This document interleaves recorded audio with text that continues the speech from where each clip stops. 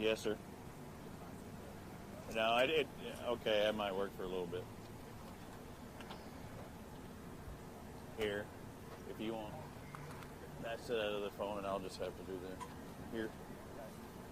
So those are to those. That is to the Galaxy, and the password is 5555. Just remember fives. Yep, we're good. You got it in your right.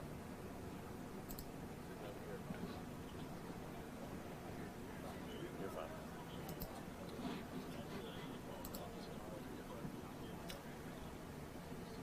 I hear his mic on live.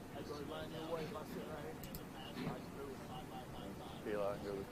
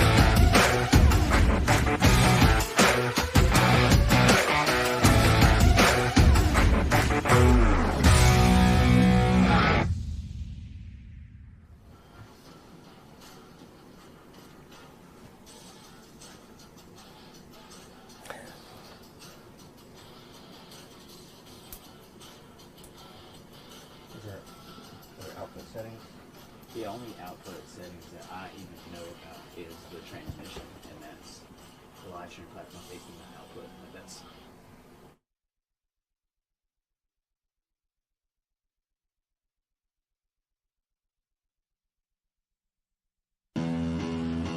At Phoenix Boats, our passion for fishing is obvious. Whether it's a pro event or fishing with our family and friends, we truly love the sport of fishing.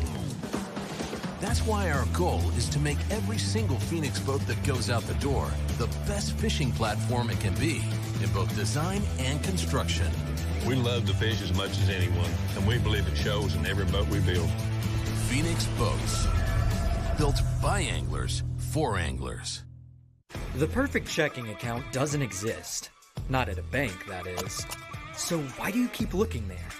At AmFirst, you can get no minimum balance or monthly fees, an instant issue debit card, and free checks with unlimited check writing. But who doesn't want more? Like a rewards program you'll actually use, and convenient digital tools that make it easy to manage your account from anywhere. Now you could try and find that at a bank, or you could save yourself the trouble by checking with us. Big companies get bigger and bigger and talk about their fancy labs where they study fish behavior. But then they all go golfing on the weekend. We don't have a large laboratory to test baits. Why, you ask? We don't need a big laboratory because our pros fish, our employees fish, our salespeople fish, our suppliers fish, our mold builders fish, our owners fish, and our kids fish. This is our laboratory. Our R&D comes from time on the water, learning how to make fish bite. We don't have other hobbies, we fish. We fish all year in all conditions across the whole country. All that time on the water brings us thousands of hours of testing new products and improving current ones for all species. We're a family-owned U.S. company that has many of our products made in America by American workers. The products we don't make in America, we make in Guatemala, which supports many families in that country as well.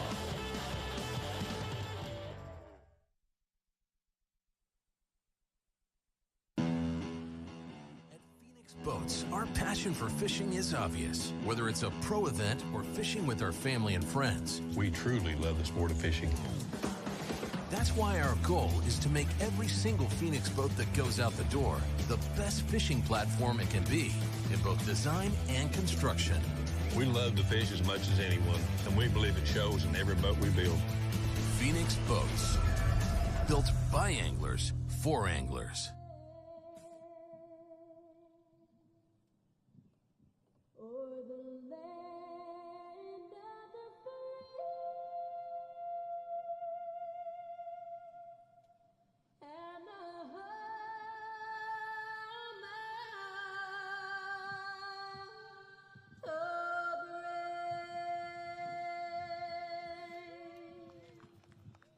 Again, welcome everybody. We're having some slight technical issues this morning, but the weather is good. And as I mentioned just a moment ago, we've got 225 boats ready to take off for the first time for the ABT, the Alabama Bass Trail, presented by Phoenix Boats South Division. Myself, Kenneth, and Jason are going to be out there on the water talking about as many boats as we can find.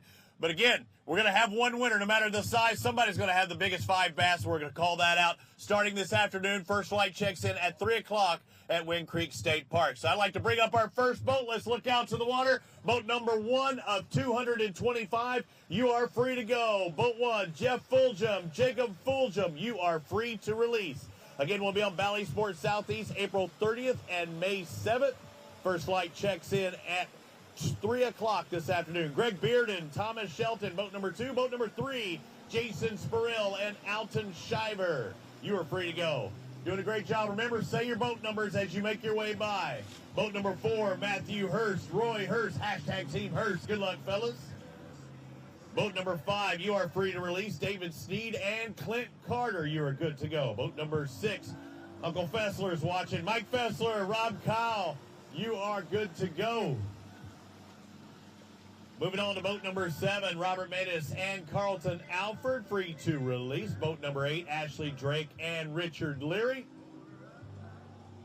Boat number 9, John Thomas Wally, and Justin Duke. Gave you all 3 names, so I couldn't get them all right. Boat number 10, Brad Harp and Brady Harp. you are free to release. Again, say your boat number as you work your way by so I can hear you. Boat 11, Terry Stevens, Kyle Dorsett, you are free to release, followed by Tony Luke and Fred Dyer. Again, Alabama Bass Trail presented by Phoenix Boat Stop number 1 of the ABT South has boat number 13, Jeremy Smitherman and Timothy Hicks, good to go. Lucky number 13. Boat number 14, Jarrett Baker and Buddy Baker. Great in NASCAR. Let's see how he does in ABT. Boat number 15, Larry Bullock and Dale Westmoreland. You're good to go. Johnny the Dream Weaver and Brian Graham in the 16 boat. Tim Taylor, Philip Morris, you are good to go. Boat number 18, Andy Kilgore and Donna Kilgore. Scott McDonald, Ty McDonald, O McDonald had a fish. E-I-E-I-O. Good luck, guys. Thank you for calling out your boat numbers. I think we're around 16 there, but I'm going to talk about this next group coming up. They've been there, done that, One Lay Lake in 2022. They won several Alabama Bass Trail events and Anglers of the Year. Boat number 20, Chris Rutland and Kobe Carden. Boat number 21, Andrew Hall, Michael Allen, free to release. Boat 22, Mike Autry and Mike Freeman. Good to go. The 23 boat of Brian Jones and Barry Jones. Mike Scroggins, Terry Crabb in the 24. 25, Robbie Pritchard and Lynn Pritchard. Boat 26, Jeremy Britton and Matt Young. You're good to go. 27 is Stan Hallman, Steve Thrash.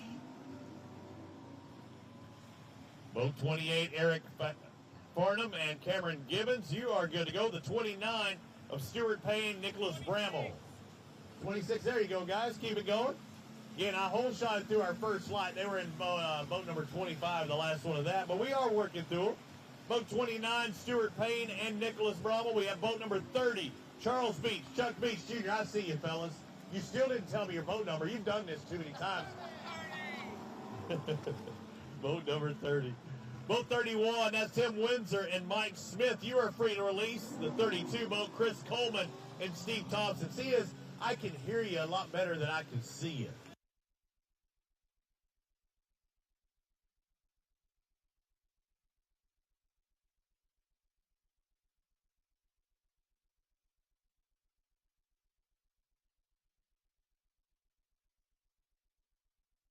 Anthony Coley, you are good to go. The 36 of Ethan King and Fletcher Phillips. Got a connection issue with our camera right there on our camera, with our HDMI, in case you're wondering why the dip out. Boat 37, Justin Mott and Randall Hamilton. Boat 38, Chris Hutcherson, BG Marvex. Noah Godwin, Cole Godwin, winners of the Alabama Bass Trail, trying to do it again here today. Boat number 40 is behind them, Jeff Myers and Jared Ellis. Kyle Shear and Leslie Shear, you are good to go. The 42, James White, Eugene Davis. Double T, Terry Tucker and Jeremy Green in the 43, Richard Petty entry. Good luck. Jamie Lewis, Charles Thomas, or Charlie Thomas. Gave his official name. That's what Bobby used to call him. Taylor Luna, the 45 with Caleb McNeil. The 46 boat of Shane Kennan and Tina Taft. Good to go. Slamming Sammy Reynolds in the 47 with James Ward. You are free to release, followed by Lewis Hill and Matt Hill. Who will be king of the hill today? Working to the end of our second flight, we've got the Hills followed by David Mims and Jay Perkins. Still not hearing those boat numbers, fellas. Boat number 50, the final boat in this flight, Ricky Dunn and Trent Davis. Waiting for boat number 50 to clear. Looks like they're to my left, and it will pick up with flight number 3. Again, the first flight checks in at 3, adjust accordingly. Let's go to our next pair. Boat number 51, Steve Bridgman, Josh Cole, you are good to go. Jeff Ritchie, Matt Ritchie in the 52. 53, David Crawford and Rob Sandlin, good to go. 44, also known as 54, Keith Mayfield, Daryl Adams. 55, still alive, CJ Knight, Anthony Goggins, good to go. 56, Ashley Brasher, Kyle Tigner. Good to go, fellas. Again, call out your boat numbers so I can hear you, not just give me that Fort Worth wave. I hear you. Don't just give me that Fort Worth wave going, how to do. Ashley Brasher, Kyle Tigner. We got Harry Coughlin in the 57 with Ted Scoville. 58, Clay Harris and Joe Williams free to release. Boat number 59, Ronnie Whaley, William Bean. When was the last time you heard a boat number, John? There you go, 59. 60, we were Brent Benton and Chris Keel. 61 boat, Jason Lassiter, Shane Lassiter. Boat number 62, Tony Wilkie, Jenny Wilkie. Bunch of husband-wife combos this week. Husband-girlfriend. You, David. Clay Jens, Ty Solis in the 63, J.D. Pettis and Kevin Gibson in the 64 boat. That's right, Pettis.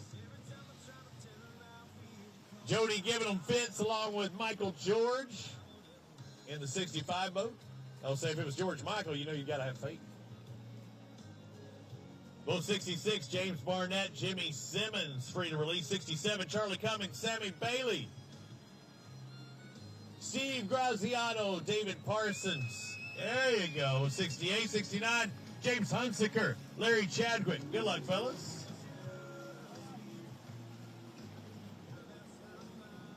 Where did I get to? Chad, here we go. 70, Zach Harrison, Kristen Harrison, free to go. I want to hear those boat numbers as you pass me. I want to hear those boat numbers as you pass me. Boat 71, Randy Jones. Depends on what part of Alabama you're in. It's Dwayne or Dwayne. Gage King and Wes King. King of the Capsule. King of the Capsule. The 72, 73, Marty Giddens, Kim Giddens. Good luck. John Frank, Mark Womack in the 74. In the final boat of this flight, I'm going to wait for them to clear. Boat number 75. Where you at? Russell Sapp, Logan Sims. Come on up, guys. They are crawling.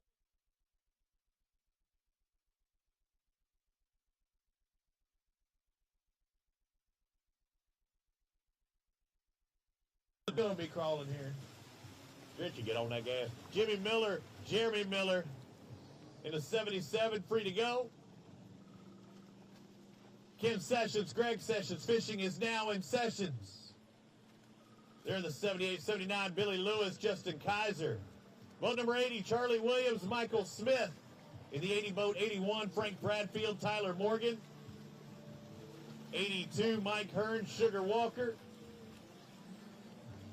Keep them moving, guys. 83, Bradley Betts, Heath Pate. 84 boat, Michael Bryant, Mike Garrett.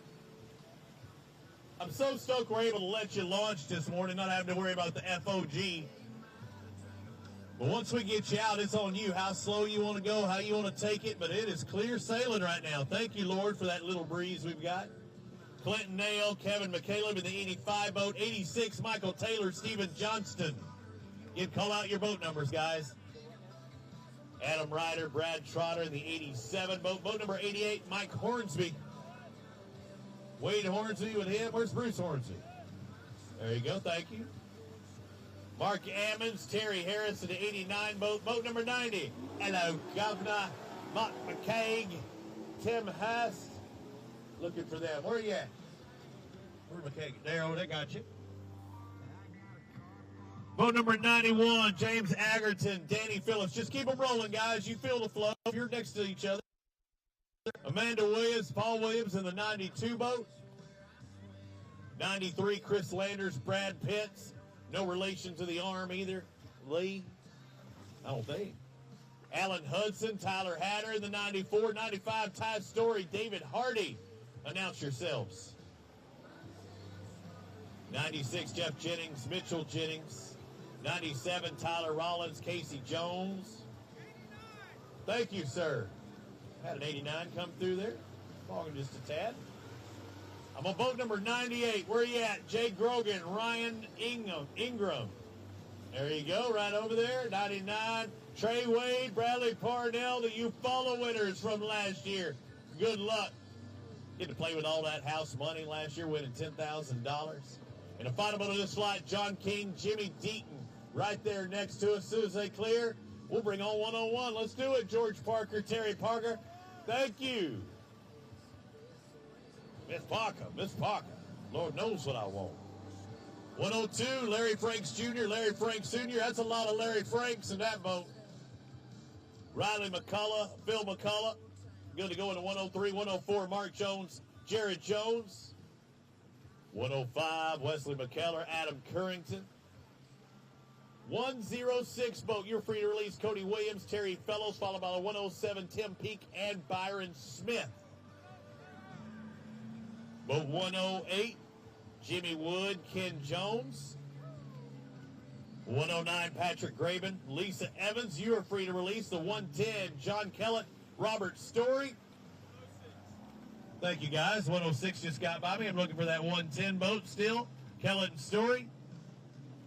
111, David Hutchins, Todd Spencer. To my right, you are good to go. And the halfway point, Doug Grooms, Alan Carter, boat number 112. We are at that halfway point, boat 112. Bring on 113, Tyler Malone, Cade Law. Again, call out your boat numbers when you make your way by. 114, Blake Davenport, Zach Lightsey. 115 boat, Chris Briles, Hunter Briles. 116, Kevin Allman, Brandon Sutton. Where are you at? Thank you, guys. 117, Edgar Balala, Phil Hoskins. That's it. 118 boat, Justin Coker, Evan Robbins. Where you at? Where you at, 118? 118 didn't want to be identified. 119, Eric Summers and Robbie Pell. Did they wave at you or did they tell you a number, John? They were waving. They can't follow directions. 119. 120, Matt Hedrick, Matt McClung. I want to call out those numbers. That way I can hear them. I can't hear a wave. We got to do the visually impaired over here. That's me.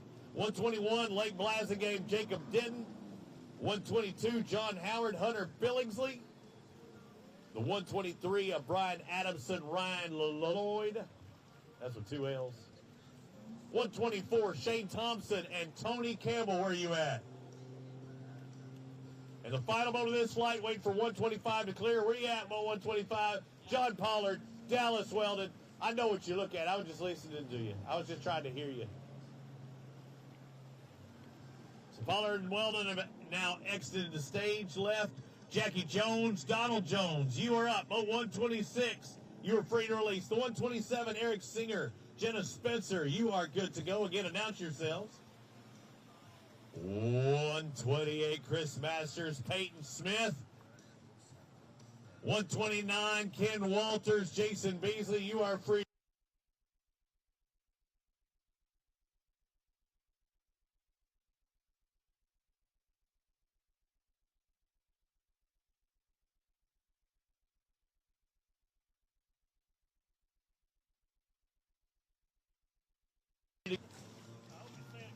I hope I say it as a $10,000 winner.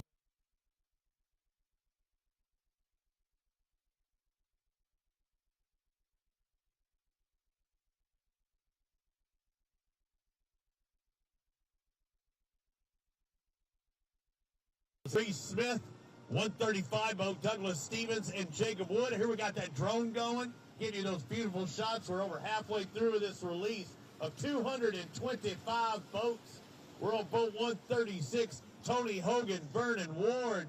We're just clicking them off here, baby. Oh, never mind about that drone thing. I premature on my announcing evacuation there. Brandon Rufo, Marshall Rufo in the 137. Still have about 90 boats to go. Derek Hutchins and Jay Hutchins free to release. John Brown, Trey Sorrells. Then I get to throw it to break. We head out to water. Find out who's who. But 140, Stephen Rogers, Jacob Rogers. 141, Gary Carter and Gene Carter. Welcome back, Carters. Joe Wyckoff, Alan Davis, and 142, the Logan Martin winners. Rob Lee, Steve Winslet. Boat 143.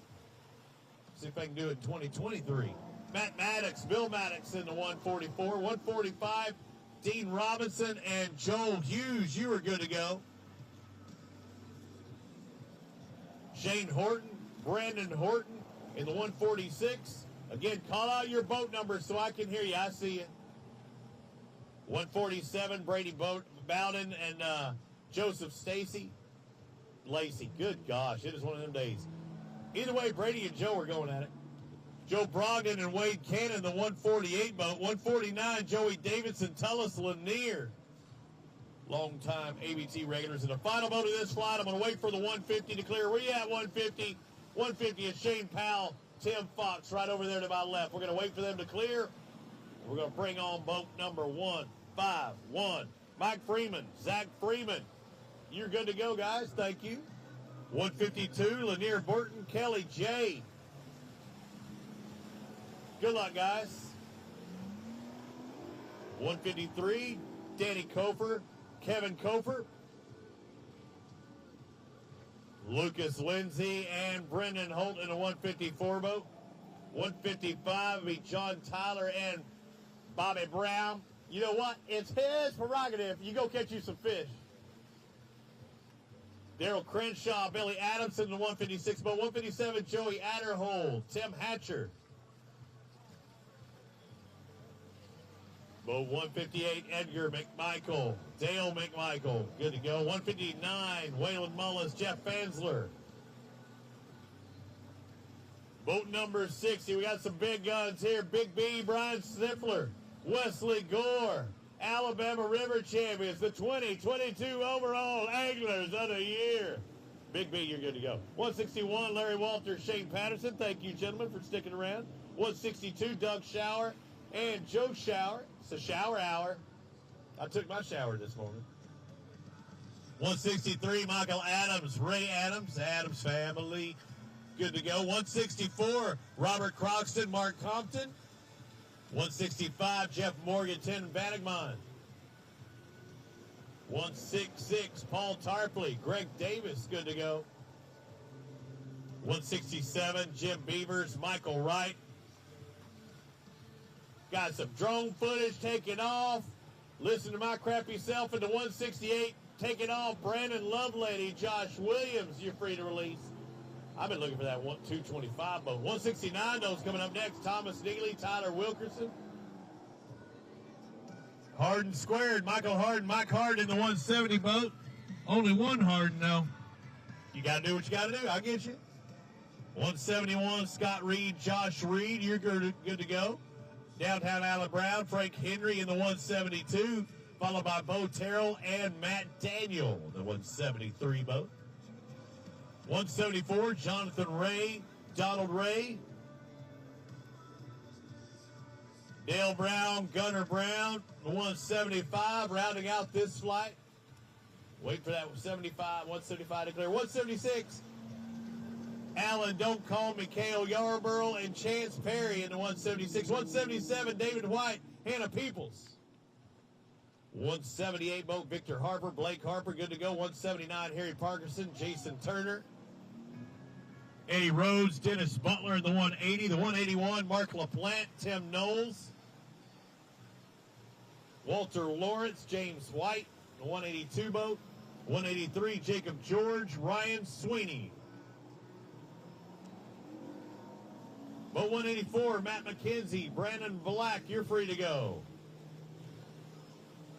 Kenny Smith, R.J. Thompson, free to release. 186, Jeff Cannon, Marty Coley, Cannon, good, to go. 187, James Pitts, Jonathan Munkus. Chris Jackson, not Randy Jackson. Chris Jackson and Mike DeRoche Jr. in 188 boat. Good luck, fellas. 189, Michael Cox, Colt Boyette. Thank you, sir. 189 is followed by 190, Chris Pearson, Roy Chapman. Quilly Trott and Neil Davis in the 191. The Lake Martin winners from 2022, Mike McCullers, Slade McCullers, looking to go back-to-back. Good luck, gentlemen. 193, Dustin McKinney, John Walker, John Walker with Dustin McKinney. Justin West and Cody Vickery in the 194. 195, Mark Cameron and Brian Belcher. Austin Archer, Charles Estes. Chad Boykin and Danny Grantham in the 197 boat. Thank you, guys. David Pear, David Noakes, a couple of Davids in that boat in the 199. Harold Wells, Kirk Thomas, good to go.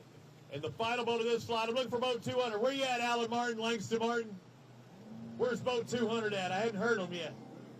Not here, that's why I hadn't heard them yet. Well, Dad, I said we moved to 201. Where's the 201 at? I see you waving, but you didn't yell. 201. 201, you're good to go. Landon French, Jeremy Collier. And I'm going to be tossing the break here in about 25 more boats. 202, Clinton Miller, Joe Miner. 203, Joe Knight, Michelle Brassey. Good luck, guys and girls. 204, John Sankvile, Eric Bryan. 204. 205, Tim Watson, David Talley. Steve Lippum, Mitch Milner. Thank you. I love that 205. I can hear that. Lippum and Milner. Dewey Lippum. That would be a great bass fishing name. If you got a son, Dewey Lippum. Todd Sims, Travis Stuck. The 207, 208, Jimmy Sims, Jared Sims. Thank you, guys. 208, followed by 209, Corey Bates, Jason Carden. Alex Pruitt, Calvin Reese in the 210 boat. 211, Jace Thompson, Thomas Eden. 212, Dwayne McGuire, Dylan Burns, followed by the 213, Big E, Eric Morris, Matt Norton in the 213 boat. Foster Bradley in the 214, Nick Harris, you are free to go. Free to win this thing if you want to. 215, Adam Bay and Chris Colley. Good luck, gentlemen. Trying to win again. Trinity Mailer, Max Haygood, you are good to go. Flipping to my final page of anglers. Xavier McKinney, Lonnie Vincent. One of them dual names. It can be Xavier, it can be Xavier. 218, Jeffrey Haskins and Mike Chambers. The 219 boat of Chris Walton and Jace Garrett. Josh Chaffel and Paul Davis, you're free to go. Followed by 221, Tom Fry, Mark Corbett. 222, Will Bates and Patrick Snellings. I should be tossing the break here in about 3 more boats. Boat 223, Bert Seitz, Kyle Roy. 224, Willie Thornton and Louis Thornton Jr. And the final boat of this flight, the one I've been waiting for, boat 225, Daryl Osley, Dennis Gaddy. You are free to go. That's going to be it, boys and girls. 225 boats have launched this morning. We get ready to take off. We got some good shots over here at Wind Creek State Park. 225 left. The first flight starts checking in at 3 o'clock this afternoon. It'll be all aired on Valley Sports Southeast, April 30th, May 7th. Again, $48,000 plus will be awarded this afternoon. We kick in that first flight at 3 o'clock. I'm Robbie Floyd. We've got Kenneth. We've got Jason already out on the water trying to cover anglers, and we're going to be bringing it all to you live here at the Alabama Bass Trail, presented by Phoenix Boats at Lake Martin, the first stop of the South.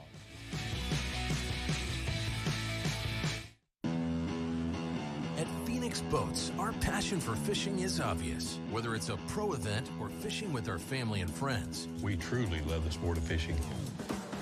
that's why our goal is to make every single Phoenix boat that goes out the door the best fishing platform it can be in both design and construction. We love to fish as much as anyone, and we believe it shows in every boat we build. Phoenix Boats, built by anglers for anglers. Stetson Blaylock, Todd Auten, Hank Cherry, let's go! Garmin Live Scope, I tell you right now, if you don't have it, you are behind. It's just wild. It's like a video game. If you do not have that Garmin Live Scope, you are definitely missing out. Bassmaster Classic Champion!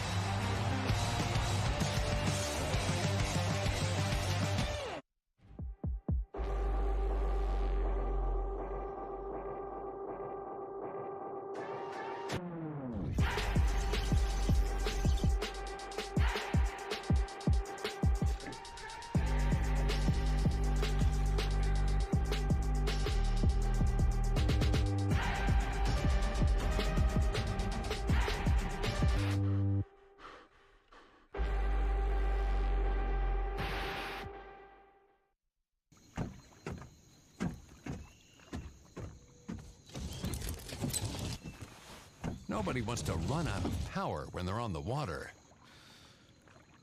There is a better way. Introducing the Charge Marine Power Management Station from PowerPole that does the work of 3 devices: a traditional battery charger, a charge on the run, and an emergency start system. PowerPole Charge.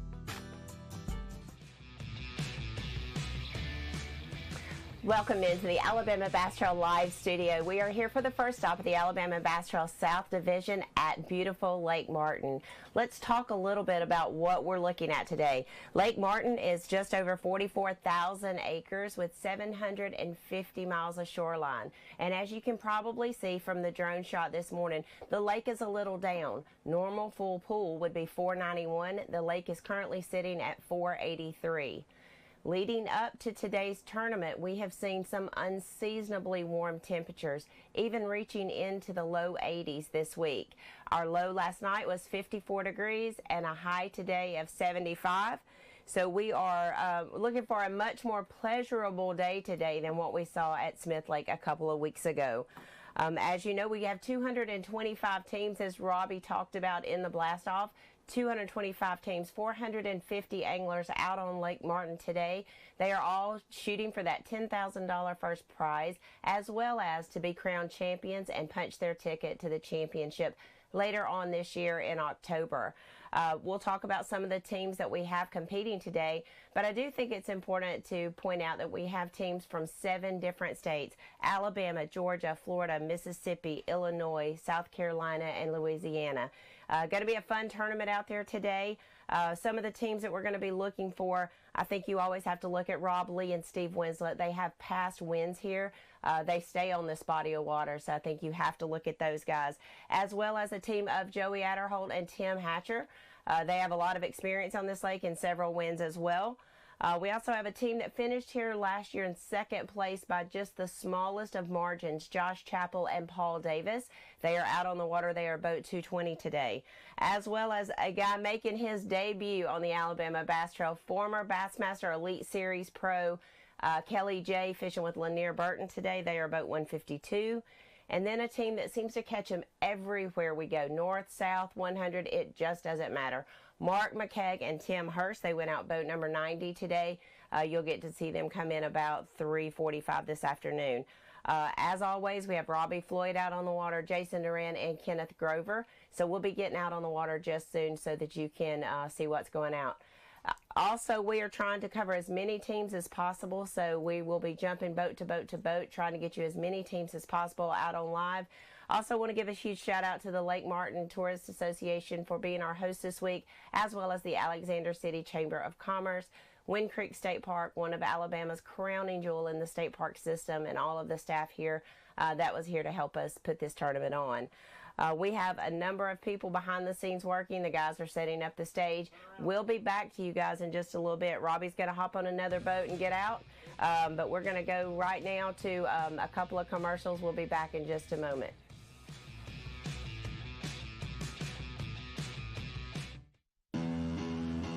At Phoenix Boats, our passion for fishing is obvious. Whether it's a pro event or fishing with our family and friends, We truly love the sport of fishing. that's why our goal is to make every single Phoenix boat that goes out the door the best fishing platform it can be in both design and construction. We love to fish as much as anyone, and we believe it shows in every boat we build.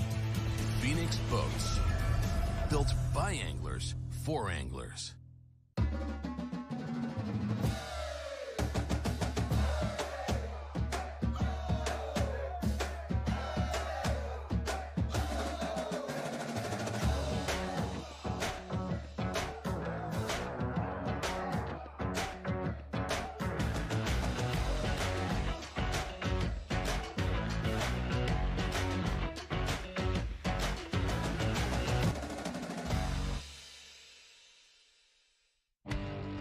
Stetson Blaylock, Todd Auten, Hank Terry, let's go! Garmin Live Scope, I tell you right now, if you don't have it, you are behind. It's just wild. It's like a video game. If you do not have that Garmin Live Scope, you are definitely missing out. Bassmaster Classic Champion!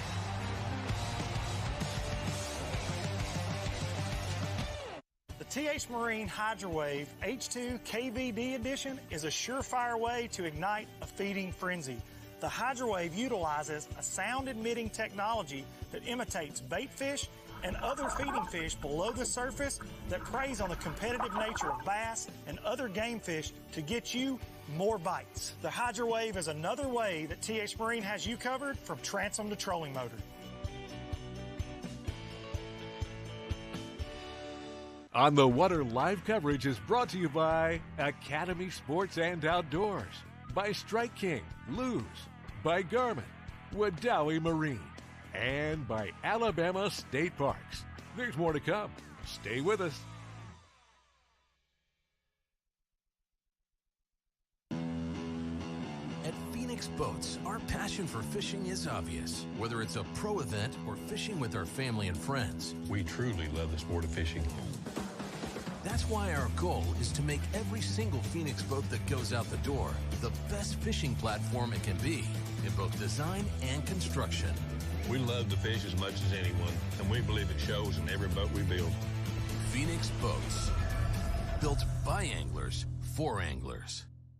The perfect checking account doesn't exist. Not at a bank, that is. So why do you keep looking there? At AmFirst, you can get no minimum balance or monthly fees, an instant issue debit card, and free checks with unlimited check writing. But who doesn't want more?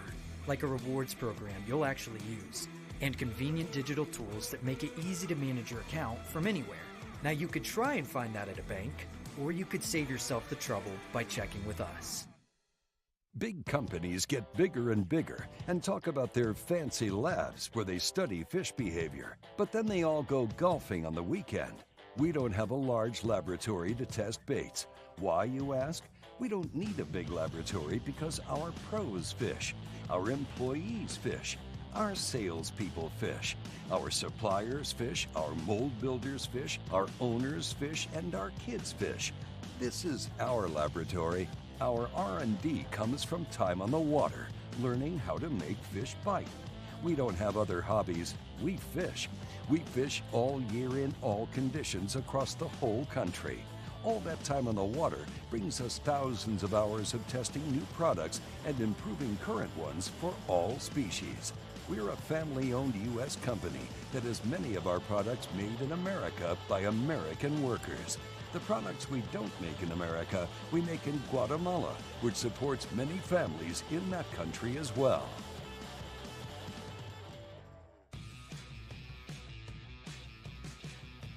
Welcome back, everyone, to the first stop of the Alabama Bass Trail South Division here at beautiful Lake Martin in Alexander City, Wind Creek State Park. What a phenomenal place to have a tournament. What a phenomenal way to kick off the year. I know Kenneth is going on a boat right now with two anglers. We're going to get out on the water so we can start bringing you all the action. So hold on just a moment. We're going to get right out on the water. Kenneth, who do you have? This is one of our boats.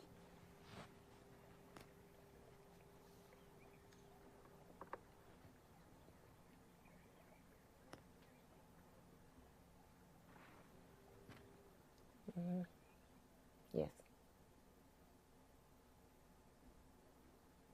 All right, guys, I think Kenneth may be in an area that we don't have very good cell phone service, so we're going to come back into the live studio.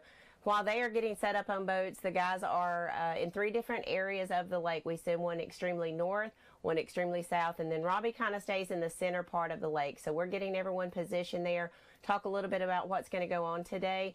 This is the first stop of the Alabama Bass Trail South Division. There's 225 teams out there competing for the $10,000 first place, but also for a chance to go to the Alabama Bass Trail Championship. Winners automatically get in, and then you've got to make it into that top 75 in points in order to make it to Weiss Lake later on in October. So that's what they're shooting for today. We have about 75 new teams that took the water that's never fished an Alabama Bass Trail event. So that was exciting to see everybody this morning. Hopefully we'll get some pictures up on social media a little bit later to let you see what it looks like when an Alabama Bass Trail rolls into town. Tons of trucks and trailers parked everywhere we can possibly park them today here at Wind Creek State Park. We do have 3 roaming cameras. We do also have me here on the banks at beautiful Wind Creek State Park. I do want to talk a little bit about some of the teams that we missed, that we talked about earlier. Some of the teams, Rob Lee, Steve Winslet, they've got a win here before on Lake Martin, as well as a win last year on Logan Martin Lake. They are very, very good on the Coosa River, so you want to keep your eye on those guys today. We do have a camera and tracker with them.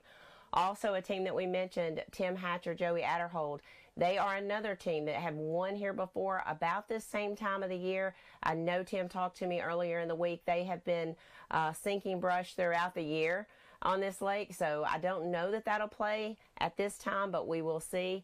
We saw guys yesterday talking about 60 to 63 degree water temps.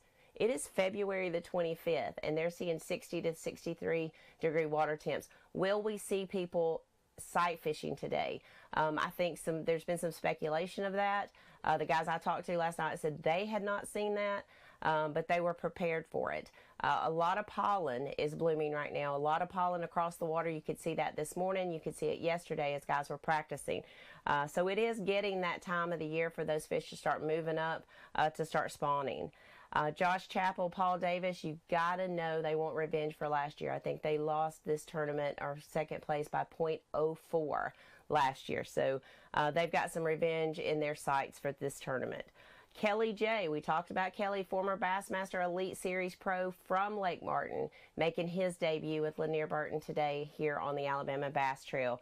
And again, Mark McKeag, Tim Hurst, they won a tournament here in January. It's been taking somewhere between 12.5 to 14 pounds to win here.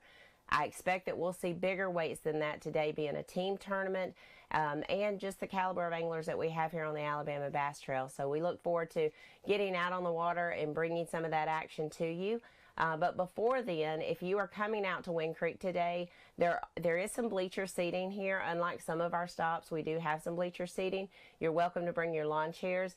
We do expect rain throughout the day, about 25% chance of rain today. It did rain yesterday. The ground is kind of soggy, so please make sure that you planned accordingly. So just want to give you that information. You can watch all of the live coverage here on Facebook as well as YouTube and on alabamabasstrail.org.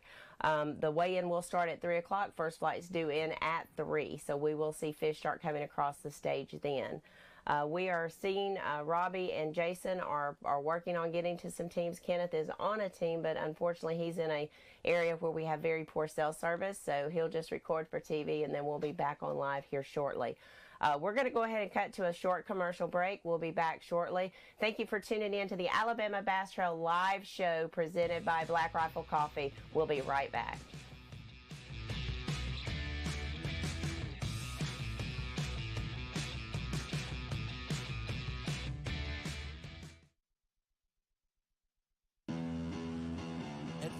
Boats, our passion for fishing is obvious. Whether it's a pro event or fishing with our family and friends, we truly love the sport of fishing. That's why our goal is to make every single Phoenix boat that goes out the door the best fishing platform it can be in both design and construction. We love to fish as much as anyone, and we believe it shows in every boat we build. Phoenix Boats, built by anglers for anglers. Bill Petty Toyota is Alabama's #1 volume Toyota dealer. But that's not the only reason to get to know Bill Petty. Enjoy a 10-year unlimited warranty on every new Toyota in stock. Get 1 year of 24/7 roadside assistance. Test drive for the chance to win $5,000. You heard right. 5,000 big ones. Plus, choose from over 700 new Toyotas in stock and price to move. Bill Petty Toyota is Alabama's #1 volume Toyota dealer. Get to know us today.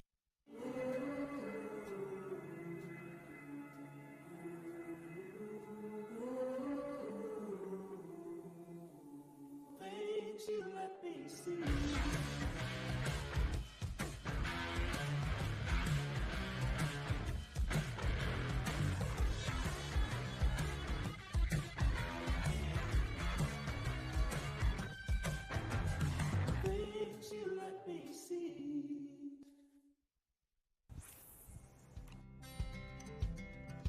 Some things ain't worth keeping.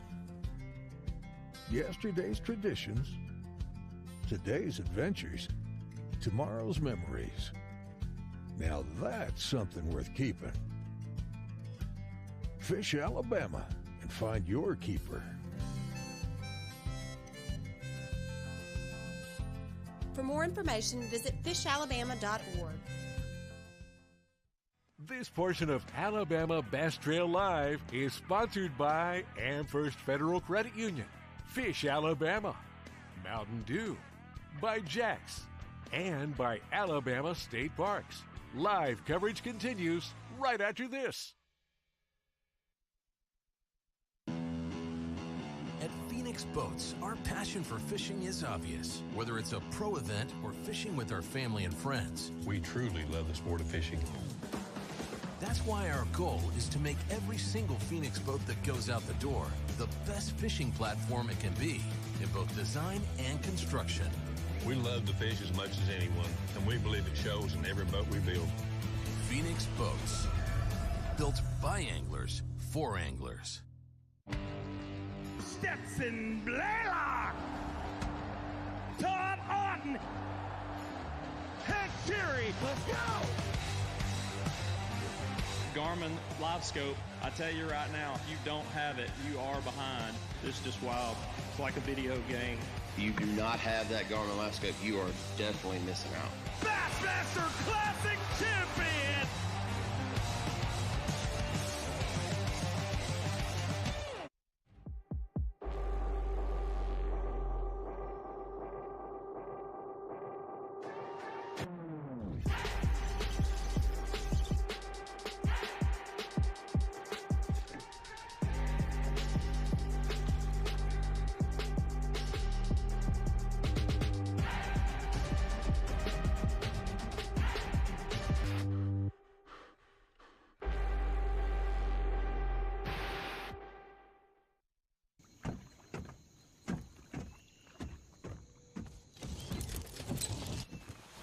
Nobody wants to run out of power when they're on the water. There is a better way. Introducing the Charge Marine Power Management Station from PowerPole that does the work of 3 devices: a traditional battery charger, a charge on the run, and an emergency start system. PowerPole Charge. Welcome to the Alabama Bass Trail presented by Phoenix Boats. I had to pull up. Oh, you already had the first mistake of the day. Did you knock something off of that lure just in? Boat 221. Tom Fry and Mark Corbin. I didn't mean to jinx you, but you left your light pole on at the last second. Of course, the one time you leave it up, you're going to hit that bad boy, isn't it? All right, I know you're not very far out of launch and trying to hit this lay down here. Have you had a bite yet? Come on now. All right, what were you throwing? I guess it was a shallow bite, right? So this is a jig fish, boat number 221, Mark Fry and Mark Herbert. Already have a missed fish. Not what you want to have here. We're going to see a lot of guys probably hitting shallow today. How did practice go for you? Okay. So catch about 10, 11 pounds through the practice. I heard quite a few people talking about catching numbers of fish. It's the size of fish that, you need that one kicker fish or a couple kicker fish if you're going to win this thing. Water temps, we'll be talking about that throughout the day as well. For those of you, I come into Alabama yesterday. I flew in from Texas. Just want to let everybody know the ABT stands for already been thunderstorms. We had some rain come through yesterday. Wasn't bad. Wasn't too bad. It was in Atlanta. Water temps, I was hearing around 60 to 63. I heard one boat said that they saw all the way up to 69 yesterday. You know what that means? That means sexy time for some of these fish, and they're going to be moving into the shallows. What was the warmest water y'all saw during the week? 66. So it's that time, and that's why you're shallow, huh? Now, as far as the fish they're trying to catch, largemouth spotted bass, they have to be at least 12 inches. Doesn't make a difference if they're a spot or a largemouth. But it'll have to be at least 12 inches in length. Again, I don't think numbers is going to be a problem. I do think size, getting that right bite. They said their best 5 probably weighed 10 or 11 pounds throughout the week. So jig fisherman in front. What you got in the back? Is it spinner? Jig fish. He's throwing a spinner boat. Yeah, you got a spinner. That's what I'm saying. Jig in front, spinner in back. What are you trying to target? Like here, it's like one of the secondary point. What are y'all looking at today? Largemouth moving up. Largemouth trying to move in, maybe to this pocket to our left. Little shallow spawning flats. Another pretty Phoenix Y'all have boat. a good day. You as well. We're going to go find somebody else. Hopefully when we come back to you, you got a few, right? Right. Was that a hard hitter on that one that you missed, or did you just light swiper? Took off with it. Ah. So, didn't go hammer down. Just took off with the bait. Didn't know actually to set the hook. We're going to be hopping around today, and I know Kay's probably going to have to take it back in that studio. I got another boat about 200 yards in front of me. If you want to go ahead and big motor it over there, we'll start working our way. These guys are leaving, but we're going to find out who this boat is, that boat is, that boat is.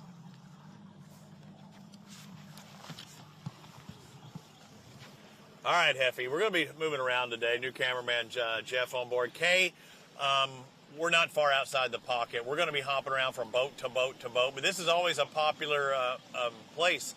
Oftentimes it's from the retreads. You know, you catch fish here, you release fish here, they don't go too far. So you see a lot of people in some of these starting pockets that just don't want to leave them because they know there's a lot of fish been put in here. What do you think, Kay? I want to bring her in as slowly over to this next pair. What do you think about that? I think largemouth's going to be the key, especially with the water being that warm. These guys that I just talked to said they saw 66. I'm hearing 69.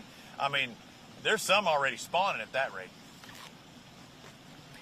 You know, Robbie, we heard that. We had guys that were worried about being able to get into those shallow areas where the fish are spawning simply because of the pollen that's on the water. Are they going to be able to see them because of the dense pollen that's across the top of the water? So it's going to be interesting.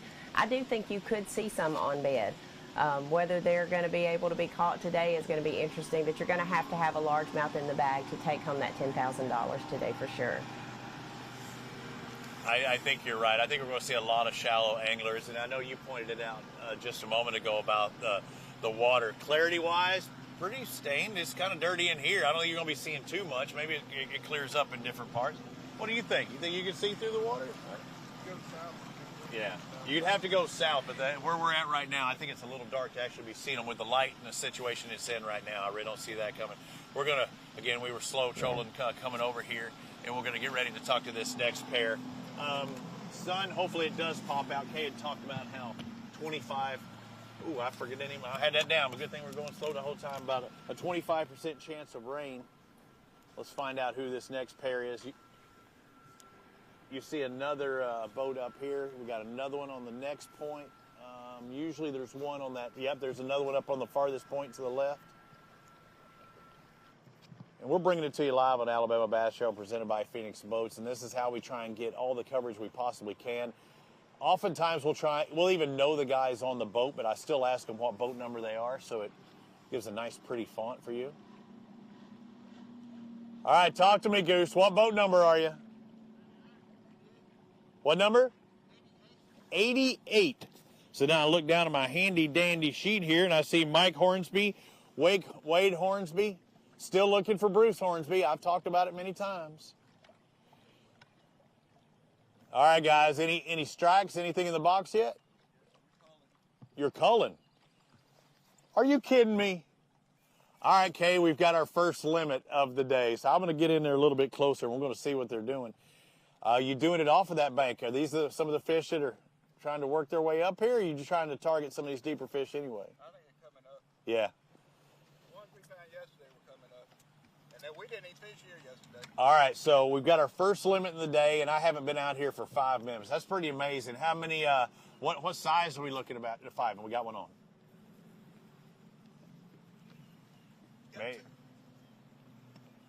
Maybe a double. Yep.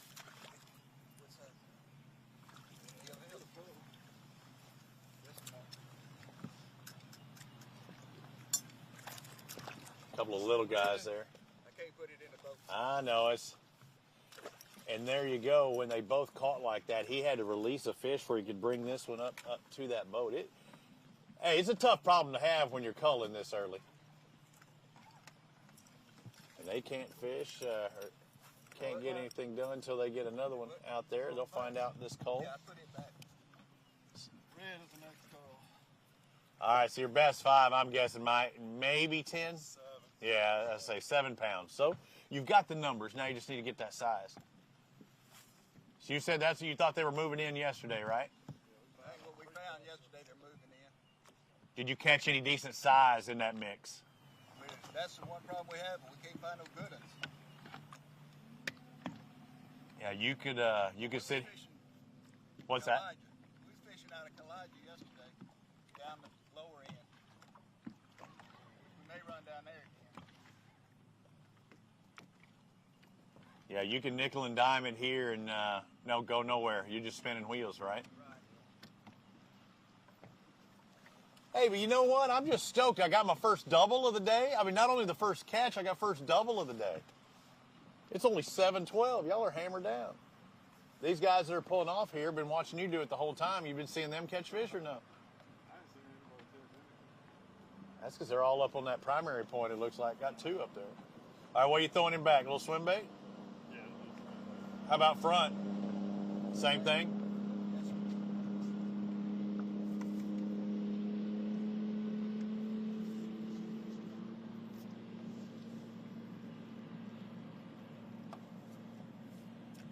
At that point, you don't want that light pole getting in your way. Yeah, it's got to go here. Some fan casting here. Do we got a little creek through there or a little channel or what? Rock bed right out here.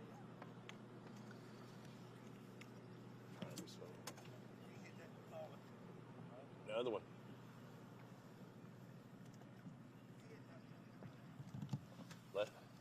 Less than 5 minutes, already have 3 fish. And they've got the net this time. Little guy. They all look like they're related. Sir? They are the same batch. Yeah, we got some of them bigger, yeah, but a lot of them this size. We fixing to go in just a little bit.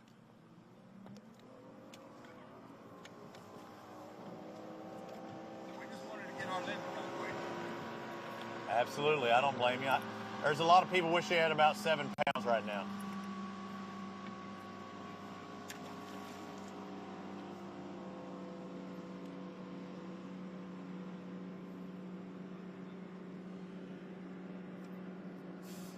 And they know at this rate, I mean, pounders being a small fish, I mean,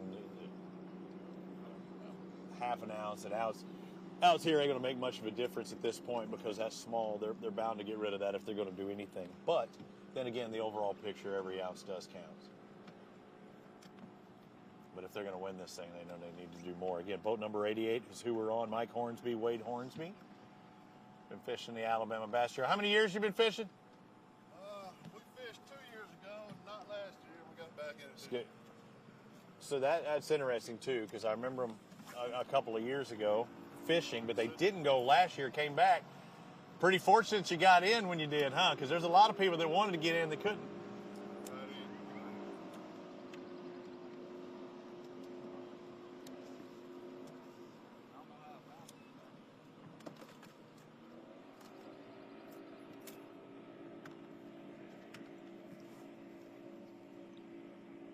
Jason's out there. I know he's caught up with a boat as well.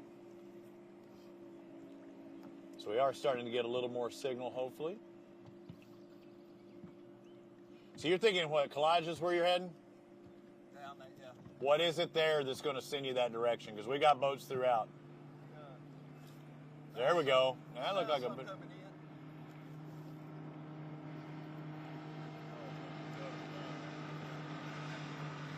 Jason, I know your guys have a couple of fish. My guys have been culling. I've got my second double of the day. Well, no, I actually had to come off. But Jason, our guys here not too far from the ramp are hammering down, and we might have one that'll help a little bit, maybe an ounce.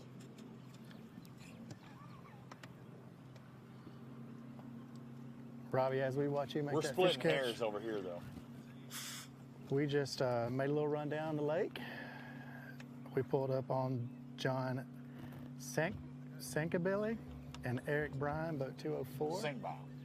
Got 2 fish in the box.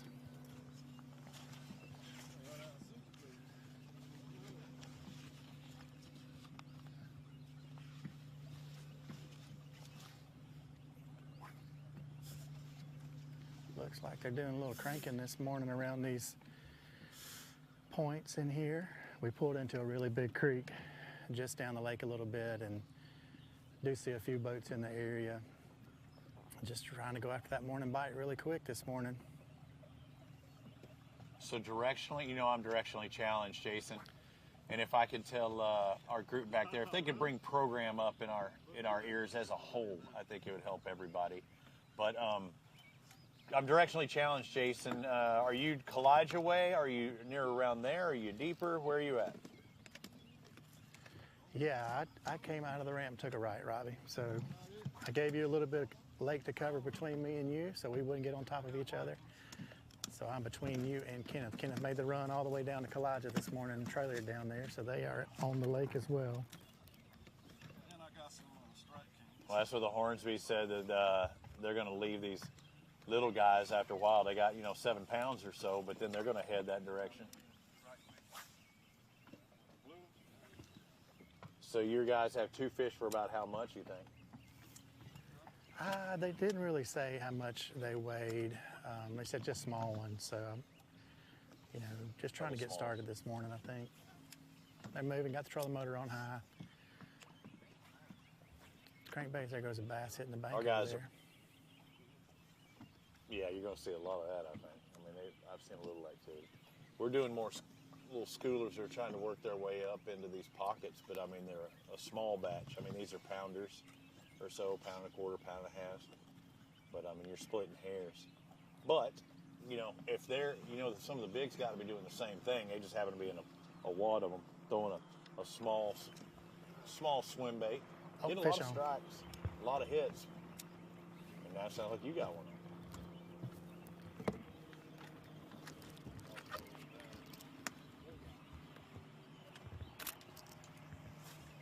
It's a little guy.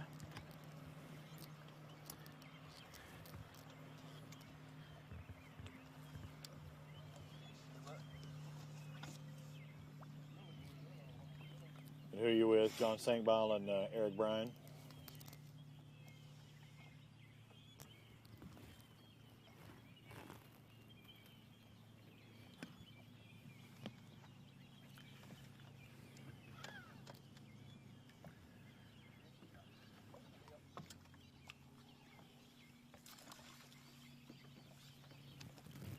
Got our 4th fish since I've been sitting here, but again, a small on the size.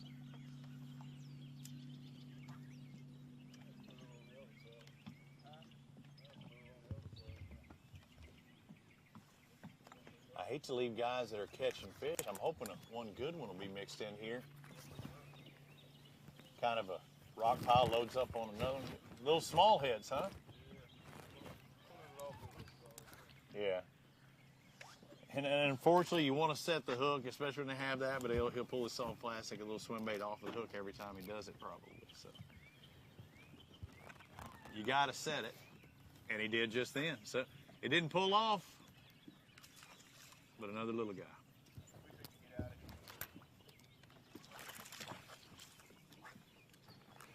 How you going to win our numbers category right now, though?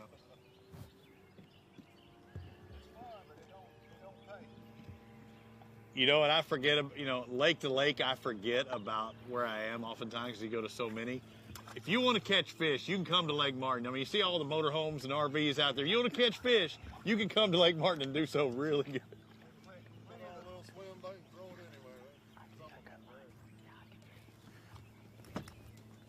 Guys, what's the game plan this morning? Basically, just cover a lot of water, just try to flatten things out. Crank, shallow brush, crank, shallow. Hoping the sun comes up by some chance. We got a late boat number, so we'd like to take good deal, advantage of yeah. it, so. You can bring up program in my ear. Just kind of chasing them this morning, maybe? Really, not really chasing them. I mean, we noticed, I think yesterday we actually noticed they were kind of chasing shad somewhat shallow. Yeah. Two of our biggest fish yesterday we saw chasing shad. And I mean, still no size to them, but I mean, the better quality of what we can catch. How important is it to get a large You got me bite? guessing. They keep doing that, and they keep. Yesterday we had 3. They keep nibbling a little bit. Have you changed that swim bait? I think the biggest Have you gone bigger? Have you done anything different? Y'all trying? Actually, just around the corner here, out of the brush pile. Probably 2 3/4. I mean, I know they're in here. Everybody knows they're in here. 3 points. Just finding them right now is Yeah. a tough thing. Gotcha. So you kind of hurry up and find them and then slow down and catch them. Yep. Just coming to pick across cover like that, and you know, just staging points. These points going in here, water temp definitely dropped in here. Yeah. Yesterday. But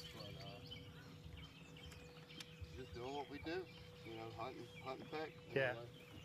What kind of way you think it's going to take today? To win or check? To win or check, whatever you guys are looking for, I guess. I would say I'd feel comfortable with 10 pounds in the boat. I mean, if I can get 10, I think we'll be a lot. I'd be a lot happier with 10 pounds. Good deal. To win, I'd say 14. 14 pounds? Yeah. Somebody's gonna find them. They always do. How many days y'all spend in practice? 2 days. 2 days?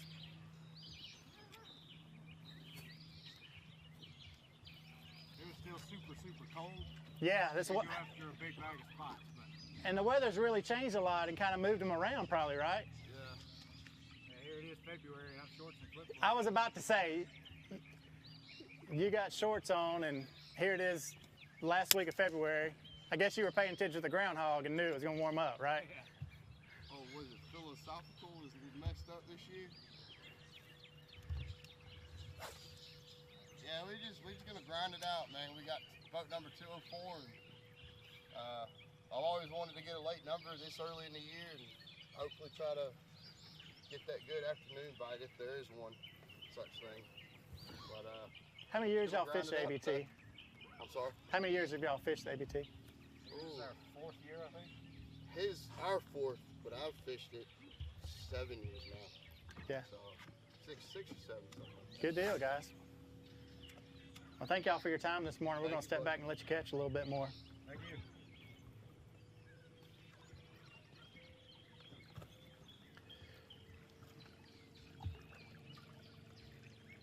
$10-4.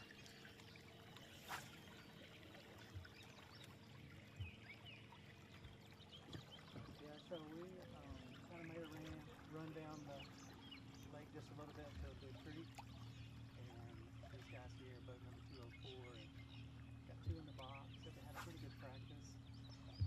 Practice 2 days. Said the water definitely cooled off some. It was raining a lot earlier this week. So now they're just kind of trying to find fish. They said we're really shallow in practice, and they're kind of going even shallower. And you can kind of see the shot in behind them right there, right in front of them. Shows you the lake is down a good bit at this point, but that point still kind of goes way out right there. And they're just fishing structure on these points. Don't think they're in there. You did see them get hung up while we were kind of spending our time with them a little bit. So now they're just kind of taking their time and just working these banks. They said we're going to cover a lot of water today. Really trying to fish fast until they really find their fish. So they're really going to just do their best to get on top of them.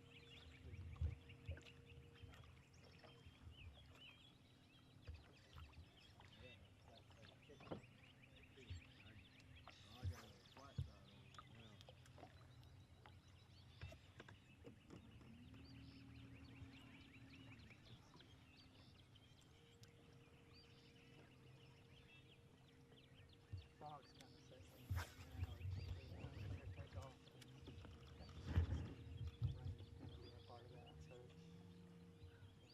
Nice temperature today. We really don't have a lot of sunshine yet. It's going to be a warm day. This afternoon it's going to make it up to about 75 degrees. So here we are right on this point right here now. So they're can assume that there's probably structure off the end of that point. You can see as it goes back towards the bank there, it's a good clay bank, clay point, got a lot of rocks on it. And really take its time to work over these points here, work over these rocks, and hopefully strike a fish here in a minute. I think Robbie's siding in back in here with us on boat number 16. Yeah, we stand this way. Yeah, We're trying to do a bunch of jumping around this morning to try to get as many guys as we can. So boat number 16, Johnny Weaver and Brian Graham is who Robbie's about to pull up on. Group back up. They ganged up pretty good here yesterday. Some nice ones. Definitely a slower start today. I don't know if it's east wind or something. May have slowed them down. So making those casts, what's across here, just that point, just in general, they come in the backside? Point, it comes out pretty good bit. It drops off pretty quick to about where the back of the boat is. It goes quick to 10 to 15 right here. And they was right on the break yesterday was a deal. Any wind yesterday? Not much. It was fog yesterday, so we stayed in here and just kind of letting the fog lift. Not a lot. The only difference really was wind direction yesterday. It was more out of the north, and today it's pretty much straight east right now. So, you know, it is bite the least out of the east. So we're supposed to swap back around lunchtime back to the west. So we're hoping for the best with that. We got some other stuff down south that needs some wind on it, so kind of giving it a little bit of time before we make that run down there. Brian Graham up front, Johnny the Dream Weaver back there in the back. One fish for about 1.5 pounds. So, again, more activity yesterday during practice. Wind directions, things not exactly the same. Was there this much pollen in the water yesterday? There was a lot more actually yesterday. Better get that Sudafed out, boys and girls. So what do you think your best 5 weighed yesterday? We seen 15 to 17, but we actually put in a live well, I'd say, or not live well, but actually caught 12 yesterday. Okay. So. Caught 12, but think 15 or 17 is reasonable out there. I mean, you could possibly win with 17. Oh, yeah. But, yeah, we definitely seen a parade of fish yesterday on the south end late in the day. So waiting on the wind to kind of pick up down there and you know, heat up a little bit. Was thinking a quick limit here, but just not been the case so far. Yeah. Got that one. They're looking to run south. I know it may be tough for us to get some camera coverage down there. Kalijah area, I mean, that far or even going that far? Around Blue Creek and Kalijah, a couple areas in both of those. Hit both of them here in a little while. Making that switch. What'd you catch your single fish on? Crankbait. Cranking.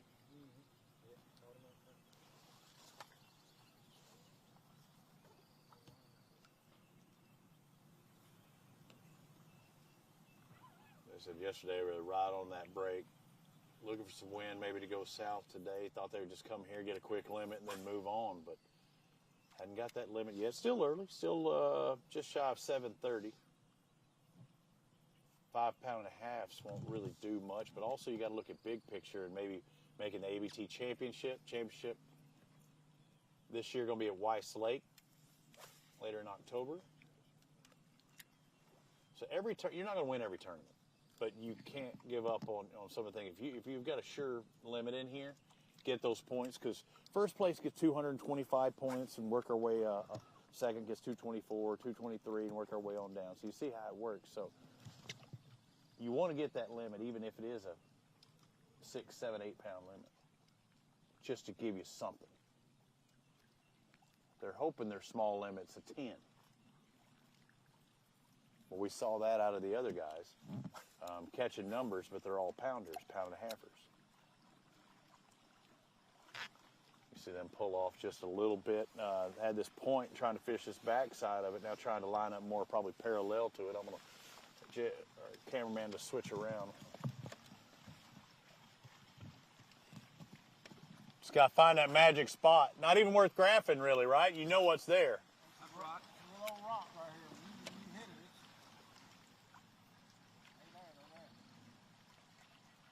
I noticed the bait's not here yet today like it was yesterday. There was a lot of bait balls off right on the break. You seeing them up top, or are you seeing a lot of flickering, or what? No, I see them on the live. Yeah. Live scope.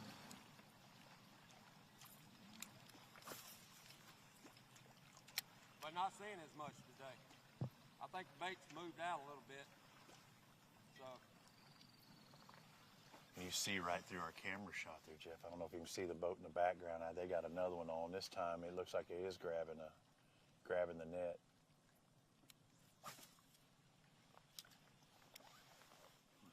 So the Hornsbees are still catching them. I saw them catch one just a minute ago, but you can see almost both of them in that same shot. One catching fish, the other one isn't. Like these guys said, they think the bait moved out. Well, some of these fish will also move out in that case. And I said, I don't know if you'll see sight fish in this part of the lake. I'm wrong, because I actually kind of look at it a little bit different angle, and I can see through the water over there along that bank, and you can see decent even here.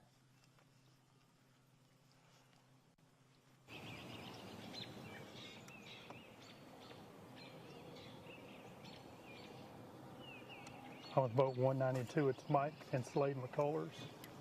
I believe these guys have had one last year on this tournament, on this lake, and they've got a hook set there. Didn't hook up. He's got one small fish in the boat, and said they had one good fish get off. Got hung up in some cover.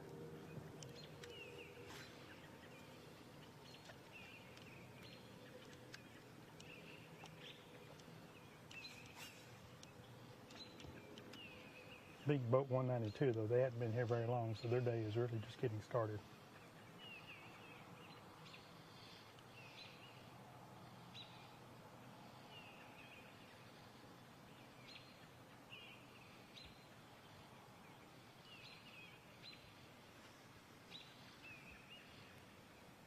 See, these guys are fishing very slow and methodical.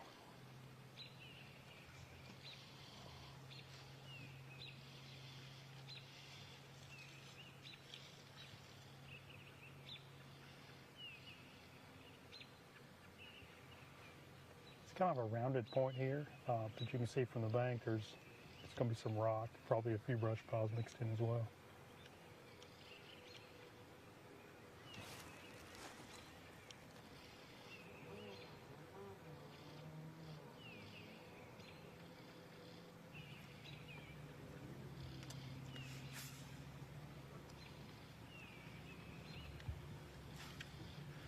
Boat number 147, Brady Bowden and Joseph Lacey.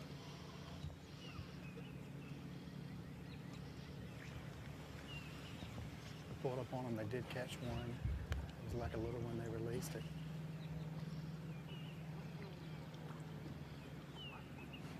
We just made a jump across the creek here. These guys are throwing crankbaits as well. So working these points, working these chunk rock paints with clay on them. Looks like we're mixing up a soft plastic now, maybe. Yes, sir, boat number 147. 147.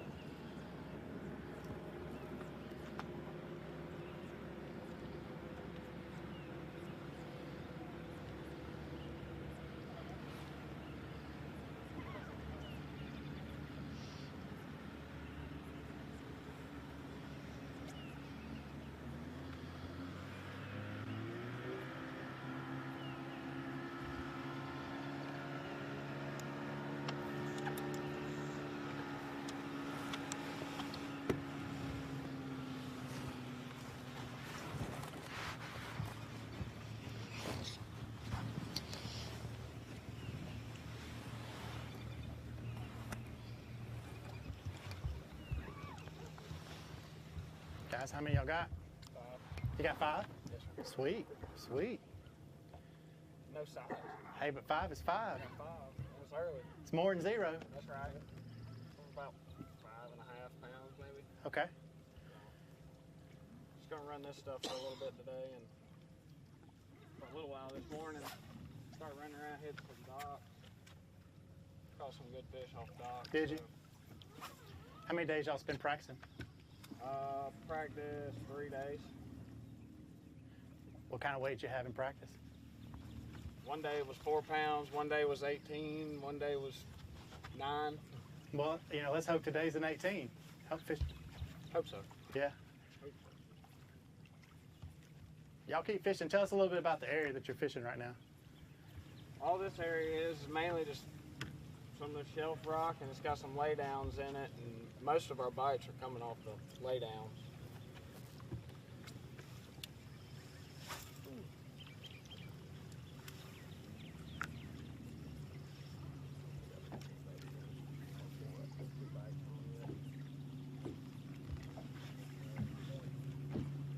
I'm kind of mixing it up with crankbaits and soft plastics, I see.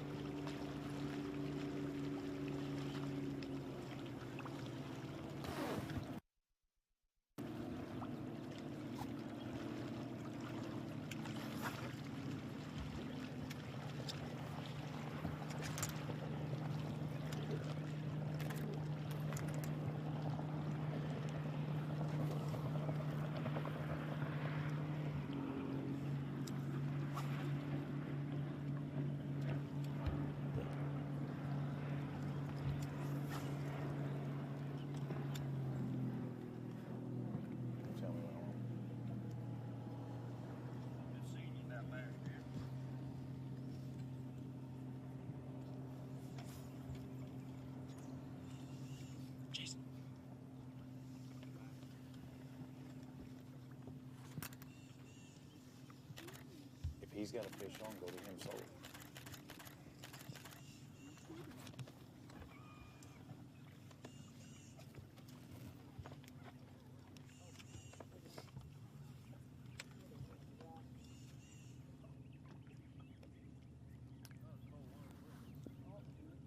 So we got a fish catch here. They do have a limit already, so we're going to be doing some culling, or we're going to be doing some throw back the little ones at this point.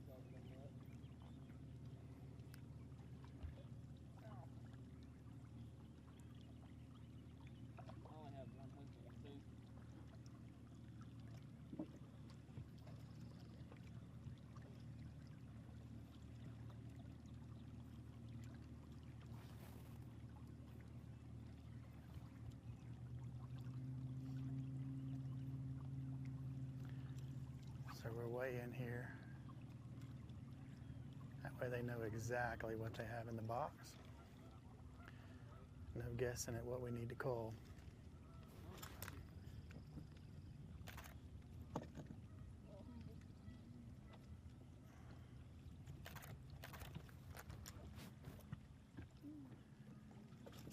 So it does look like we have an upgrade.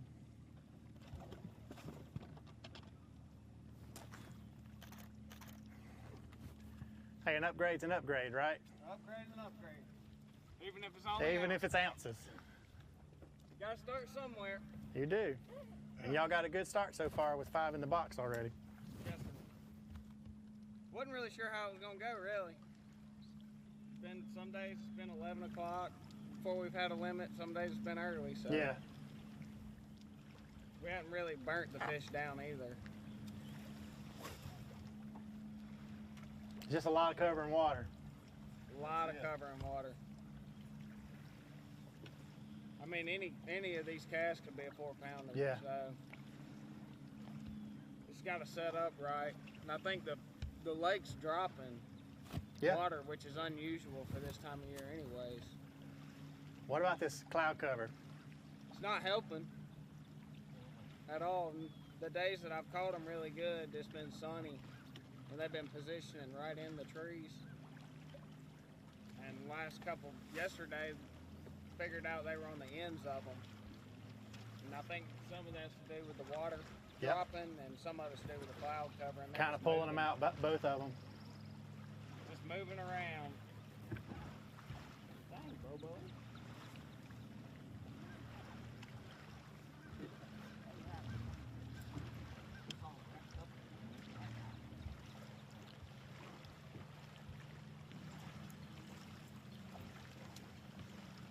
Jason, I caught up with boat number 6, Mike Fessler and Rob Kyle. All right, guys, see a little deeper in the pocket than the guys that we saw on the outside, but there's something you're keying on, Rob, in particular. What are you looking at on the graph? Big school of bait fish and you can see the fish run into them. And every time they run into them, it seems like we get a bite. So I guess the bait fish really ain't moving up and down the bank anymore. They were earlier. We caught a limit early before 7 o'clock. But now it just seems like when they get hungry, they'll run into it and get them a bite and then go back down. So, how much is that limit? What does it weigh? It's probably 8 pounds. Okay. Yeah. It's a good start. Typical Lake Martin. Yeah. You'll take 8 before 8, right? Absolutely. 8 before 7. 8 before 7, even better. That's right. But it just shows people and the type of bait fish. These aren't shad you're looking at. You said they're blueback herring that are making that run between you and the bank. And what, there's only 30 feet between you and the bank? Yeah, we're sitting in 22, 23 foot of water right here. And, 2 boat lengths between us and the bank. I believe they're blueback because they're bigger. It seems to be separated more than what, a school of shad would be. Yeah. And that's one thing. I haven't really seen much topwater activity. I haven't seen much blow-ups or anything like that. No, we did throw a walking bait during practice yesterday and had some big blow-ups. We took the hooks off of them, but that's something we're going to do when the sun comes up. Absolutely. So, try to upgrade a little bit. But a good start for boat number 6. Mike Fessler, Rob Kyle, about 8 pounds for their 5 fish. Had a limit by 7 a.m. So once again, you want to catch fish, come to Lake Martin. They're looking to upgrade on that one, though. What do you think your best 5 was in practice? It's kind of hard to say because we didn't really set the hook on anything. We did have a couple small spots just hooked ourselves, but we think with the pattern we're on, and it's always depending on how many people hit your spots, but we're gonna make a long run down south, probably about 11 o'clock, try to upgrade. What was the bait that caught them best? Were you doing wacky? You doing an underspin? What was it? What did you have? I would say a jig. Mike makes some good jigs, and we try to keep them in our hand all day. Between the chatterbait and the jig, it seems like what are better fish, better bites will come on. Okay. Chatterbait, like a shad imitator right there. That wacky rig will catch anything. You put it in front of them, and they're just like, ooh, I got to have me some of that.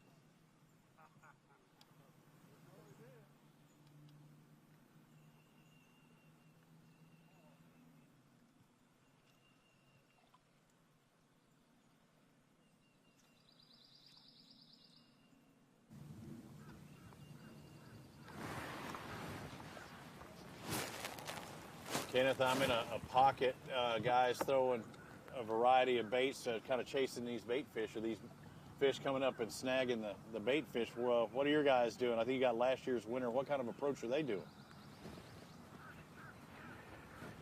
Well, Robbie, we've just rolled up on Went and been here very long. When we got here, it says he's got one small one and had one good one get off, got hung up in brush pile and got off.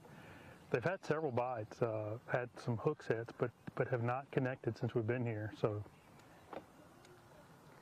these guys struggling a little bit this morning. It is kind of early though. So at boat 192, and they had a long drive, so they have not been fishing very long. We're a long way from takeoff.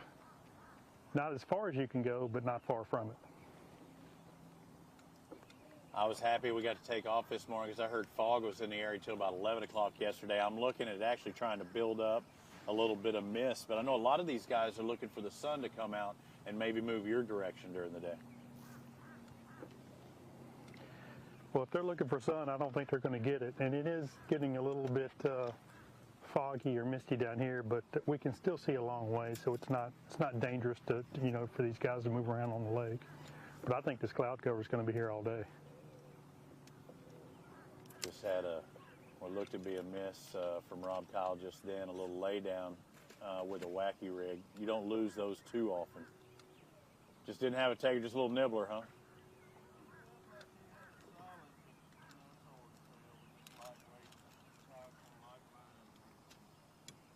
What do you got? You got like an inch wacky? What are you doing with your wacky rig there?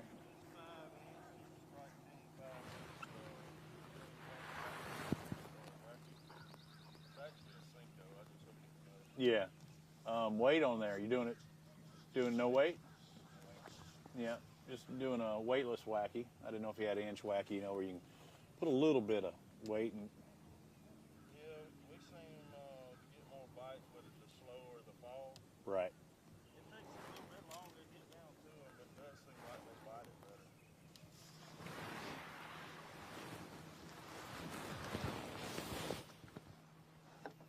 I like the fact you're using a full-size worm or whatever too. I think if you're going to upgrade, that's probably what you're looking at, right? I mean. Well, that's kind of my thought process. Bigger the bait, bigger the fish. But And it gives a little bit bigger action too.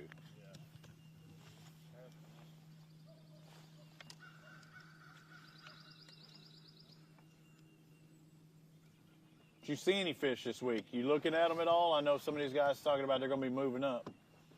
We try to stay in the dirtier water, so if they were there, we couldn't see them.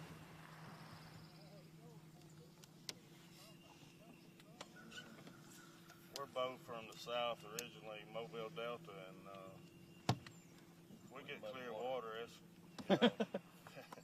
it's kind of an odd deal. This ain't your first ABT rodeo. I mean, you got to be good at a variety of lakes. I mean, that's what makes the Angler of the Year so special. That's right. Yeah, my hat's off to them guys because they can catch them.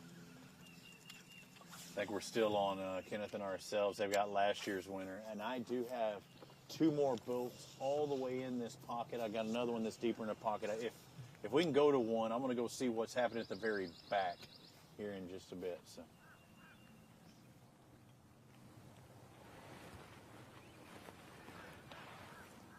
We're still here with the McCullers. Said before, these guys won last year. A little slow so far this morning. These guys are working very slow, though. They're working through here very methodically. Slow baits. So I think these guys feel that the fish are here. Had one good one get off, got hung up in brush pile. We've had several bites, some swing and misses since we've been here. Got one small keeper in the boat. This is actually the second boat I've been on today. The first boat we were on, we were so far back we didn't have live signal, but that was a team that was actually fishing shallower water, a little bit dirtier water, and we're actually throwing buzz baits and moving really quick. So I think that was a team that was trying to look for an aggressive bite first thing this morning, and we have a team here that's working a lot slower, more methodical in what they're doing. So just goes to show you that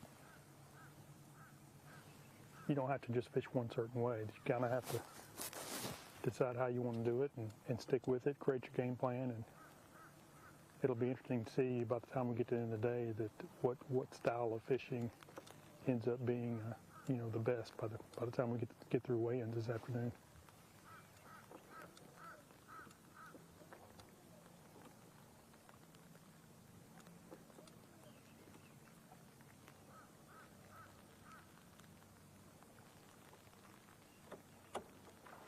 Pulling up the trolling motor here, so it looks like we're about to make a bit of a move. Caught a little bit bigger fish this time.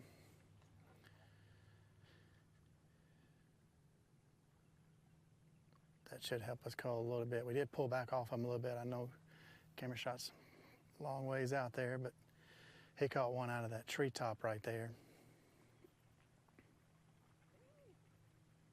That's going to be an upgrade for us.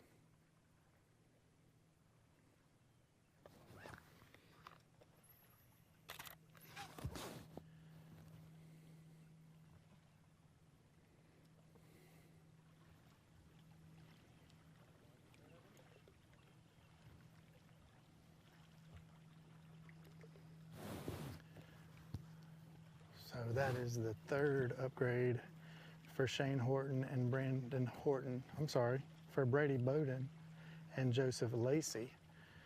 Since we've been on them this morning, they had 5 fish and we pulled up on them first thing. They made their way around the point. Now they kind of push back in the pocket here. They're hoping for a little bit bigger bites. They've upgraded 2 times since we've been with them. They're upgrading by ounces, and it's just taking their time to continue to upgrade. And they said everything they catch as an upgrade is a good thing. So just gonna have to keep catching them all day.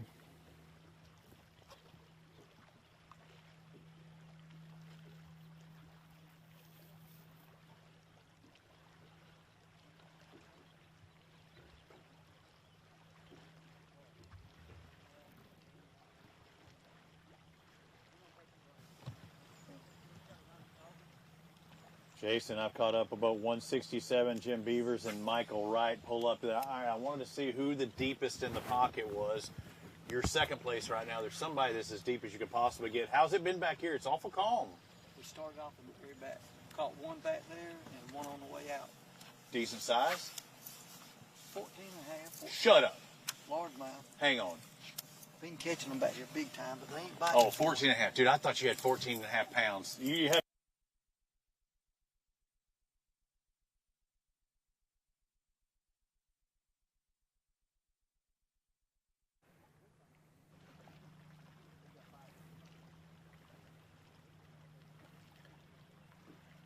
We slipped out of Robbie's cabin for a second. We had a little bit of signal issue going on, but we are still here with boat number 147, Brady Bowden and Joseph Lacey. 5 fish in the box. Kind of got a small limit, just trying to upgrade. Said they'll probably take all day to upgrade. Definitely looking for that largemouth bite to help them really get over. They said the next cast could be a 4-pounder, so they're really working hard to get the right bites. Said the fish did pull out for them in practice. They were up a lot shallower, and they feel like they pulled out to the ends of these brush tops. They did just catch one on that laydown right there behind them. That was a solid upgrade for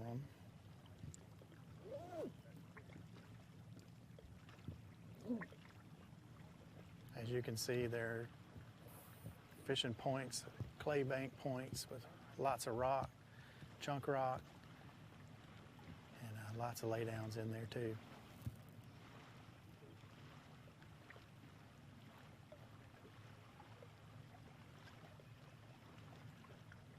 They're kind of mixing it up between soft plastics and crankbaits.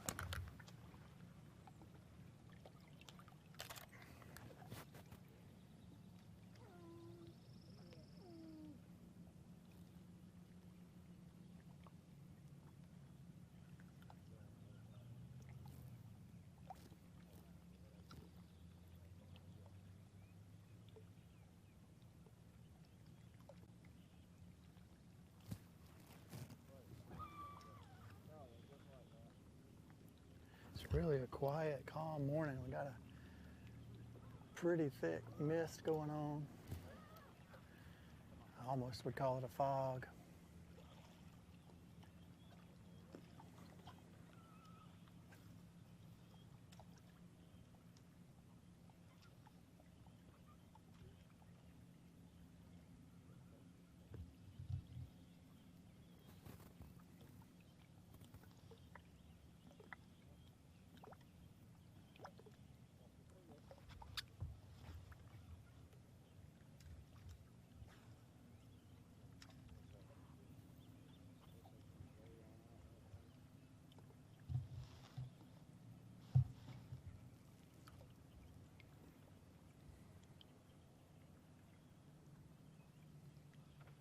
I've got a fish on over here.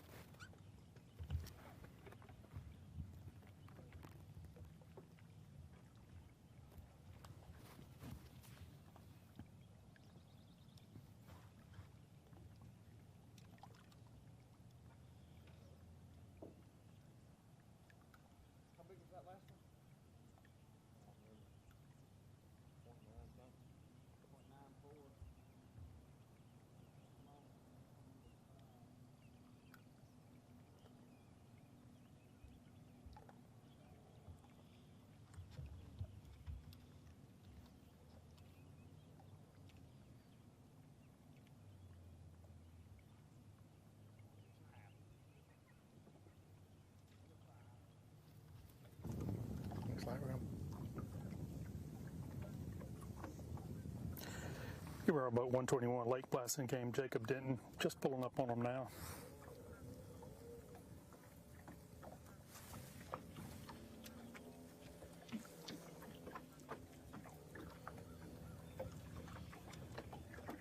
How's it going so far this morning, guys? Got 4. Got 4. What kind of size? Maybe have a couple 2-pounders. The other 2 were maybe pound and a half. Okay.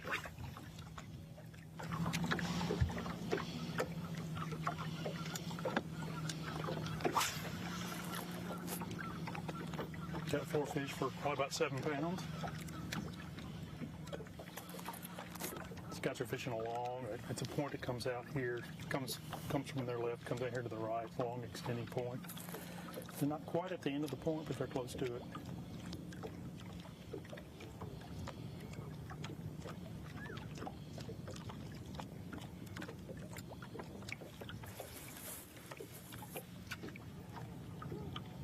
You guys been in this spot all morning? So far, yes. Okay. We're trying to catch number 5, and then we're going to make a move. Okay. How many different places do you think you'll run today? Probably 15 to 20 maybe, unless they bite up there. Right. If they bite, then we'll probably hang out a little bit longer.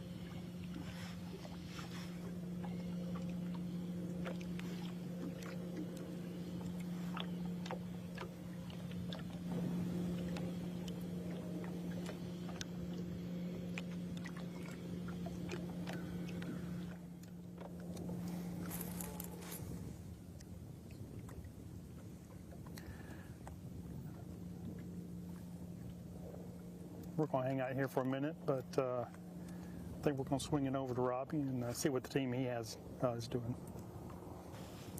I got boat number 30 is who I have, Charles and Chuck Beach, and he was telling me about his grandson mission. We'll talk about it in a moment ago. But when I pull up and they say, hey, Robbie, you got any of that Black Rifle coffee? Oh, yes, I do. And now it's time for my Black Rifle coffee, first sip of the morning. I've been waiting for that. I lost communication to my truck for just a second ago, but let's take a look at this beautiful bullet that you got there in front. You got one of the fastest boats in the field, and you only ran a quarter mile. I get it. That's not going to last long, Robbie. I can't hear my crew or the production crew say anything, but I want to let them know what you have today, what you've been doing, how much do you have for what weight? We've mostly been throwing these plastics. Couple of those big bike plastics, and it's been slow for us, but dragging them along and just come along and just pick it up. That's kind of what we had going on yesterday. We got a little late pattern. Picked up some pretty good fish yesterday. We just hope we can get it to transfer everything today. Can boat 3-0. The Beaches, Charles Beach, Chuck Beach Jr. said I had some good ones yesterday trying to get it, and there was my first blow up right in front of me. I had seen 2 of them. I haven't seen much activity on top of the water, but I just see 2 bait fish being attacked.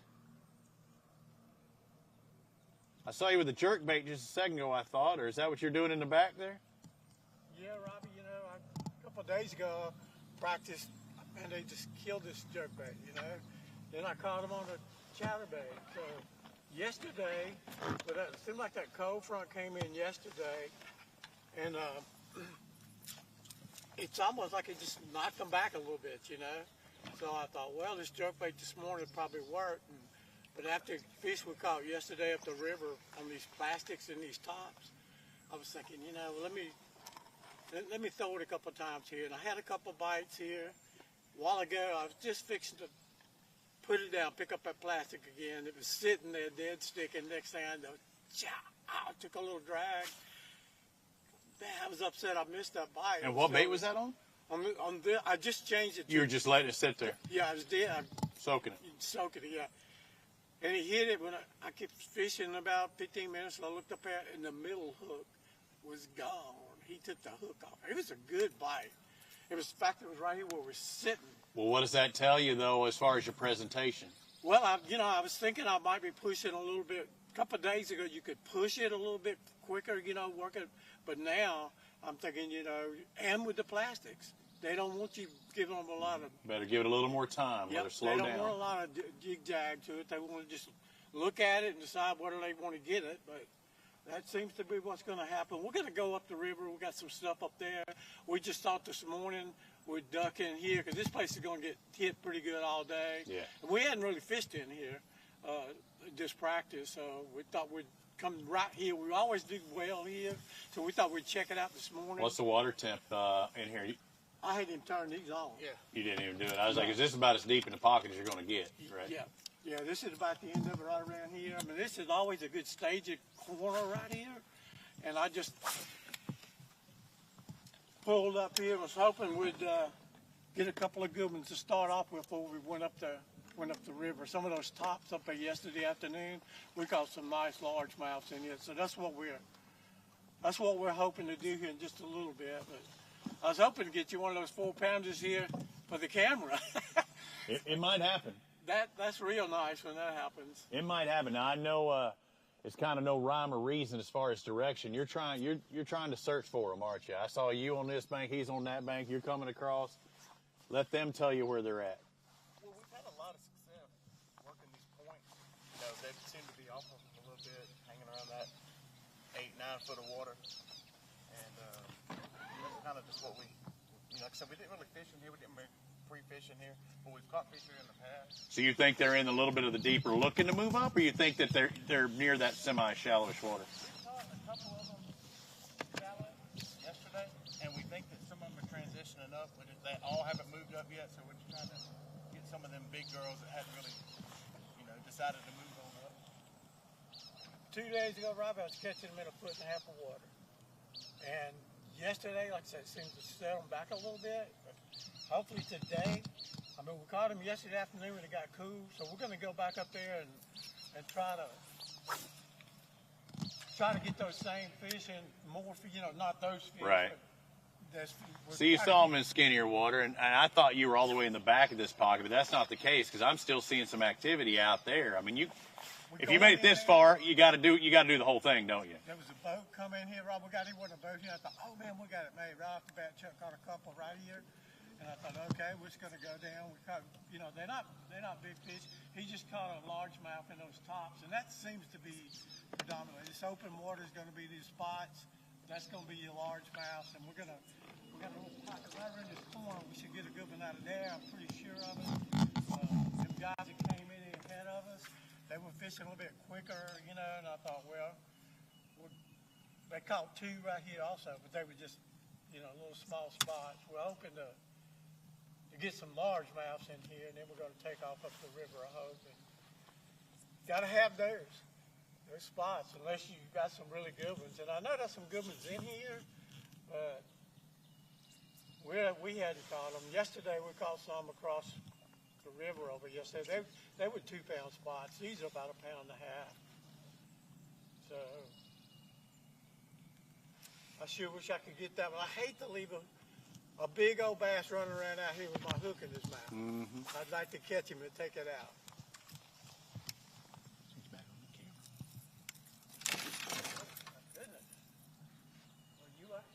What was that?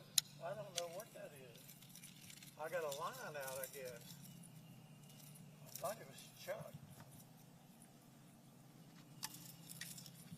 Don't worry, we didn't get it on camera. Never mind. Yes, we did. I don't. I must have hit the release on one of these. I don't see where the line's even coming from. Oh yeah. Right, didn't pull the rod out. Do something with the battery. Battery on the cameras. Change it slowly. Thank you.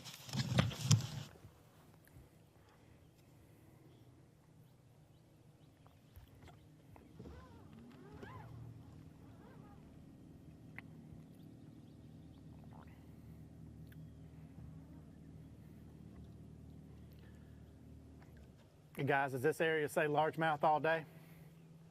We're actually catching a lot of spots. Mostly, they're mixed in. I mean, largemouth here, spots on the point, largemouth, mostly largemouth back here in these bushes.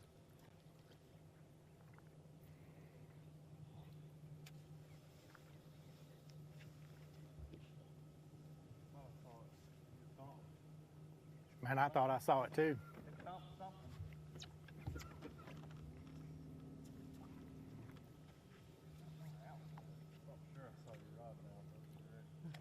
I had to check it. I was like, how about that one?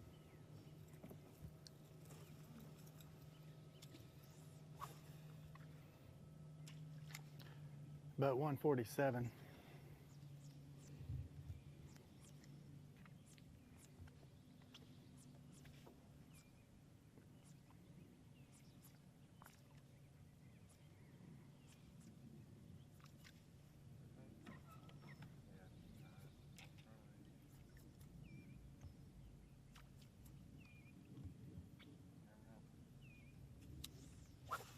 A lot of these fish are just picking up. They're just picking it up and just swimming off with it.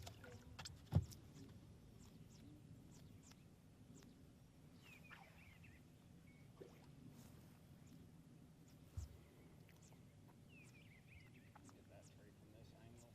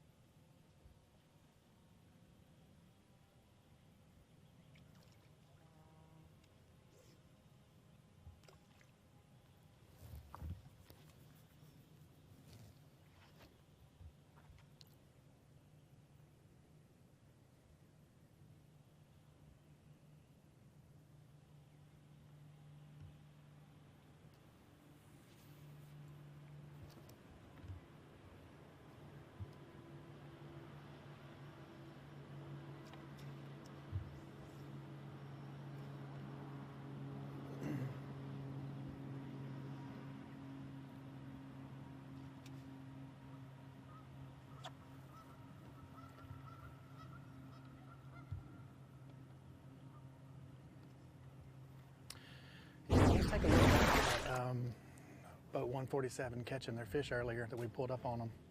Making upgrade after upgrade. Currently do say that their smallest is 109. They do have 5 fish in the box. They are on the hunt for bigger fish. Said they had some earlier in practice on one of their days over 15 pounds. That would be a solid bag for today.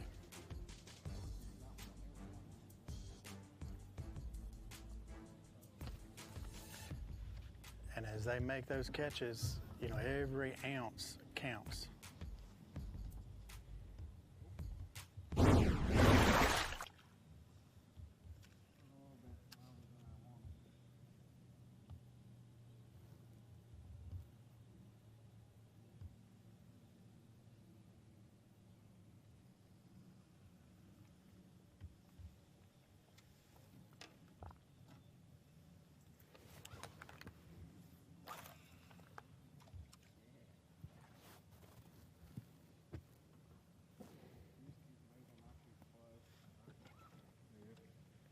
Oh, no, another fish, another fish, another fish. Maybe a small one. But like I said, every ounce counts in this deal. Could be a check or not a check by ounces sometimes. Gotta hit that this stretch out now. I'm sure that one will come that large now.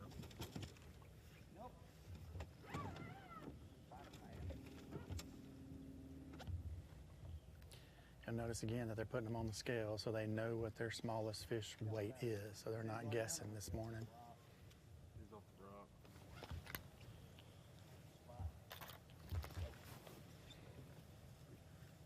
So obviously that one's not over 109. Got another, oh, good hook set.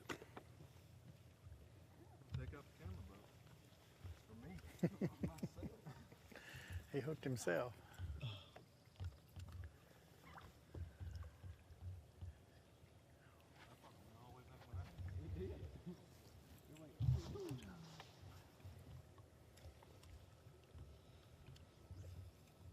So we got all these laydowns in here. These guys are catching a ton of spotted bass, but they're really trying to go after a largemouth at this point.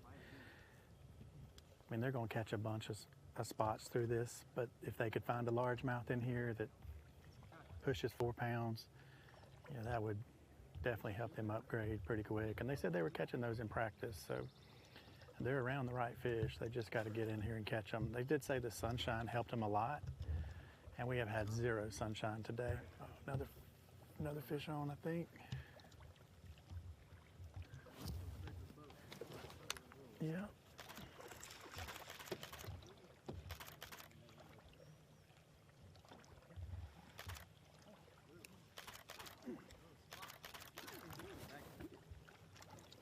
Maybe a little bit bigger, I can't tell yet.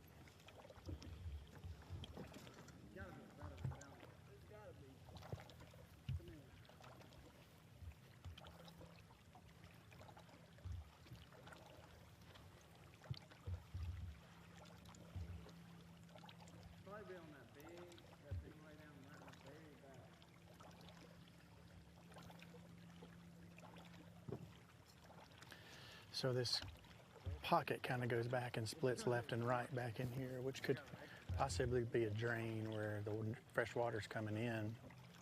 We have had some rain earlier this week to kind of add some color to this lake. This lake typically doesn't have a lot of color in it, but they're able to, again, too small, smaller than 109. Let's jump back over to Robbie real quick and get an update from boat number 88. Robbie, tell us what's going on. Mike Hornsby, Wayne Hornsby. Got one on now, spent a little more time. Not sure if this is an upgrade or not, but I have been seeing them catch fish. Let's see, swings it in. A long and skinny. Got about a 13, 14 incher. So it's worth checking. But guys, you told me you weren't going to stay here long. Y'all were almost packing up, ready to head out, but you didn't, so I've got to check in what's happening. Yeah, then they started getting a little bigger. Got one on now? Nope. No, I'm loaded up on a rock. Got a rock bass. So you see the coals in the back right now. What's your method? Coal beam?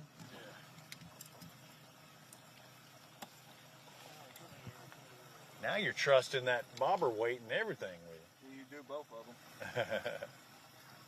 So for those of you at home, this is how you're trying to split hairs and find out which one's bigger. It was a coal. It doesn't lie. So it did coal by, it could be an ounce. That could be a few points that keeps you or gets you in the championship.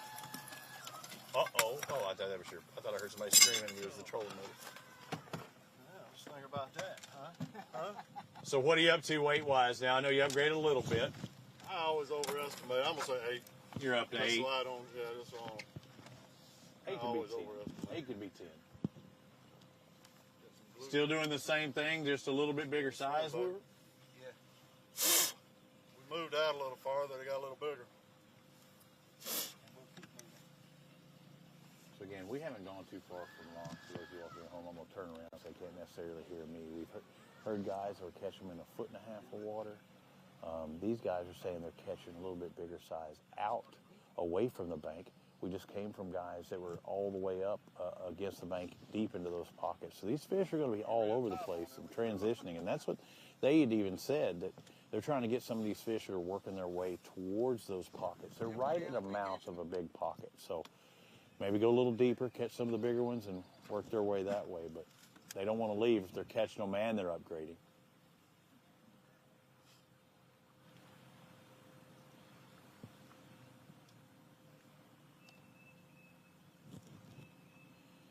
Jason, I'm going to work my way out to the main portion of the lake. I know you turned right when you came out of launch. I'm going to work my way that way. I won't step on you, but I'm going to go try and find somebody else here in just a second.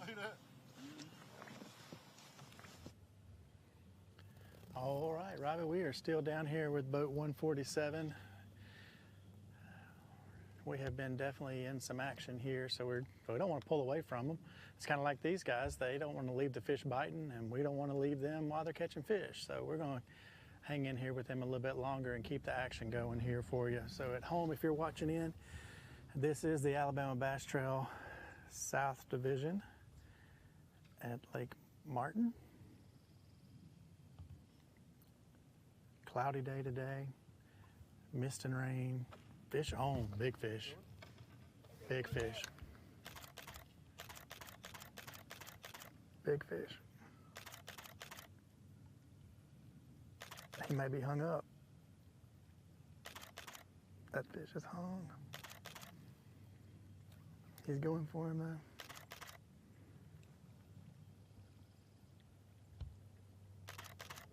Come on, baby.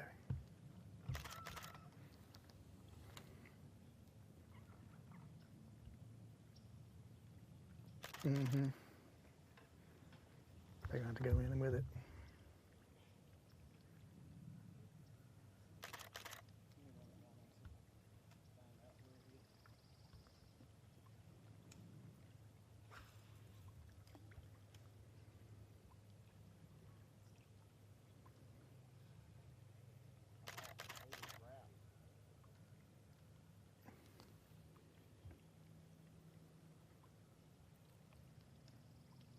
Oh, man, that's heartbreaking. It looked good though. Maybe the guys in the production booth could put that with one of the fixed sketches, so that definitely looks like a good hook set, and just put another fish with it. So, look good for TV, right?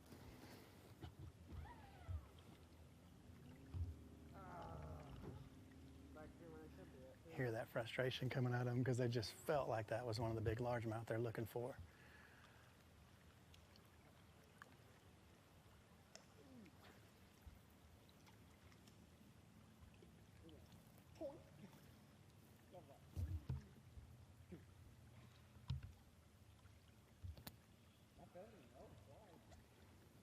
You can hear him talking. He said he felt him, so I mean it probably was a pretty good solid bite where a fish is right up next to a laydown or something, and he goes and sets the hook and it goes right into the laydown instead of the fish. Or he could have had the fish, and the fish turned him off on the laydown, so you never know. It still looked good. Got my heart beating a little bit.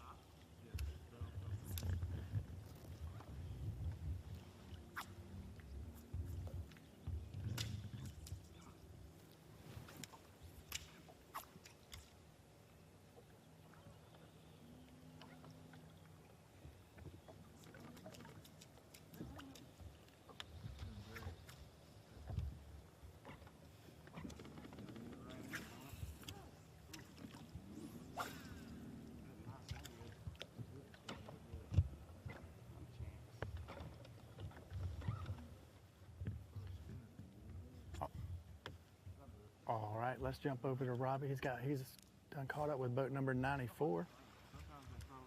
My first destination, but it worked out all right. Alan Hudson and Tyler Hatter just said this wasn't their first destination, their first choice, but they have a limit. When I pull up and you're culling, that's always a good thing. Always by a tenth of an ounce. That's all that counts. All right, I'm going to squeak over there. We're going to have to switch around, cameraman Jeff, and get to the left side. All right, we've got the point of points here. I mean, this is atypical. You said they all came off of this one point, though, huh? Both sides of the point? What are you trying to target with this bad boy?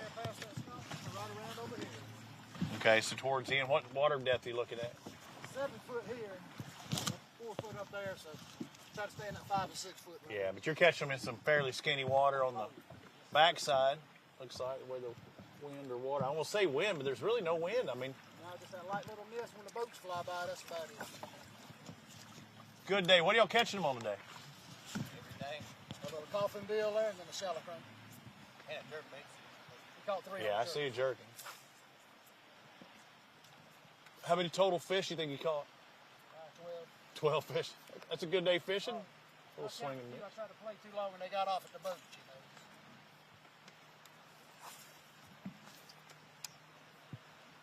So again, Alan Hudson, Tyler Hatter caught a dozen fish today, their best. I'm not going to win them anything right now, but it's a good start on the day. How did practice go for you? I live in Tuscaloosa. I didn't even get to make it down. I came down last night for the meet and went home. Left at 1 o'clock this morning to come back. Heck of a start then. Yes, sir. Yes, sir. You're not wasting any time with that jerk bait. No. I mean, that's a turn and burn right there. I mean, you. Hey, I don't catch them slow. I can't. Everything you fish is fast. Like I said, we were headed toward that rock, and boy caught 2 nice ones a minute ago right there. How long ago? 15 minutes. Okay, that's Johnny the Dream Weaver that's just up there in front of them. And I thought about checking on them whenever I went by, and we're working our way out to the main lake, so we'll find out what they have in just a minute if you think. When you say good ones, what's a good one? One looked decent, and you got the classic Mike Iaconelli holler. Oh, was he screaming? Must have been a decent fish. You know what? I thought that was a trolling motor squeaking, and then I did. That was them. Oh, so see, I did have it. I've been there with Ike. Heck, he might be screaming this week. He caught on that first day. 24 pounds yesterday. Seminole. Yesterday he did? Mm-hmm. I like Mike. Me too. I think he gets excited, and I just laugh. Yeah.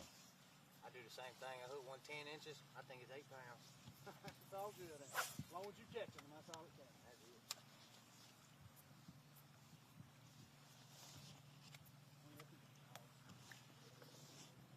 So y'all are working all around this point. Are you pulling them like shallow to deep? Are you going parallel often, or shallow to deep? And I caught 2 this way from that 13-foot water. pulling uphill? Yeah. So they are There's beating. 3 or 4 to hit it right at the boat, and I ain't expecting that. Yeah, so they are beating up this point left and right and in the middle. No one which way or the other. And again, probably pushing these bait fish or whatever up against that point. We got Johnny Weaver up there and his partner screaming like Mike Iaconelli. They're not too far away.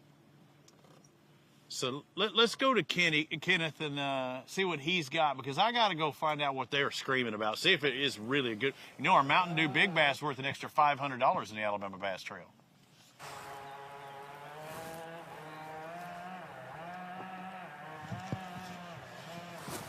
Here on boat 25, it's Pritchard and Pritchard. He just had a swing and a miss. These guys, we've actually caught up to them for a minute, and they're not hitting spots very quick. He just pulled up fishing in front of that particular boat dock there. It must be a brush pile sitting there. But it was on a little pier behind him here, and he wasn't there very long. He actually had a bite on that pier and swung and a miss. So these guys, very familiar with this lake, they know it very well. So it doesn't surprise me that they have specific spots that they're going to hit and probably keep moving pretty quick throughout the day. Usually, especially this time of year, these spots, you know, they'll be very active. You pull in there, if you don't get bit pretty quick, then more than likely the fish aren't there. So there's really no use in spending a whole lot of time, most of the time, in some of these places.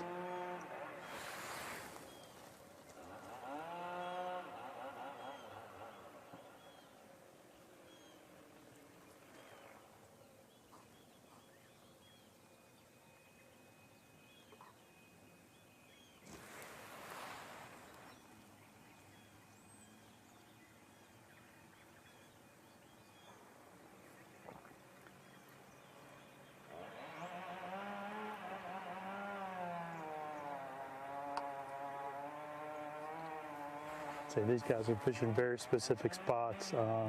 Made several casts, missed a bite, and they're not going to waste any time. They're moving. They're moving now. Leave the sun out, guys. Leave the sun out. What do you got so far in live well? Got 11. Got about 9 pounds probably. Okay. 11, about 9 pounds. Down here, target kind of spots right now.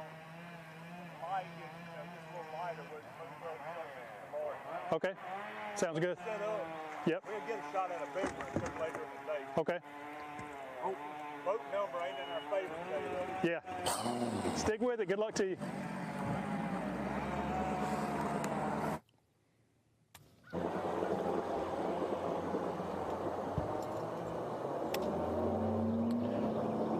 We had to change batteries on the camera really quick, so I know that we missed one of the fish catches for an upgrade. As soon as we got our battery back in, we caught another one. So this is our second upgrade while we've been off camera. So I think we're upgrading by a little more than ounces now.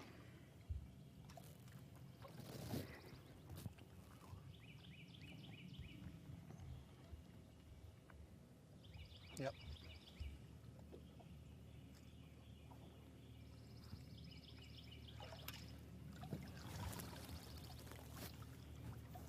All right, what's the smallest one now? 121. All right, we're moving up. Yep. Slowly but surely. About 7 1/4. Say what? About 7 1/4 pounds now. Another fish.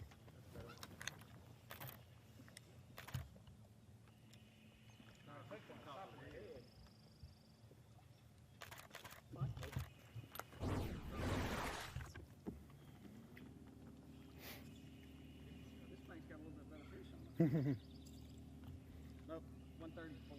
134 is the smallest. 134 is the smallest. Okay. What's the total weight? 727. 727 total weight before this fish. 130. Not gonna help. Not, so 134 and over is what we're looking for. That was a 130. Well, if you let me try just a minute.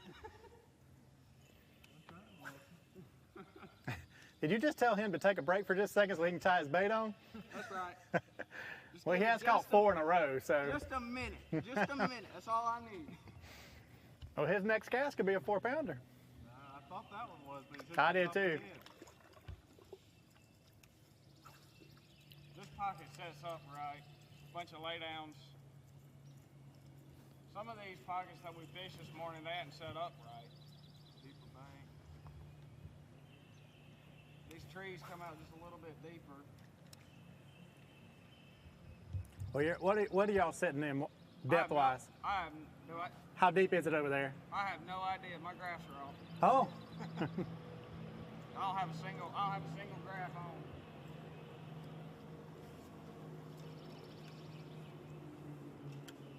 All right.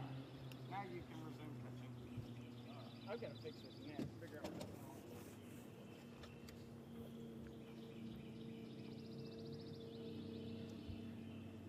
Yeah, it was.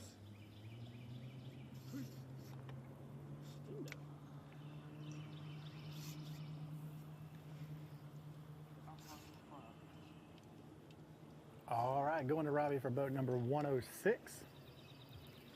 Robbie, what's going on over that side? Well, you know, earlier I thought I heard somebody screaming, and it could have been these guys, but it's not because they caught a monster, not at least a monster bass. But Cody Williams, Terry Fellows, you do have a limit, though, right? Yes, sir. How much is that limit? About 6 pounds. Now, why were you screaming like little school children over here? We caught one that was about a pound and a half. Yeah, that's good reason.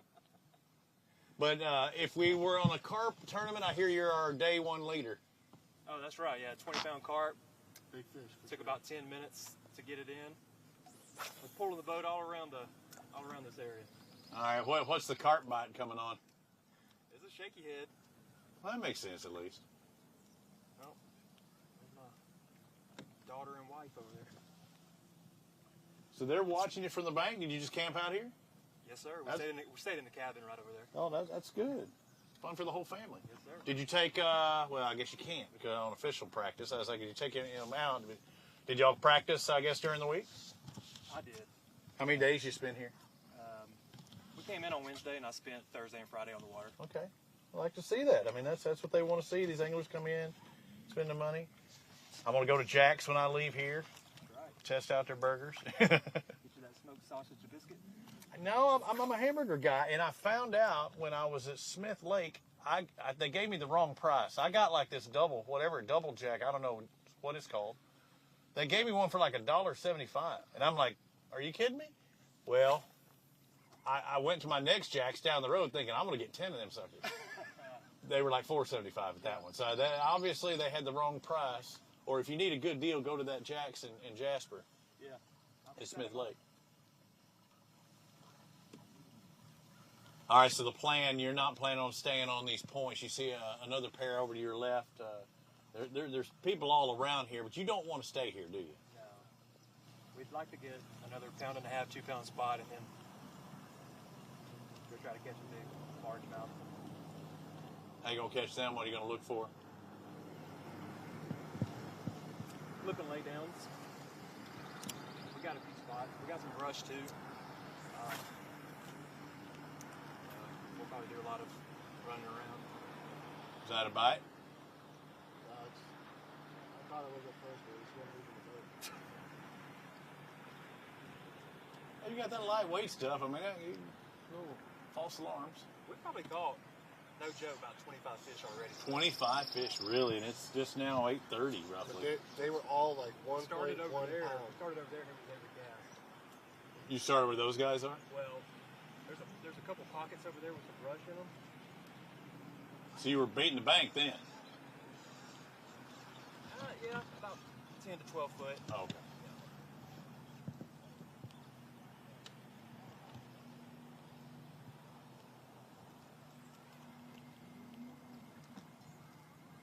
Those of you watching at home, we're the Alabama Bass Trail presented by Phoenix Boats. It's the kickoff to the ABT South. We're at Lake Martin, the first of 5 stops in the ABT South. We will have a Angler of the Year points leader when we leave here. We've already had one North event just a few weeks ago. These teams not only trying to win their share of the $48,000 plus in prizes, the winner share is a $10,000 payday. Also an automatic berth into the ABT Championship. And that's kind of like the secondary goal. You want to win the tournament, but you want to make that championship at Weiss Lake in October. Yeah, that's our main goal.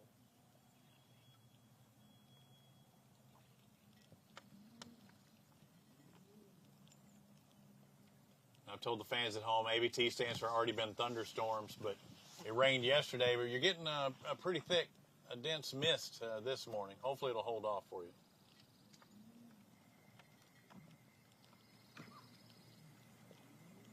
Maybe it should be another bad thunderstorm. That's more like it.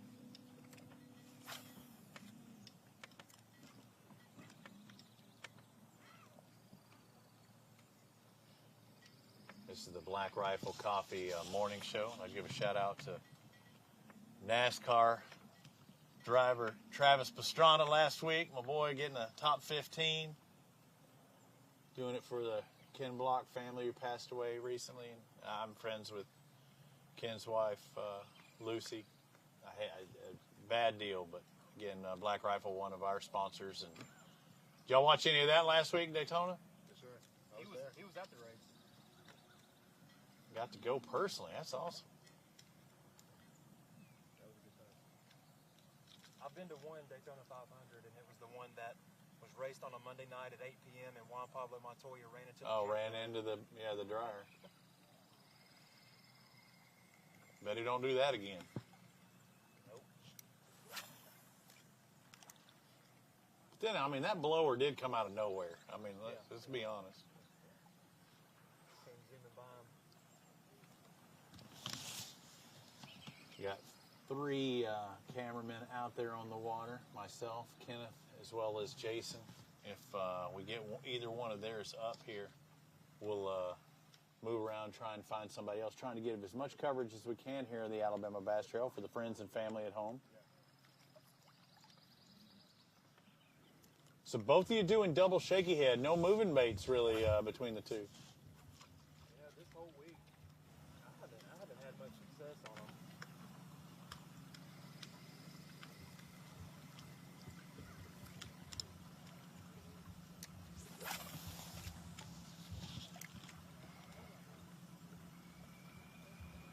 And these guys, Hudson and Hatter, said they caught probably 25 fish already this morning. Early, just can't quite get into that size.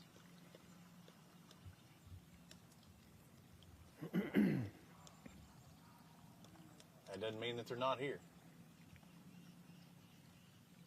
This is typically... It just cracked me up. Like, we weighed it, 1.1. Weighed another one, 1.1. It's like 1.08.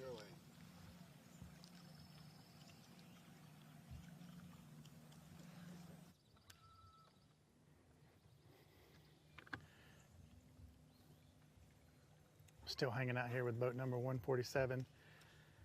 Got a little bit over 7 pounds. I mean, I've lost count. We probably caught 10 fish since we've been on them. They already had a limit when we got here. Their smallest, I think, is 139. So they're definitely trying to catch everything over 139 at this point.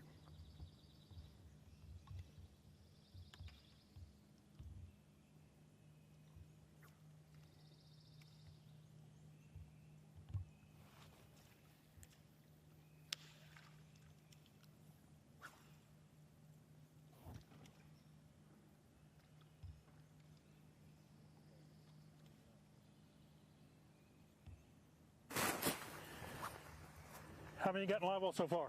5. Got 5. What kind of weight? Maybe 6 pounds. Okay. Been catching them on top water? We caught a couple. Okay. Pretty slow today.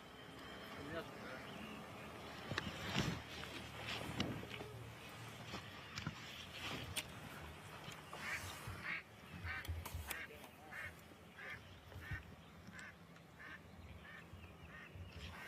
Here with boat 114, got a limit of about 6 pounds. They've actually caught a couple of them on top water. Said it's been slower than what it was yesterday. I had a lot better day yesterday. Of course, yesterday was practice, so today's the day that it counts.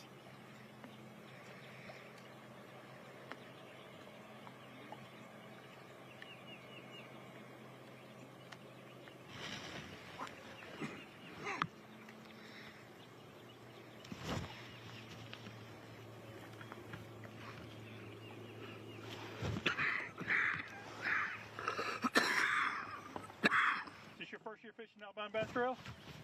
This is my second. That's his first. Okay.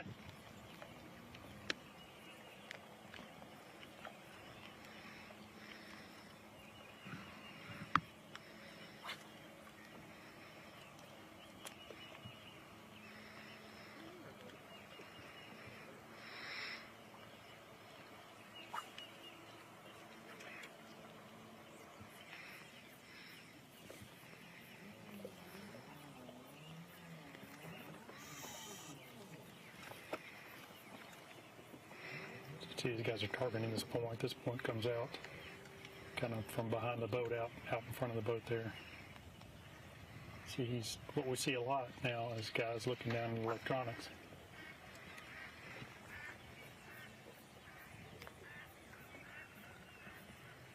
And with live scope, these guys can scan around an area and they either look for cover that they can target or they're actually looking for fish that are swimming around. Sometimes these fish will suspend and you can pick them up pretty good on the live scope and kind of gives you something to throw at instead of just randomly throwing hoping you get a bite. You kind of scan around and find the fish and go right to them.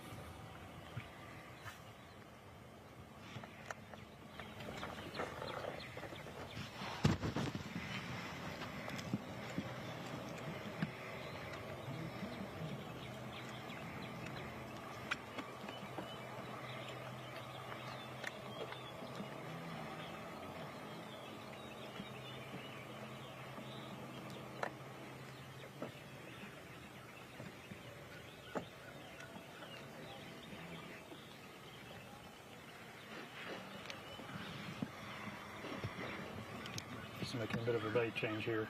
Sometimes when you get around these fish, these schools of fish, you gotta change it up. You can't just keep doing the same thing over and over. Catch a few fish and go for a while without getting bites. Sometimes you can change up lures, figure out what it's going to take to trigger them again, and give yourself a chance to catch a few more.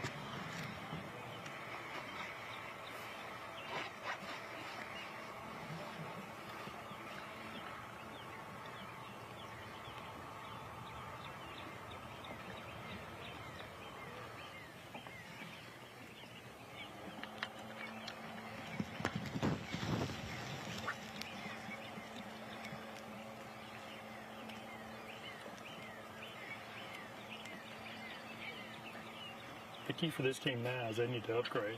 You got a limit for about 6 pounds. They're small fish, so they need to figure out what it's going to take in order to get a better bite.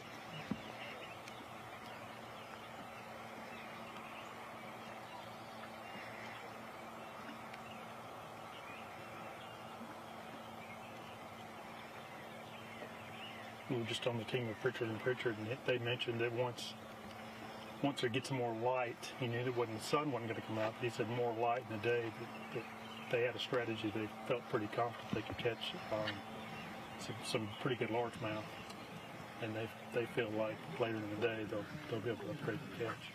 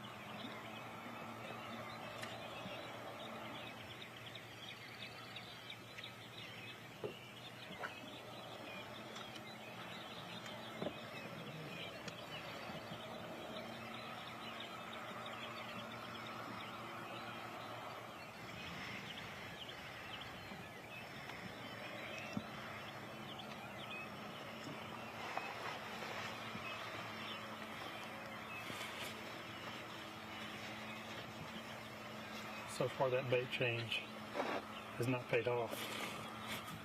Sometimes you just have to keep making changes, keep alternating what you're doing. Give yourself a chance to start getting bit again. Looks like they're going to move off the point.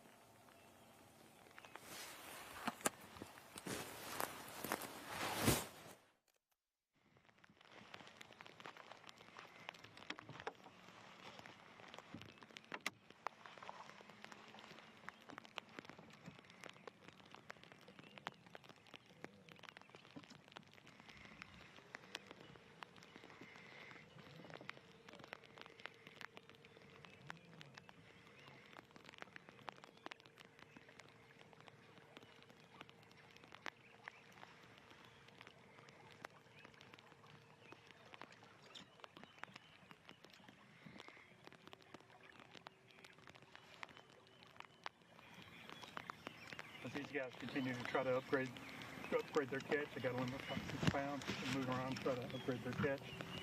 Let's send it back over to Jason and see what's happening with the team he's on right now.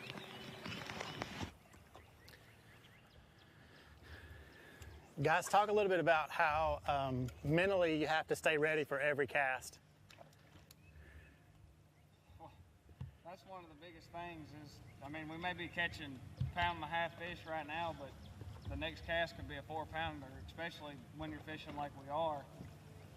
I mean, you may hit a stretch that's got 2-pounders in it, 2.5 pounders in it, and there'll be a good one mixed in.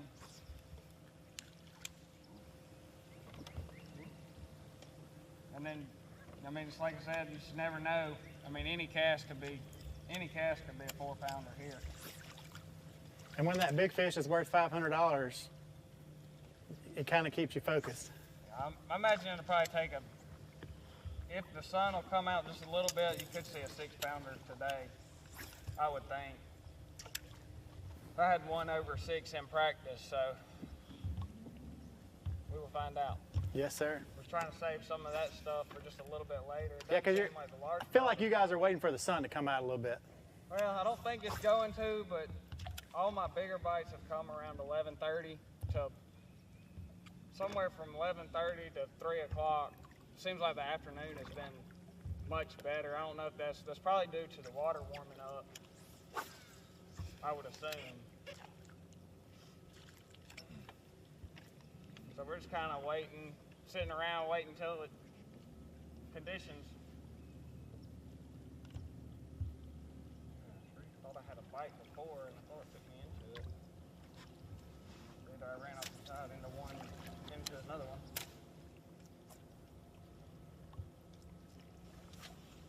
He's coming this way.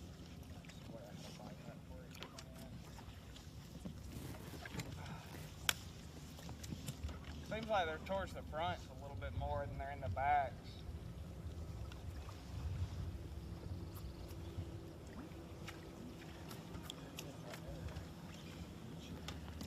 You got an ABT house? All right, Robbie. We've upgraded a little over 7 pounds here. We've probably seen about 10 to 12 fish catches. We're sitting at about 139 for the smallest fish. We've culled a lot. We're culling up by ounces. Team did share that they caught one over 6 in practice and that they're waiting for about 11 o'clock for all those bites to kind of turn on. They've been doing that in practice till about 3 o'clock. So, Robbie, tell us a little bit about what your team's doing on that end of the lake. Well, I just pulled up on boat 216, Trinity Mailer. Is it Mailer or Mailer? Mealer. Trinity Mealer and Max Haygood. Guys, we got to get you a carpet sponsor. Yeah, I know, right? I'll go for sea deck instead of carpet. That deck looks slicker than owl snot. But you do have a limit in the boat. That's a good thing. What are the size? We got about 6 pounds. 6 pounds for your 5 fish. How many total numbers are we looking at, total fish? We've already caught about 40. 40, really? Yeah.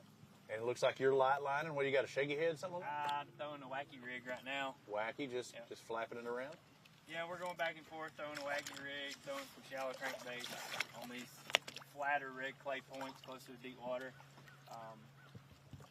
Finding a big fish has really been tough, but I know the females are slowly pulling into these flats back here in these spawning flats. So this is spawning flat back out to the right. When I look at it coming through the lake, it looks just like an island. I thought maybe you're hitting some of these points or anything, but it gives something a little bit different to look at, but they're heading a certain direction. They're heading right back behind us right there. They're coming from right here and they're heading right back there. But I think there's been some boats right here at the corner of this point today, and it's pretty barren right now. We're about to make a run. We've got about 50 other places that we got to hit. So you're hitting you got the wacky, just flapping it around. What you throwing in the back there, Trinity? Chatterbait. Chattering? Yep.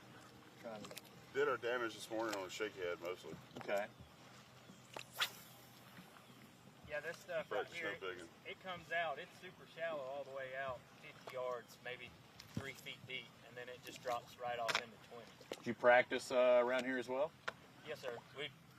We basically said we're going to stay river to mid and fish as much stuff as we can. So these are all like pounders. So those aren't the fish you're targeting. Are you staying here because you think that there's bigs mixed? Not necessarily. Really, we saw y'all coming, so we were just like, all right, we'll talk to y'all for a second. We were actually about to pull the trolling motor up before y'all came. No, right now what we're doing, since we had the limit, we've got a milk run and kind of a little pattern going on, we hope. We saw a few decent fish yesterday. So I hope it just gets better and we end up running into one eventually. What size do you think you're going? I mean, 5'6" not going to get you. I mean, it's going to get you points, but what size are you looking at for the end of the day? I mean, we need some 2s, 3s, and you know, a random unicorn 7 would be awesome. You know. Did you see something that big? No, sir. No, sir. Biggest fish I might have seen was yesterday, and it could have been 2.5 to 3 pounds, and that's 3 days of practice and about 200 fish caught. All right, we're gonna let you fish, and Yes, sir. the other guys will hop on somebody, but you will not be complaining if you catch 5 3-pounders. I promise No, you that. I will not. We will not complain about that. All right, Jason's getting ready to get Kenneth out there on other parts of the lake. Are y'all gonna head north? Or you're gonna head up or down? We're going to go up. We're going to go up and then come back down. So we'll find you on that milk run hopefully a little bit later. Jason and will Kenneth see are us. also out there, so you may see them as well. Right on. Y'all be safe out there.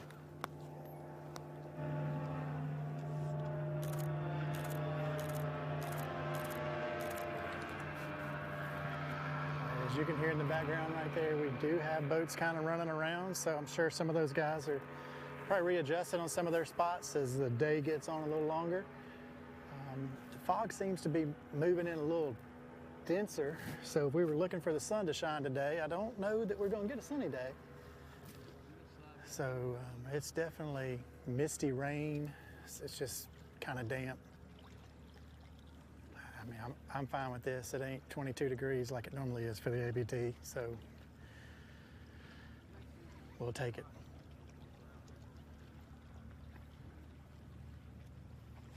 We're still hanging out with boat 147 while the other guys set up. I mean, I'm assuming you guys prefer fish catching than just us riding around, so these guys have definitely put on a small bass clinic this morning. They have upgraded to a little over 7 pounds. They've just spent the day really just catching fish. They kind of just working the bank, fishing these laydowns. They do feel like the better fish are out a little bit of these pockets, like Robbie's team was just saying. I feel like some of these fish are moving in to set up. Water's dropped down, probably pulled them out a little bit more. And now we got this cloudy weather. They're just not going to cooperate with the shallows, probably. I mean, I'm sitting in 36 feet right now. But of course, it goes up to that point right there and gets pretty shallow often.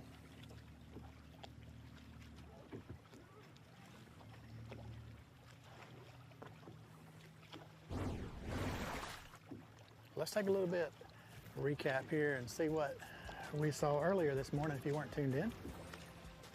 Fish catch after fish catch after fish catch.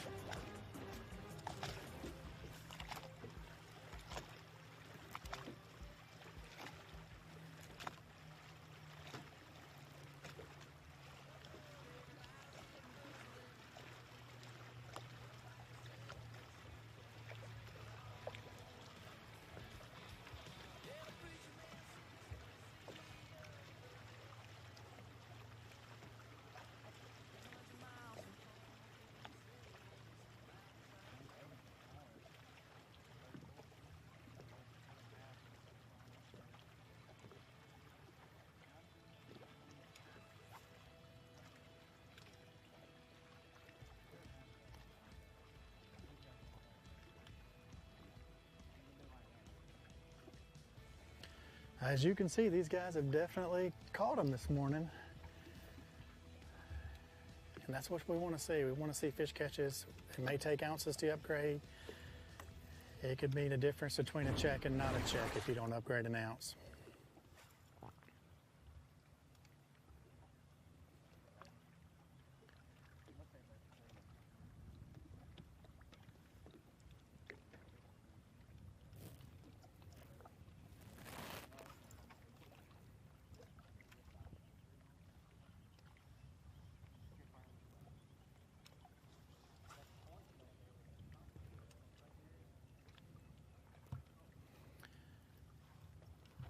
All right, let's move all the way down the lake to where Kenneth is on a team. Kenneth, tell us what's going on that end of the lake. Here are boat 208. It is Jimmy Sims and Jared Sims. We just pulled up on them. Hadn't even had a chance to figure out if they've got anything in a live well or not.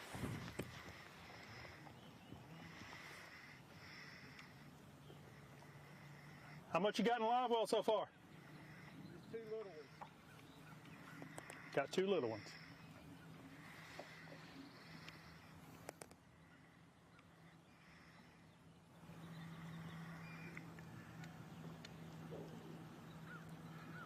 back in Little Creek Arm, these guys are actually fishing out over in the middle of the creek. Fairly deep water for this area.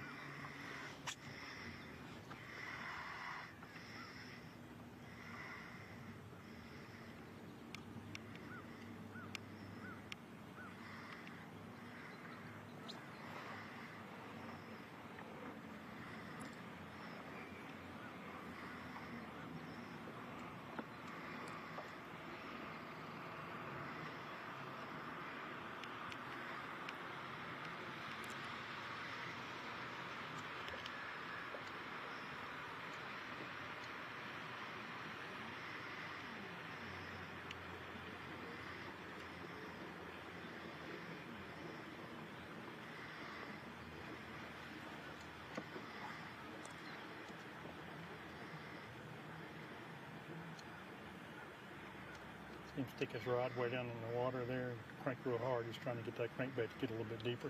Hook set. Got a hook set here.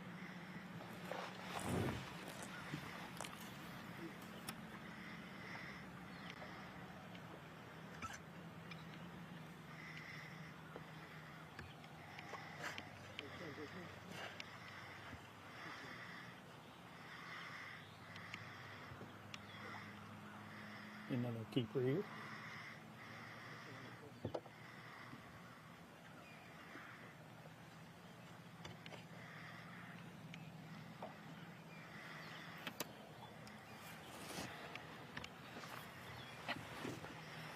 Gives them 3 keepers.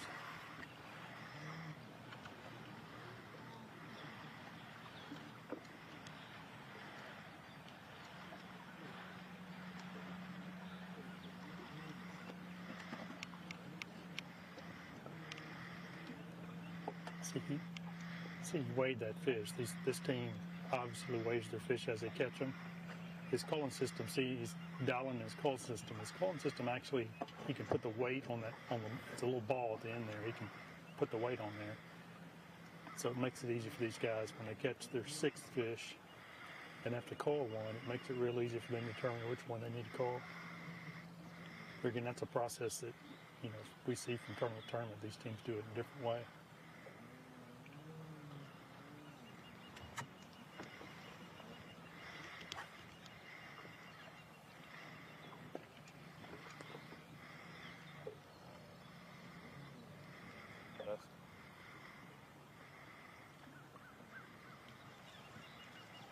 So get to see 2 boats at one time. Eric Singer, Jenna Spencer, boat 127. I already have a limit. Numbers aren't killing you as far as, 20 bass, right, already this morning? Who's catching more? Raise your hand. Aha! That's what I'm talking about, Jenna. Good job. Stick it to him. Our graphs aren't even... Hey, don't give me the graph talk while you're beating the back. Hey, she can work you over. It's all right. It's a team sport. Y'all are leading our most beverages out on the deck today with 3. And I do not see any Black Rifle coffee, so we ducked 1 point. That's for dessert, right? Where are y'all from? Illinois. What? What? You came down here for this wonderful weather, didn't you? This is my 4th year. Yeah, but I'm saying, I knew we had people from Illinois, but I would do it just for this weather, because what's it like right at home right now? It's about 20. Yeah, about 20. A warm front must have came through. Several states represented. Tell the fans at home that don't get the opportunity to fish, what brings you back for the 4th year on the Alabama Bass Trail living in Illinois? The people, and it's fun. It's beautiful. Makes you want to live here, doesn't it? That's our goal in a couple of years. Have the house like that on the left? I sure would. I want you to see this house because there's something special. It's a beautiful house right here on the point. But the thing I want to point out, if y'all work all the way around that dock over there, they've got the strangest boat ramp I've ever seen in my life. And I got to point it out. Even if you don't fish it, I'm going to point that out in just a minute. I've never seen anything quite like this. All right, so 20 fish. What are your best 5 weigh? Maybe 6 pounds. Maybe 6. Okay. You need to upgrade. What's the plan for today? Here in a minute, probably just go run and try to find some largemouth. How you gonna do that? What are you gonna be targeting? Shallow with the spinnerbait, chatterbait. I've been throwing a new bait.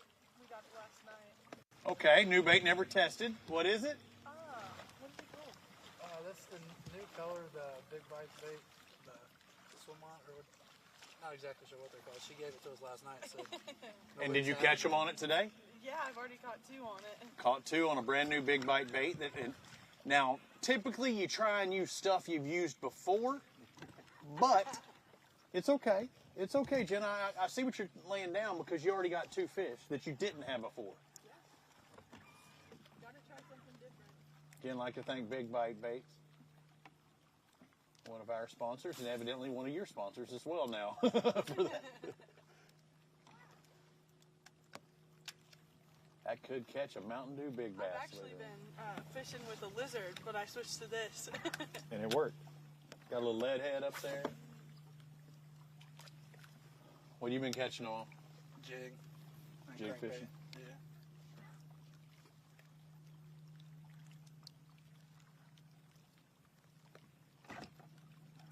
This lake is spread out. I hear it's raining where Kenneth's at, and it's actually cleared up where we're at, but it just shows you the variety. You know, you hear that oftentimes of water clarity, but also the ambient temperature.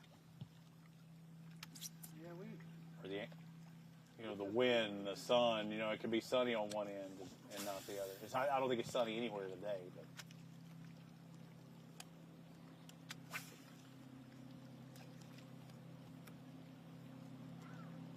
We're probably going to run down lake a little bit, try to find some of that clear water. What are you going to be looking for down in the clear stuff? Well, with no graphs, I don't know. Guess just beating the bank all day. Yeah, you'll run bank, you'll hit points. This one turns on, but I don't know exactly what's going on. You've been doing this long enough. You know, you get loaded up with a new Garmin setup. You qualify for that extra $500 for a top finisher. I mean, that's the way to go. The live view kicks in. You can see them.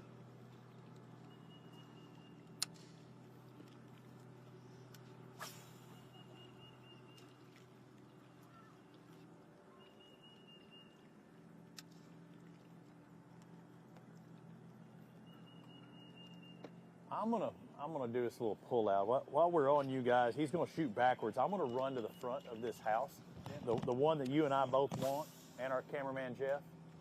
And I want to show America. Hey, did you notice what I was talking about with this boat ramp on the side of this house? I haven't been over All there. right, I want you to see this. We're gonna watch you catch a fish, and then I want to show you what's on the back side of this house. Oh man, that dock looks good too that we're pulling up to. You never know when it's a little cloudy. I don't think you're gonna be necessarily sitting under there. Probably some brush piles off of it just loaded up. See one right there on the edge on the end corner there. All right, as we're shooting back again, a long lake. I mean, it's spread out. Lake Martin is. It's a fun lake. You know, you get party goers out here, weddings. I mean, you get numbers of fish. That's not a problem. All right, Jeff, we're starting to pull up onto this because it's Evel Knievel must have owned this house because I want you to look at this boat ramp, America. A sweet house. But do you see that path going down? And all you got to do is go a 12-foot jump, and you're going to be in the water. So I get it because you see that water level about 6 feet down. But look at that nice boat ramp heading into the water, and that's a heck of a jump going off that. I've never really seen one where it looks like a 6-foot drop-off going in there, but now I have. Beautiful house. I don't know if we got anybody else out there on the water we can go to, but a beautiful house. But that boat ramp, they need an extension on that bad boy.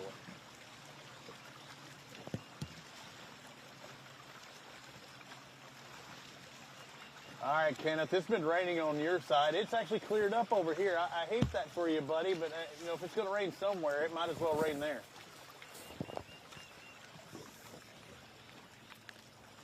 I'm still here with boat 208, and yeah, we had a pretty good little downpour here. It's let up just a little bit here now, but I actually had to pull out the full rain gear here. I'd had the bibs on pretty much all morning, but had to pull the jacket out. We've got the camera all covered up. Trying to keep the lens clear as we can.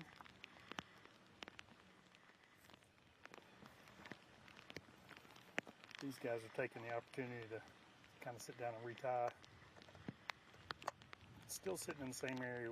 We just saw them catch one not long ago. They're still sitting in the same area. I can get a little bit closer and get an idea of what these guys are doing. And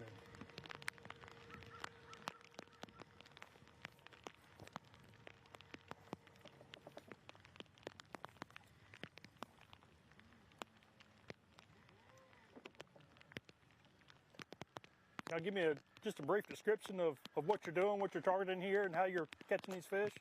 Well, we're fishing a deep top, and we weren't really prepared to do this, so now we're re-rigging completely. Sitting on drop shot, not trying to rig out a little swim bait. Okay. So you started off doing something different, and now you've changed to this? Yeah. We Okay. started off fishing the bank, and we knew about this spot. I caught a couple off of it before, and we decided to try it. We were just about to leave when you came up. Caught that one, so I can't find what I'm looking for. That's part of the problem. Got too much stuff in the boat. I understand.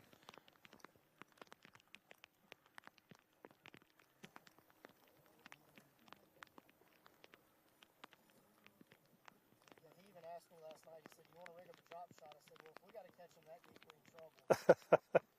Here we are. Here you are early in the morning, go ahead and pulling out the drop shot. And can't find the bait.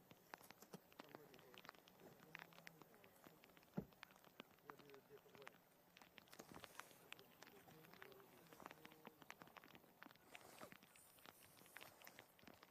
Whatever's down there is pretty big. Yeah. I mean, I was hanging a Texas rig worm up in it. So Right. we'll try this little swim bait. See what happens. So he said that the cover down there is real thick. He was actually hanging up a Texas rig, so they're going to change to a drop shot, and he's tying on a swim bait to try to take the swim bait right over across the top of it. Try to get these fish to come out and eat that without having to drag a bait through there and keep getting hung up.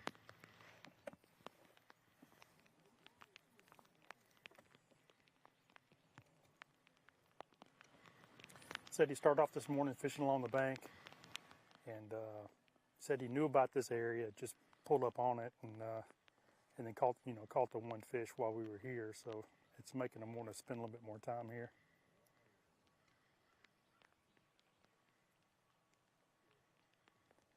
Struggling to find what they were looking for because it's not a technique they were planning on doing today. That's tournament fishing, though. You got to be prepared to make changes throughout the day. You know, a lot of guys go through the practice period and try to figure out where fish are, and they go back and try to duplicate the same thing. And lots of times on tournament day, it changes. So really, the way to do it is use your practice period to try to figure out what the fish are doing, and maybe figure out areas that the fish are active. But you still need to keep an open mind on tournament day, and be able to just use that information and build on it, you know, throughout the day. But you have to still be willing to make adjustments, and because it's going to change. There's very few times can you carry through practice and actually make it apply on tournament day. You'll see that a lot of the better teams, a lot of the professional anglers, they'll tell you they gotta have to fish the moment or fish the conditions because the conditions do constantly change.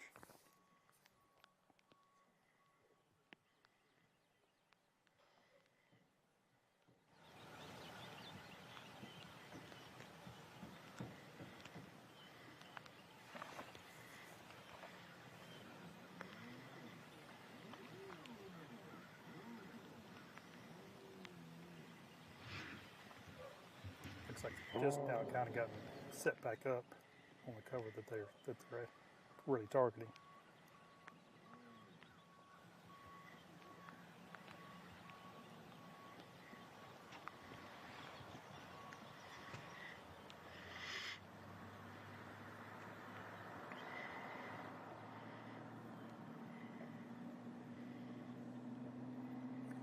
got a boat that's about to come by us, and I'm pretty sure that's Pritchard and Pritchard.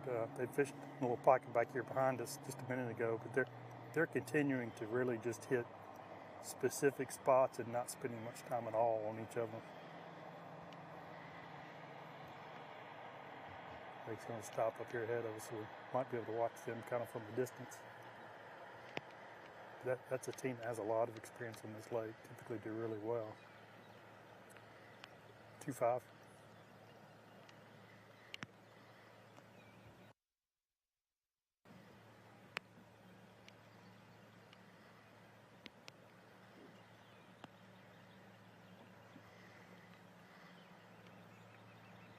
So I've seen a little bit of this so far today here on Lake Martin.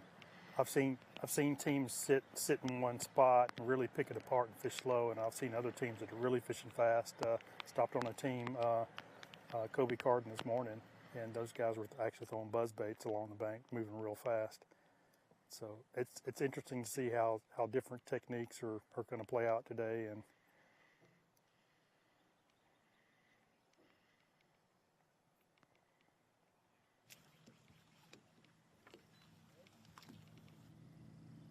Shear, Leslie Shear. I bring good luck to you. Look at that. That's what we're looking for. Looks like a red crankbait catching them today.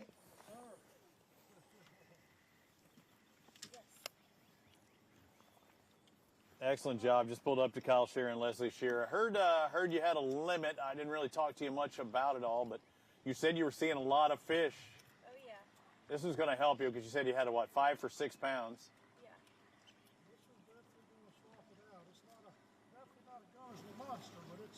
Yeah, it's not the big one they're necessarily looking for, but this will help their cause. Got some very sticky hooks. Yeah. I'll move.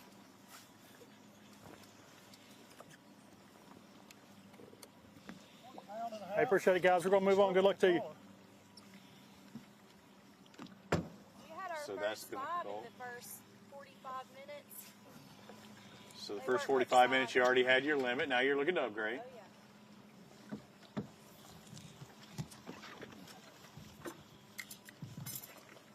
You can see the balance beam that we've seen earlier today.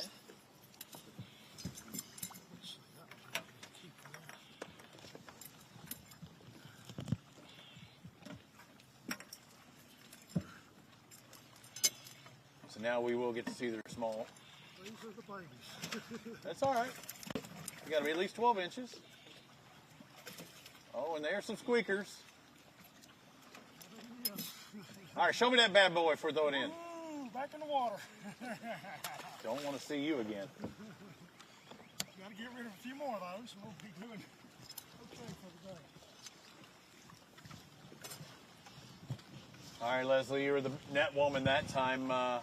You having much luck today? What do you got, a shaky hit on there? She's actually about 8 to my 4. Okay, got him 2 to 1. Of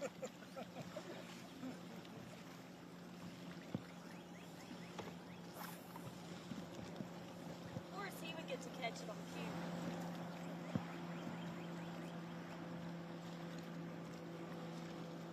cue. You caught it on camera. You're the one with the net. That is true. Thank you.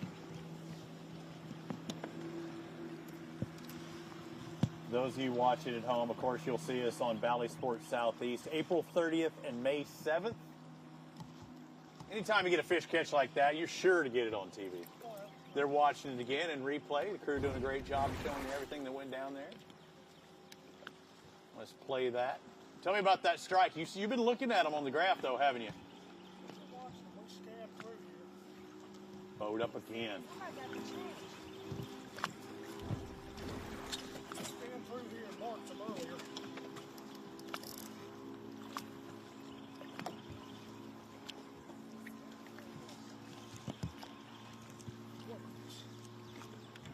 Kyle taking his time. Gets close. You'll see Leslie put that net in the water. Bring the fish to it. Maybe. Could be a squeaker. Again, every ounce counts. All right, Leslie, while he's measuring, I'd be getting ready to throw out there with that red crankbait. I'm about to try it right now. Calm call me crazy, but she was throwing the shaky head just a moment ago, but he went back-to-back casts with that red crankbait. She picks it up. I actually caught only one on red crankbait this morning. The rest of mine were on shaky head. Gotcha. And I'm not offering information or suggestions or anything. That you just knew that's what was happening there.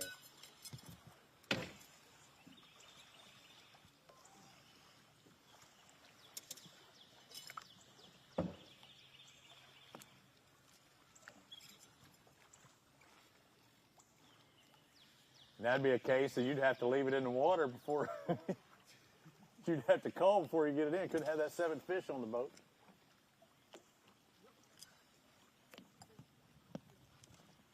Did it help? Yep. Helps a little bit. I thought it would. Not a lot, but a little bit.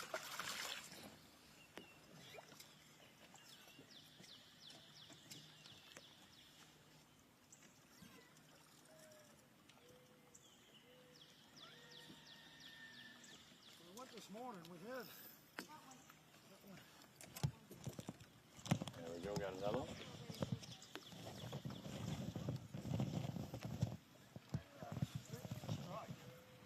Did you get a striper? What did you say?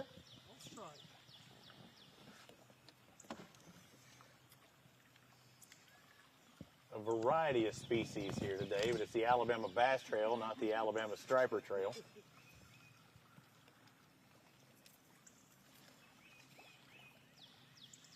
I just like seeing the activity, don't you? You know, every bite, the next bite could be a big one. I like reeling in any catch. It's fun.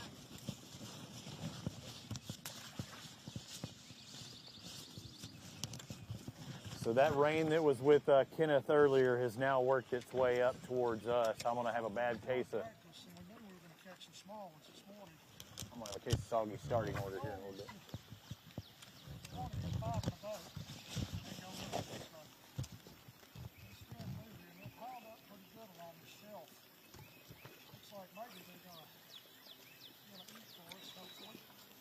So tell me, what are we not seeing under the water here that you are?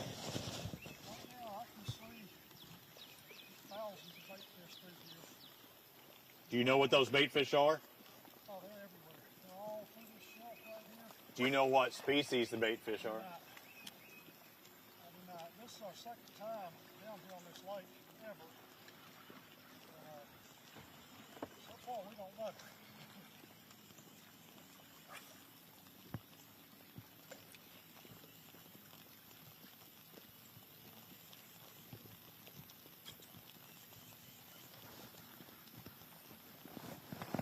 I wanted to stay with them before we go to Jason for just a second. We had back-to-back casts with a catch, then one with nothing, and then the third one caught a striper. Seeing so much bait, and he'd mentioned that just a moment ago, that he'd been seeing the bait run it through him. You just got to catch them at that right feeding time. Don't know if they're herring, don't know if they're shad, don't know what the bait fish are, but they've been moving around or staying in this same little area? Well, we just stand through here and mark 3 or 4 little spots where they stacked up, and it looks like they're holding in here for now.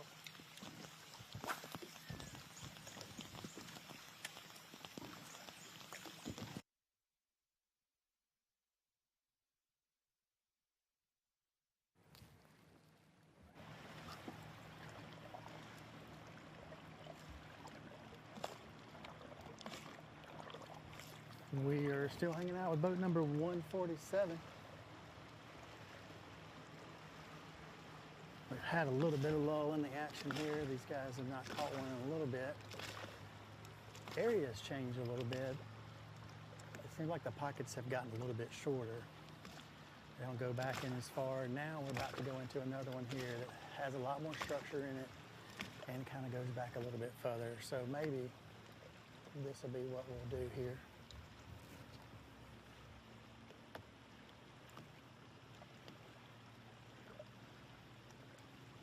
So we are on boat 147. They do have a little over 7 pounds. Smallest fish is 1 pound, 39.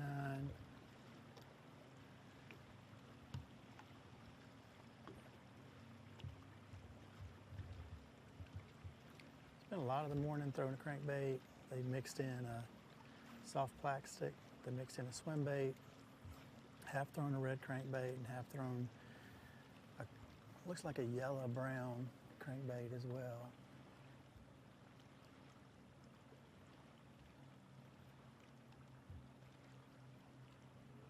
Did say they caught a 6-pounder in practice. They said their bite time is usually about 11 o'clock till 2 o'clock in the afternoon. So I would say that what they have right now is probably bonus.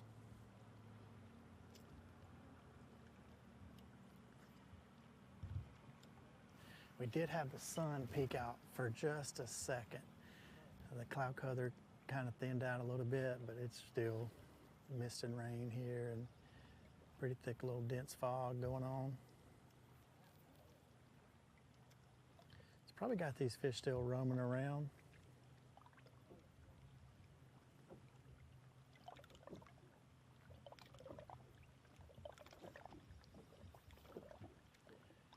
We're going to let them go in that pocket by themselves. I don't want to mess up the areas.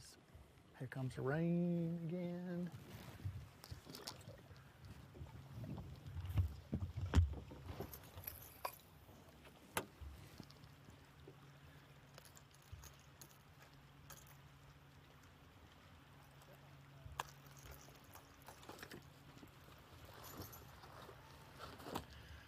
Well, while this rain starts to come in, we're going to cover up a camera. We're going to get some rain suit on. And if you wouldn't mind, we're going to kick it over to a little commercial break here. Get a word from our sponsors while we try to stay dry. So we'll be right back. Alabama Bass Trail. Ooh, it's raining. South Division. At Phoenix Boats, our passion for fishing is obvious. Whether it's a pro event or fishing with our family and friends. We truly love the sport of fishing. That's why our goal is to make every single Phoenix boat that goes out the door the best fishing platform it can be in both design and construction. We love to fish as much as anyone, and we believe it shows in every boat we build. Phoenix Boats. Built by anglers, for anglers. The perfect checking account doesn't exist. Not at a bank, that is. So why do you keep looking there? At AmFirst, you can get no minimum balance or monthly fees, an instant issue debit card, and free checks with unlimited check writing. But who doesn't want more? Like a rewards program you'll actually use, and convenient digital tools that make it easy to manage your account from anywhere. Now you could try and find that at a bank, or you could save yourself the trouble by checking with us. Big companies get bigger and bigger and talk about their fancy labs where they study fish behavior, but then they all go golfing on the weekend. We don't have a large laboratory to test baits. Why, you ask? We don't need a big laboratory because our pros fish, our employees fish, our salespeople fish, our suppliers fish, our mold builders fish, our owners fish, and our kids fish. This is our laboratory. Our R&D comes from time on the water, learning how to make fish bite. We don't have other hobbies. We fish. We fish all year in all conditions across the whole country. All that time on the water brings us thousands of hours of testing new products and improving current ones for all species. We're a family-owned U.S. company that has many of our products made in America by American workers. The products we don't make in America, we make in Guatemala, which supports many families in that country as well. Alabama Bass Trail Live, presented by Black Rifle Coffee, is brought to you by Phoenix Boats, Busch Light, Bahio Sunglasses, Bill Penny Automotive, and by TH Marine. There's more straight ahead.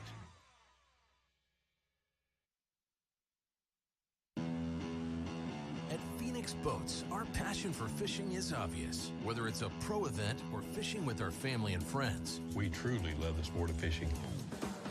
That's why our goal is to make every single Phoenix boat that goes out the door the best fishing platform it can be in both design and construction. We love to fish as much as anyone, and we believe it shows in every boat we build. Phoenix Boats. Built by anglers, for anglers. Bill Penny Toyota is Alabama's #1 volume Toyota dealer. But that's not the only reason to get to know Bill Penny. Enjoy a 10-year unlimited warranty on every new Toyota in stock. Get 1 year of 24/7 roadside assistance. Test drive for the chance to win $5,000. You heard right. 5,000 big ones. Plus, choose from over 700 new Toyotas in stock and price to move. Bill Penny Toyota is Alabama's #1 volume Toyota dealer. Get to know us today.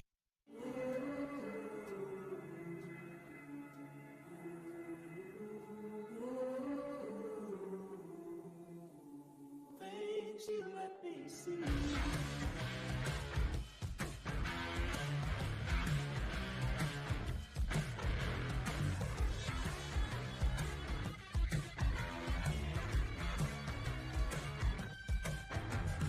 Things you let me see.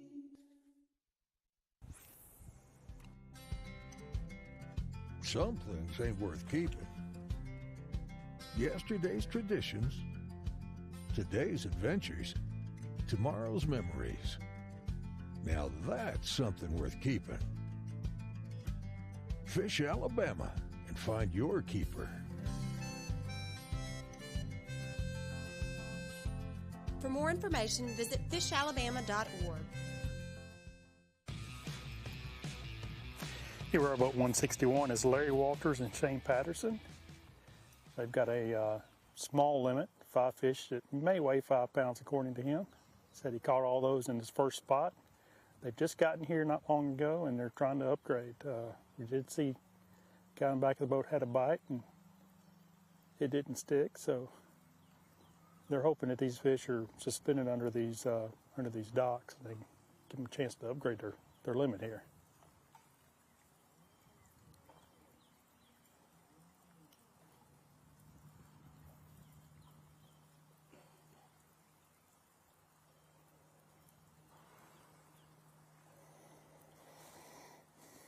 But as you've probably seen throughout live coverage this morning, Lake Martin has a lot of different options to fish. Some of the areas that maybe Jason and even Robbie's been in probably has more color. This water here down here, I'm in Kalijah Creek, it's real clear here. We've been back in some of the pockets where it gets a little bit dirtier, but right here it's very clear water. But Lake Martin has a variety of options to fish. So even teams that aren't familiar with this lake, they can come here and try to find something that matches what they're familiar, fishing and get comfortable doing it. This lake has a lot of spotted bass. A lot of the teams are going to try to target some largemouth at some point throughout the day. That seems to be a key in doing well lots of times here. But most of the fish that are going to be weighed into this afternoon are going to be spotted bass. Be a lot of limits weighed in this afternoon as well.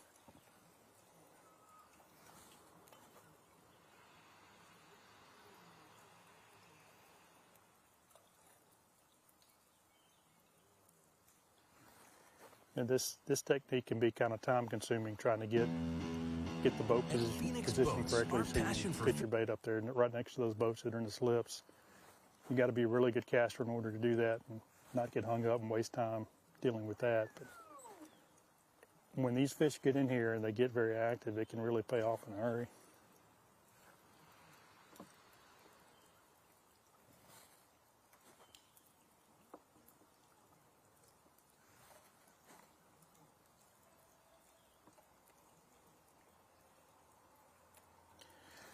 And I've just been reminded this team won this tournament on this lake in 2021. So this morning we covered the team that won 2022 and now 2021. So obviously these guys are hoping to duplicate that, but they got a ways to go if they're going to make it happen.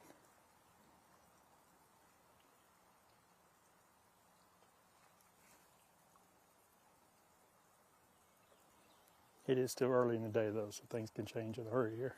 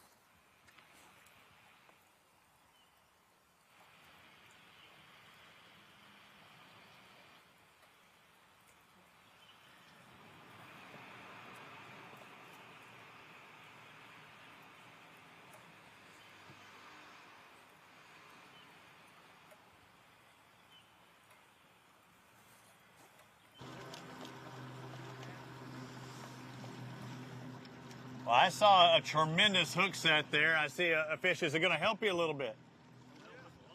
What boat number are y'all today? 103. And how many do you have for how much weight? That was our second fish. We got 3 pounds from it. Okay. Hey, so that's why all the excitement, right? Yes, sir. Hey, it's been a little bit of a tough day for Riley McCullough, Phil McCullough, and I saw somebody over here near this bluff wall. I'm tired of looking at all the shallow guys. And it was still could be shallow, but y'all are near some steep stuff. It looks like. Yes, sir. Sitting in 32 foot right now. Yeah, so they're 5 feet off the bank. You're looking at 32 foot of water. So a big drop off here. So what are you trying to target? Is that a ball and chain I see in the back? That's what he just caught that fish on. Yeah. Carolina rig, yes, sir. You Carolina rigging a 30-foot drop off. That's all I can catch him on. Man. You sound like me throwing the DD-22 in 5 foot of water. I've been throwing a rattle trap. That's what we caught the other one on. Okay. They just don't want to hit it. You think cloudy, they'd hit a prone rattle trap. I can't get them to hit it. So what do you have on up front? Sir? What do you have on up front? Oh, June bug lizard. Okay. We were about to take a run up north. He caught that fish, so we might stay a while. Got a little lizard, Texas rig.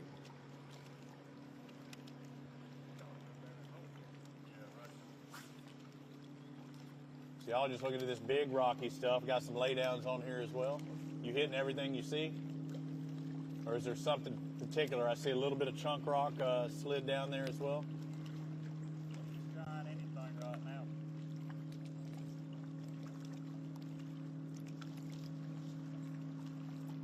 Riley and Phil McCullough, they were planning on bailing, but after with that catch, they might want to stick around just a little bit.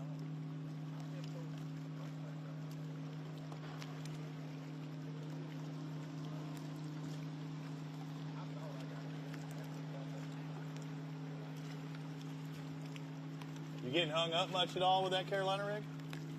Not really. I've been hung a couple of times now. All the time.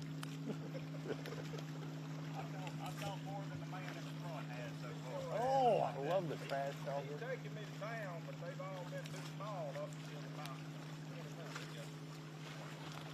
He got about 7 to my 1 on the book today. You're going to have to pick up the pace. He's going to be looking for a new partner next year. I believe he is.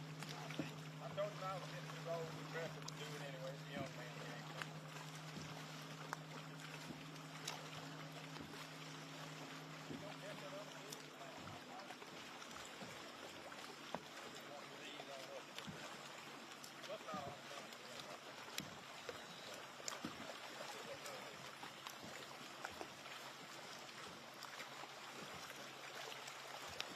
Yes, this is only about the 5th time we've been on this lake.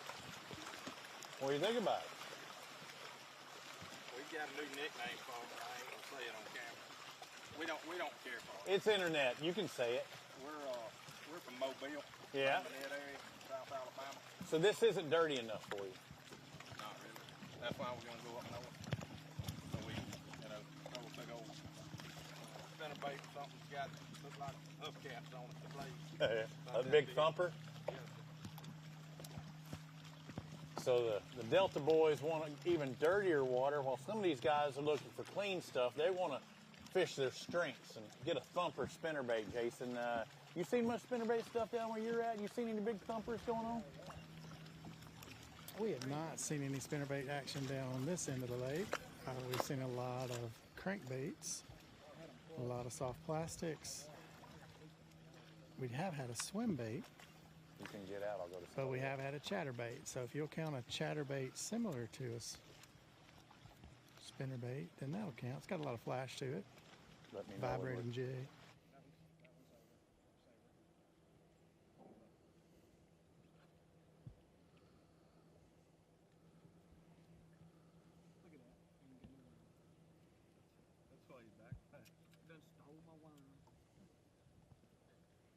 So while we were away and break for a second, these guys did catch another fish. It did not cull.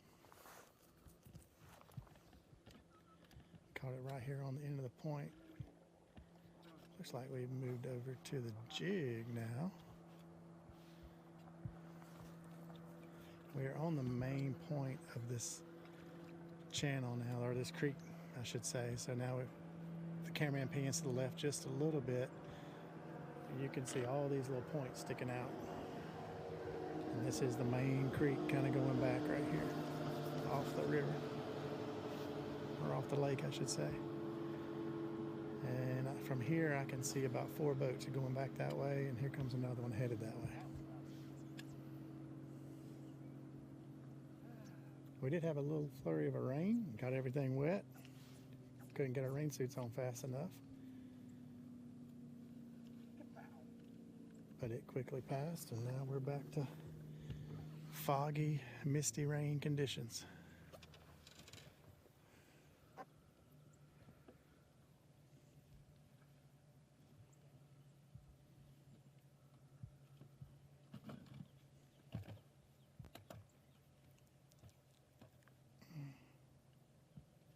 Thought he was about to set the hook.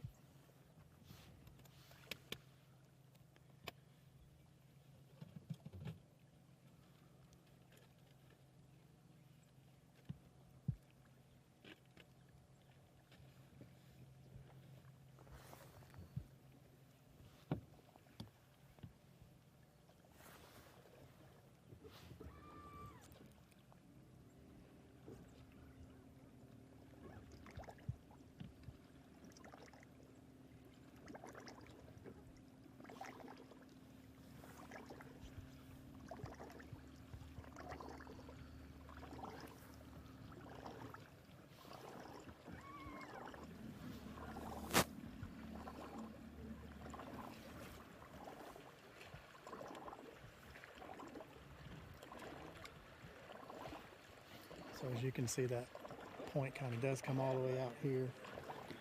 Probably looks just like that under the water as well. Lots of chunk rock, lots of wood. Just kind of gives those fish kind of something to set on as they stage up, headed back shallow. As you can see, there is a lot of drawdown this time of year for this lake. It should be a little higher than this time of year, but it has dropped some down earlier this week for some rain we had.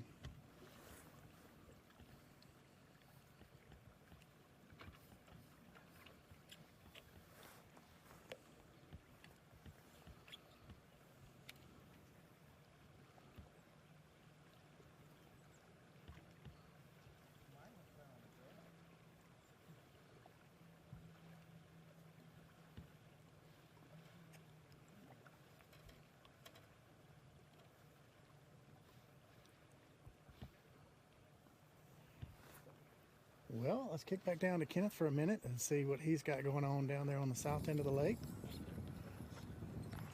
Kenneth, it's been raining up here. What's going on down there?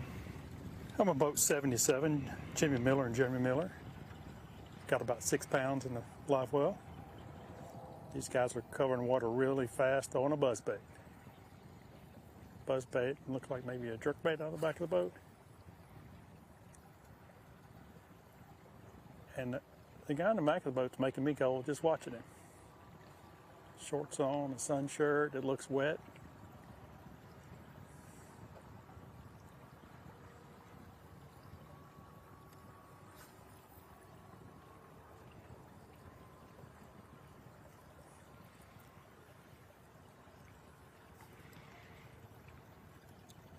This buzzbait bite is kind of intriguing me. I've seen that by a couple of teams.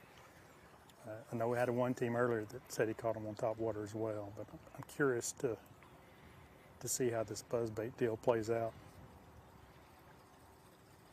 I'll get to interview a lot of guys during weigh-in. That's one of the things I'm going to ask them is if they caught any fish on top water.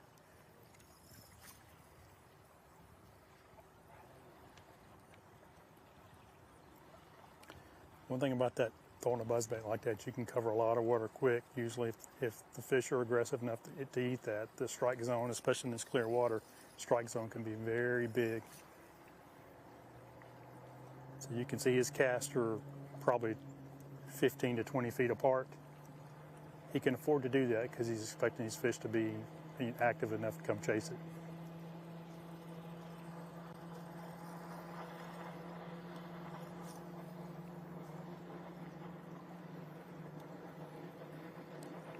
Another boat coming back out of the backside here. Wondering if that's the Pritchard's. Yeah.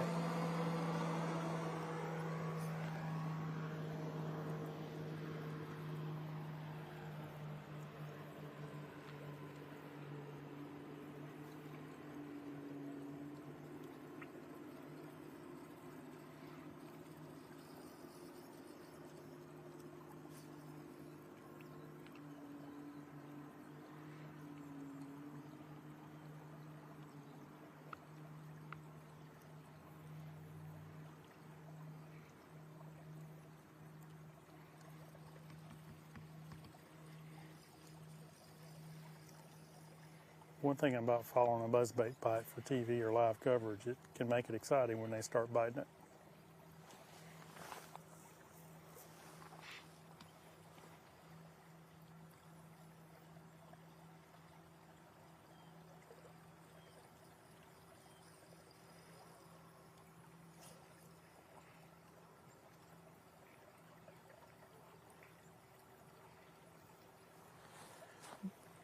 Talked about it a couple of times today already, but it's interesting to me to see how some teams are covering a lot of water, moving like this, and other teams that we've pulled up on have really been working very slow and methodical.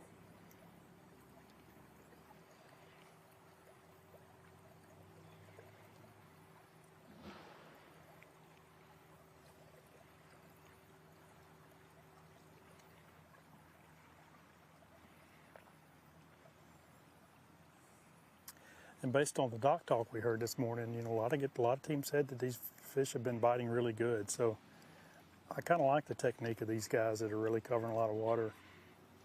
You really have to expect, based on the fact that the water temps are in the low 60s. It's kind of been on a bit of a warming trend. We got warm weather coming. These fish know it. It's the time of year they want to pull up and get active.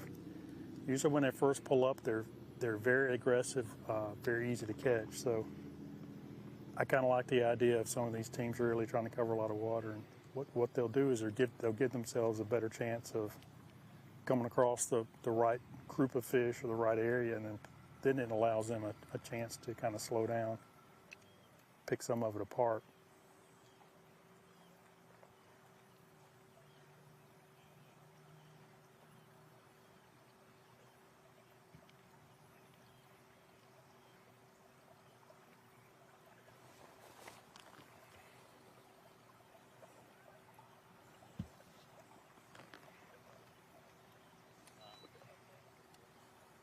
Kenneth, I understand Robbie's got signal again, so I'm not sure what team he's on, but let's get an update from Robbie.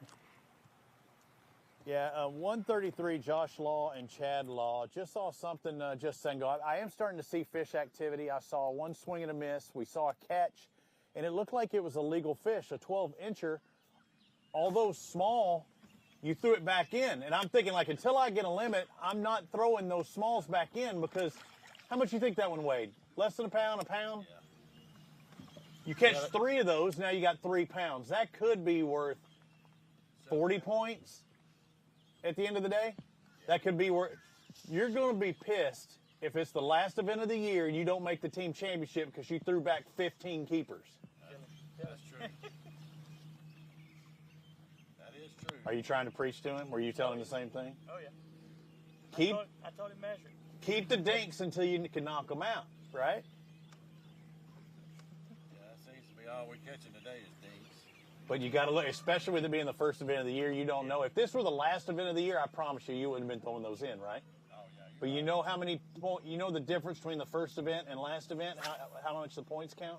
They're exactly the same. Yeah. Yeah, that's true. They're exactly the same. Now, tell me what's been going on your boat. I see you looking down a lot, and you're seeing a lot of activity. I got a lot swimming through here coming up that ledge, coming towards this island, but they're not eating anything at the moment. Real lethargic. So even the ones he's gotten bites on, they're not attacking it today, or so far anyway. So what are we throwing in the back? What are we throwing in the front? I'm throwing a shaky head. I'm throwing a old school finesse jig. Trying to see if I can get a little bit bigger bite, but we've caught several this morning on a jerk bait. I think we caught more on a jerk bait than anything. Hard plastic or a soft plastic jerkbait? Hard. Hard. And most of them wasn't much bigger than the jerkbait. They were eating it first thing. They were beating the big ones to it. So you're seeing the fish, not able to get the big ones to bite. What are you looking at under the water? What are you dealing with here? I see a little island going out there into this no wake area. Yeah, you got this island feeding down, and it looks like rock ledges right in here. Just kind of heels up in every 10 yards or so, 10 feet, I say. Not a whole lot of structure, but they were piling up on these little rocks a minute ago. A lot of the fish we seen this morning were kind of like they were just staging off into the, coming up like they're going to come up. But they just hadn't come up yet. I see you on the graph, and I haven't asked anybody this. Do you have water temp on there? 58 right now. 58. Okay.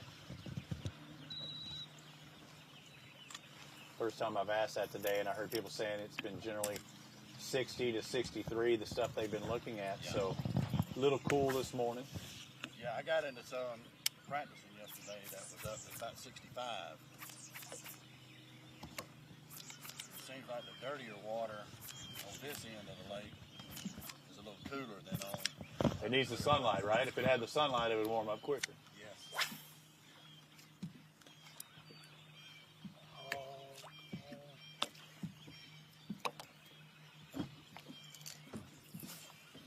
So this is a perfect case of seeing them on the graph, got the jerkbait going, trying to entice them, doing your best Hank Cherry imitation. I'll get to see him do it in about 3 or 4 weeks, I'm sure. Tennessee River at the Classic. Yeah. I know he made the cut. Speaking of cuts, I think we had a couple of Alabama boys make the elite cut this week. Will Davis, after a top 15 last week, making the cut, trying to get in the top 10 this week. That'll be pretty awesome. Fish the Alabama Bass Trail. You know, he'd be throwing a Davis jig or a shaky head out here.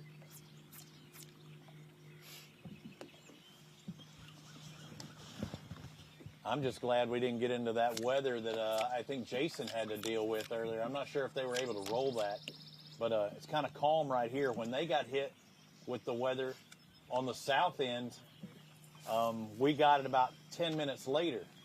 But Jason, earlier, before we went to our commercial break, evidently he had a frog strangler for just a little bit. And we already know ABT means all about the thunderstorm. And I think we do have some of that footage. Again, Jason struggling out there. I'm glad I'm not Jason to this point in time. I had my rain gear on, so I was set up. But he was having to make a mad scramble. And again, it just shows you the body of water you have to deal with. It can be calm on one end, and all heck can be breaking loose on the other.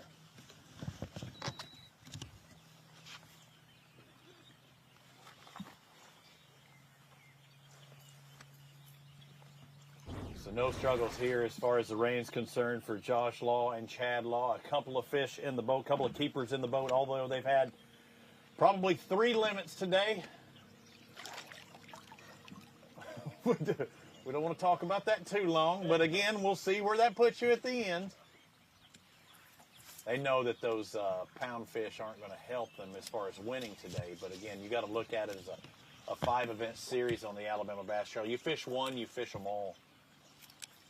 And our Angler of the Year will be the most consistent pair of anglers throughout the 5 tournament stops. And this is our very first stop of the Alabama Bass Trail South Division.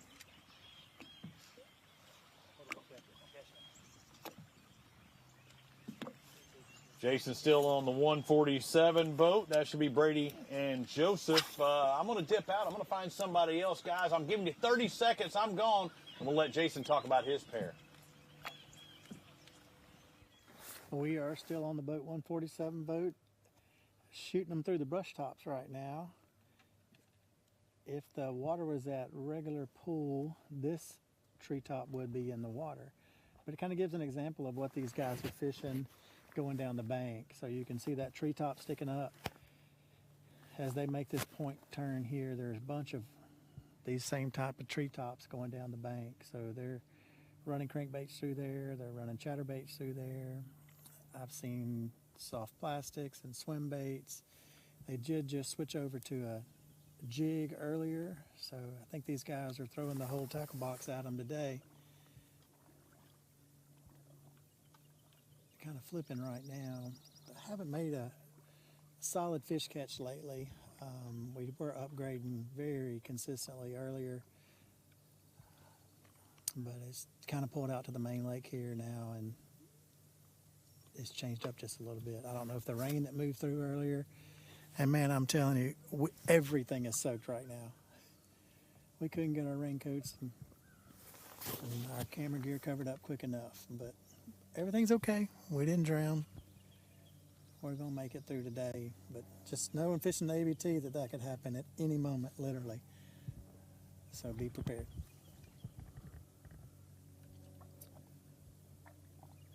This team is sitting on a little over 7 pounds.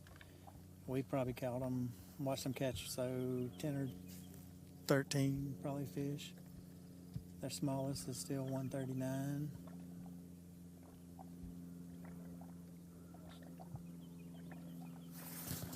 Every ounce counts. Just trying to upgrade as they move along through the day. They could possibly, an ounce could make a difference in a check and no check. So they're really trying to, they've weighed every fish they've caught just to make sure that they're not guessing at what the size is.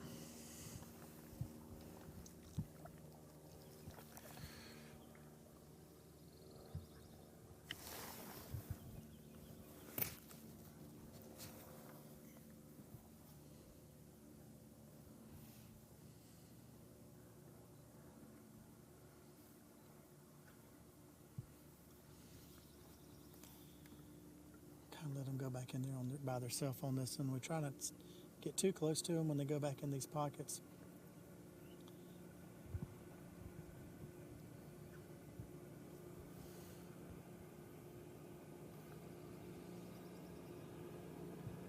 Hear another boat running in the background. Guys have been making a move every now and then.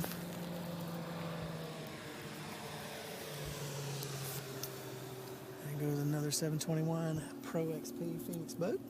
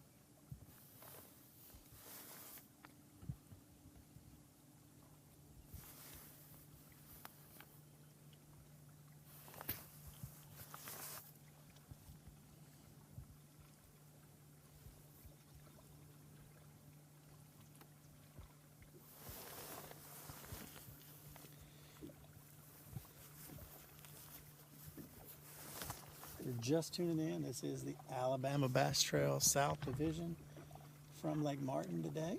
We do have 3 live cameras out on the water, bringing you as much action as we can throughout the day.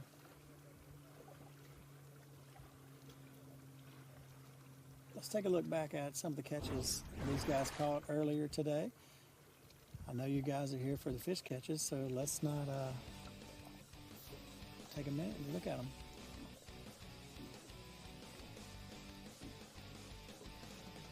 So they caught one after another for a while we were on them this morning. They were upgrading by ounces, and they said that they had caught over 15 pounds in practice. They did catch a 6-pounder in practice, and they really took their time to upgrade throughout the day, and they were weighing every fish, really taking their time to do everything they can to get every fish that counts in the box. There were times where they were back-to-back casts.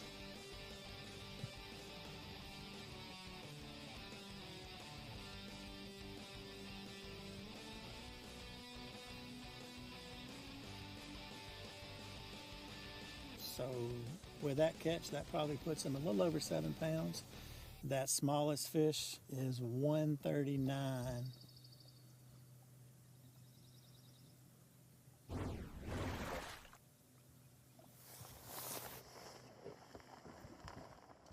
So I pulled up on this boat. It's the 216. We saw them a little earlier. Remember around that island just a moment ago. So you are upgrading. There's your dink. That's the one that's going back in. He's probably 2 ounces smaller than the next smallest one. Trinity and Max upgrading. That's a good thing. Now, what'd you catch this one? What were y'all doing? Just called largemouth on a spook. Largemouth on a spoon? Spook. Oh, I thought you said a spoon. I'm like, man, we are going all kinds of odd stuff today. Which, I mean, they will buy a spoon for sure, but that's the first one I would have heard today. I couldn't believe it. He said I got one, and I said on a spook? Why not, though? I mean, I've seen a little bit of activity lately, haven't you, on the time? We're in 30 foot of water right here. Hey, We've got a spook spot, though, at the river. What I've been told is the eyes are on the top of their head. They're constantly looking up, right? That is a true fact. They do look up. But I'm not complaining about anything they eat. I'll catch them on anything they want to bite. Now you see that top water coming off of that bank. How far off the bank did you catch it? About there, a little farther, a little closer to the bank. Yeah, we've got a little shoal that's out here going up to that little flat red clay bank. It's just a place that we can hit real quick and then go on back. That particular top water, what make, model you looking at? Oh, it's a Dare Spook, 2-hook. Old Faithful, Zara Spook. Is that your favorite color? Yeah, I like the white. Bone. That was always the one. You know, everybody's like, if you don't have one, you're missing out, you know, generally. But that Can't go wrong with white. White, black. That's like a red rattle trap, right? White, black, and green, the only 3 colors there are.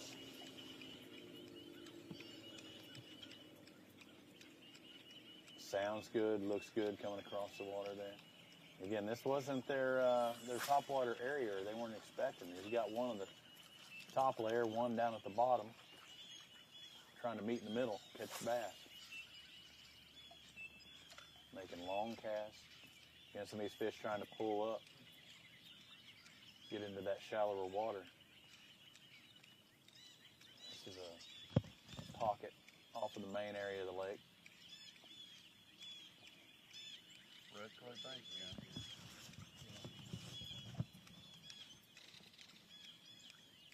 And just wanted to see who this was over here. We saw them with a fish in the boat, so the 216 upgrading of Trinity and Max. Kenneth, I'm going to go find another pair. I'm going to send it back over to you, and we're going to see what your team has.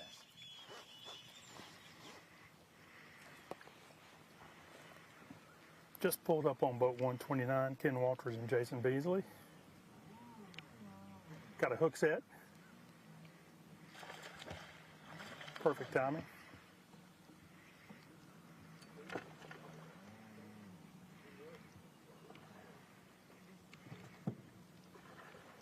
He thought about boat flipping it. Finally got the net out there for it.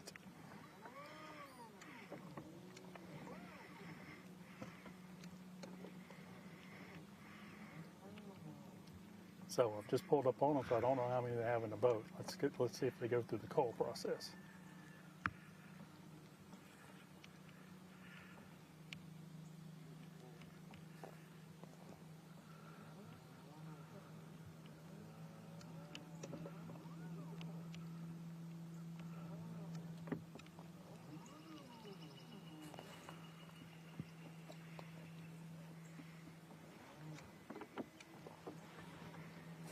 So he caught that fish. This would be considered like a little drain. He caught it kind of in the middle of the drain here. Going in the live well. Looks like he might be checking for one, so.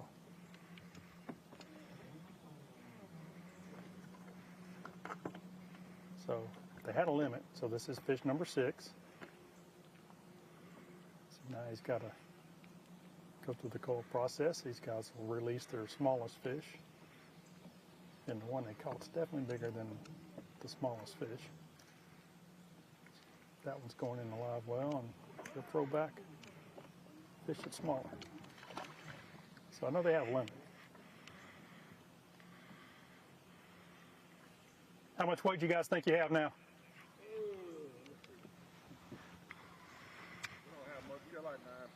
Okay. Got a limit for about 9 pounds.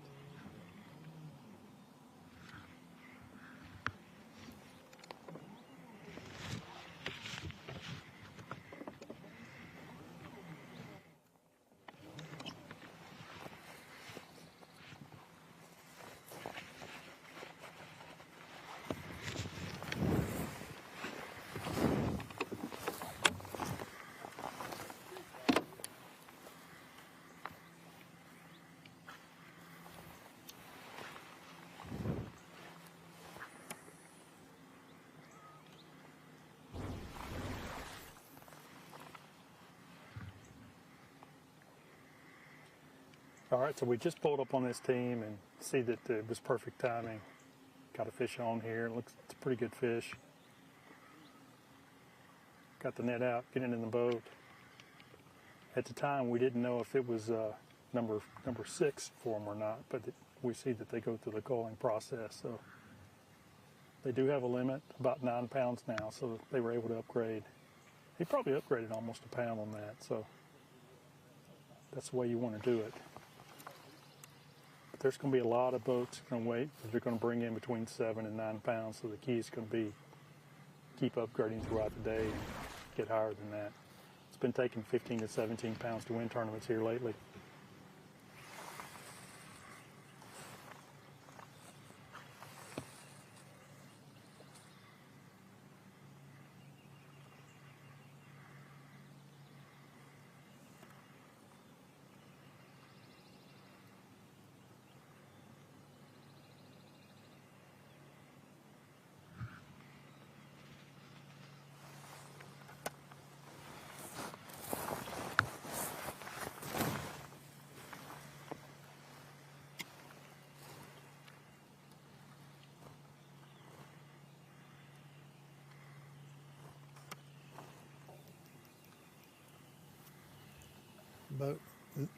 Boat number 159, Waylon Mullis and Jeff Fansler. Got 5 fish for about 6 pounds.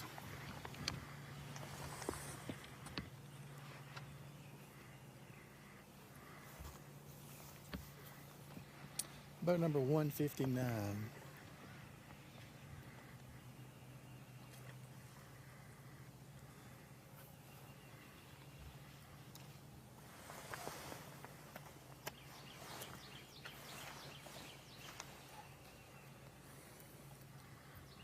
So it got hung up. That's probably the cover that fish came out of.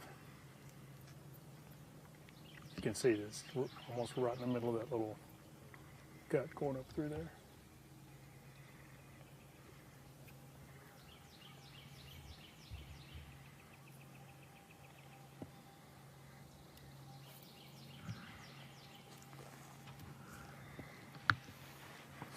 I don't know if you can tell on the camera or not. A little bit dingy water in here compared to where we were before.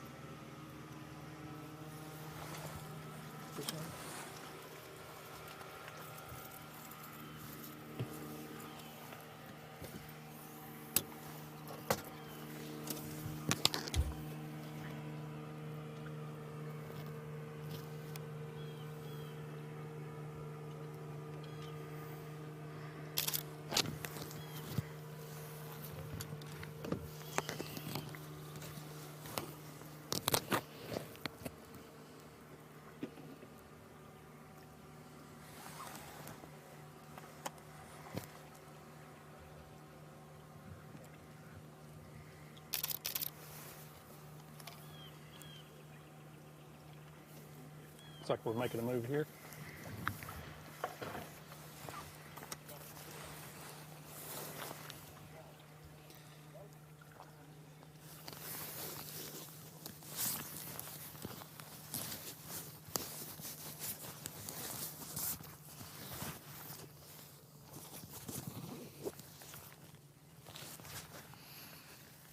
So that was a fish catch for us there. They do have 5 in the box already. Got about 6 pounds. That one didn't help, so we put him back in the lake.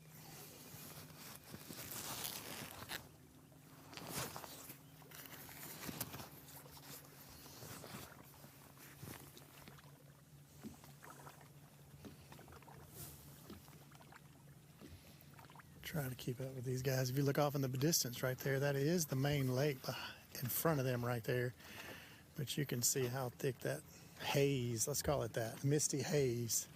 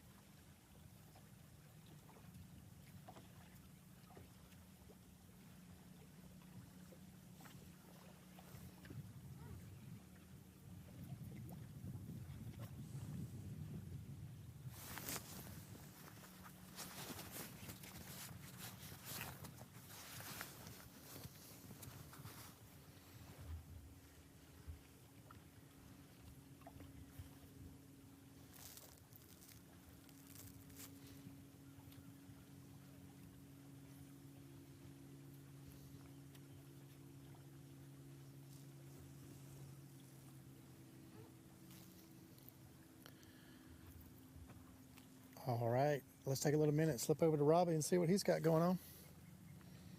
Robbie? I saw this Sweet Phoenix boats. I had to see who it was, but I wanted to hear a good story. I wanted to hear 5 for 15. That's not the case for boat 139 today, right? John Brown, Trey Sorrells. You got to upgrade, man. I'm hearing 5 for 4. Is that right? Same thing all week. First of all, we love coming to this lake. Great lake. It's a great lake. It's beautiful. It's gorgeous. Got a lot of pretty water. It's big. You got a lot of opportunities here, and you can usually catch good fish. Throughout this whole week, you'll catch fish till 10, 11 o'clock. Then all of a sudden, it's like they ring the dinner bell and pulled up yesterday. First cast was 3.5. About 3 casts later was 5, 6, and the game was on. But it's been that way all week. So our goal is to get 5 real quick, and then we'll see if we can't get something bigger. Man, they need to ring that bell because, I mean, you're around the right size fish if you're doing that in practice. Unfortunately, you don't want to win practice. Right. What were you doing yesterday? What are you doing today? Well, same thing. Just sitting on these shallow pockets as they start moving up. Water temperatures starting in the lower 60s. So you're in the 60s it was now? A little bit cooler this morning. It was 59 this morning. But pretty much the same stuff. Anything from 6 inches to 11 feet.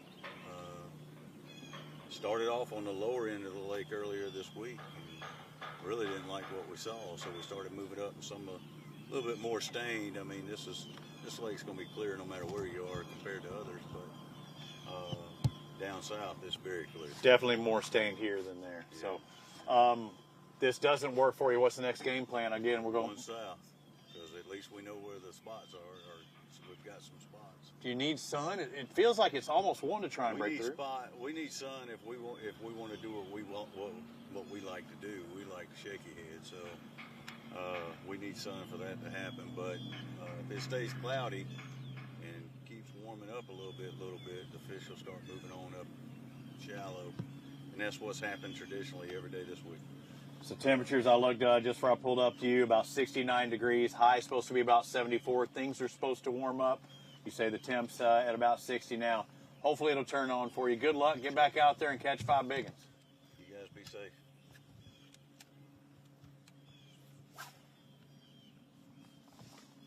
That was your key.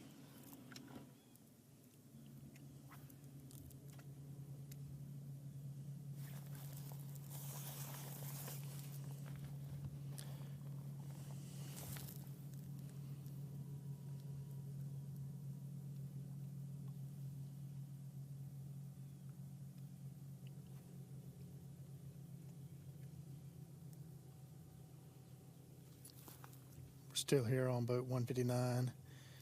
Waylon Mullis and Jeff Vansler. Do have 5 fish in the box. Have caught one on camera since we've been here with them. Did call out. Wasn't big enough, so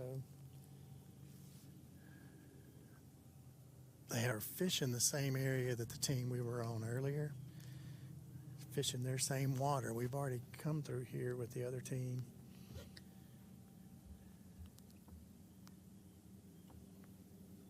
But the fish were active when we left them, so there's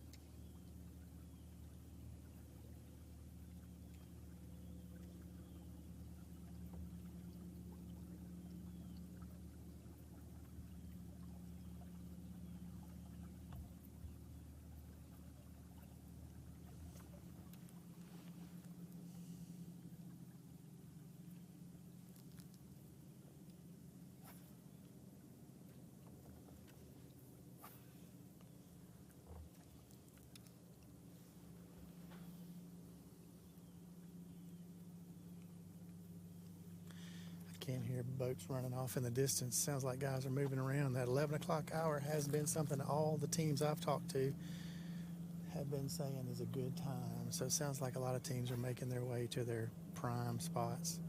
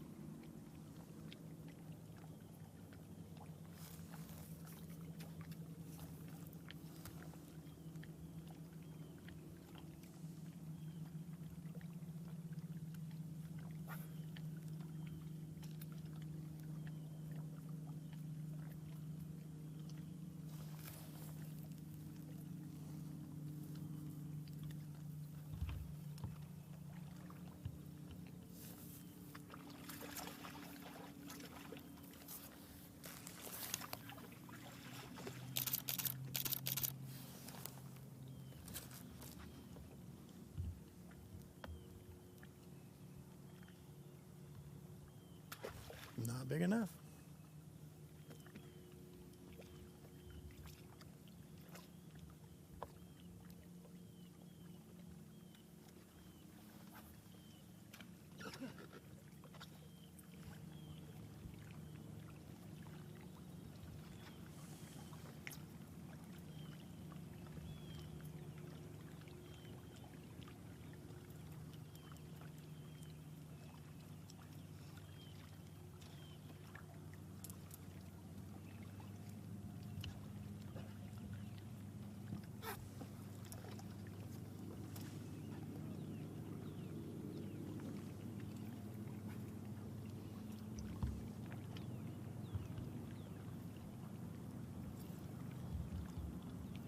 We see the partner go ahead and pick up the jerkbait too after the guy in the front's caught 2 on the jerkbait.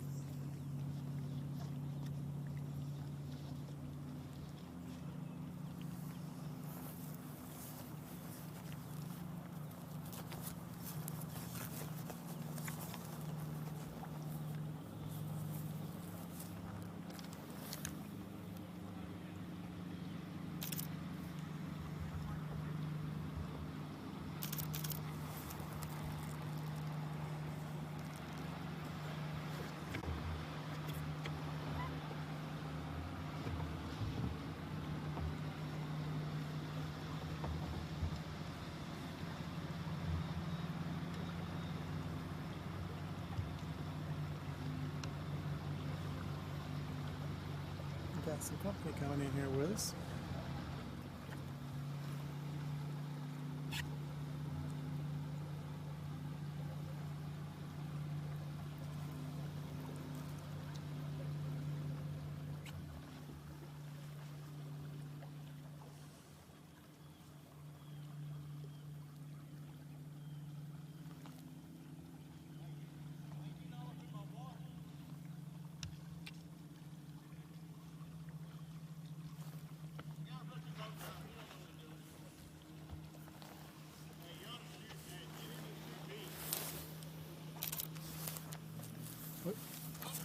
We got Robbie trying to come in on us over here.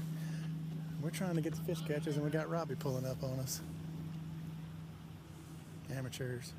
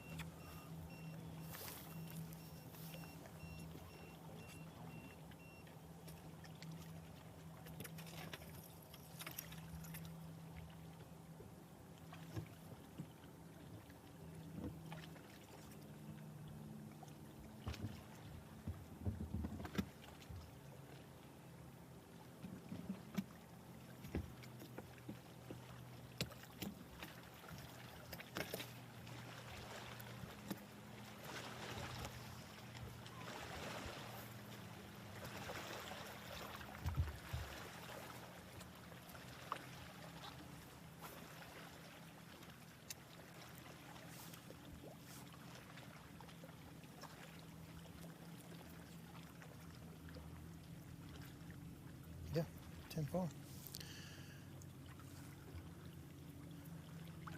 Well, guys, thank you for staying in here with us.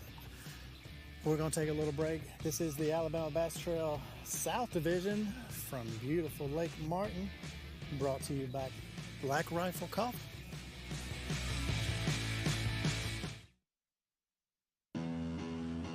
At Phoenix Boats, our passion for fishing is obvious. Whether it's a pro event or fishing with our family and friends, We truly love the sport of fishing. that's why our goal is to make every single Phoenix boat that goes out the door the best fishing platform it can be in both design and construction. We love to fish as much as anyone, and we believe it shows in every boat we build. Phoenix Boats, built by anglers for anglers. Bill Penny Toyota is Alabama's #1 volume Toyota dealer. But that's not the only reason to get to know Bill Penny. Enjoy a 10-year unlimited warranty on every new Toyota in stock. Get 1 year of 24/7 roadside assistance. Test drive for the chance to win $5,000. You heard right. 5,000 big ones. Plus, choose from over 700 new Toyotas in stock and price to move. Bill Penny Toyota is Alabama's #1 volume Toyota dealer. Get to know us today.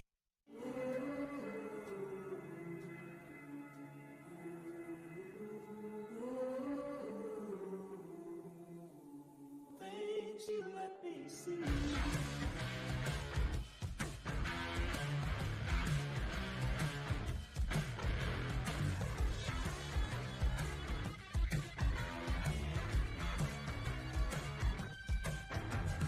Things you let me see.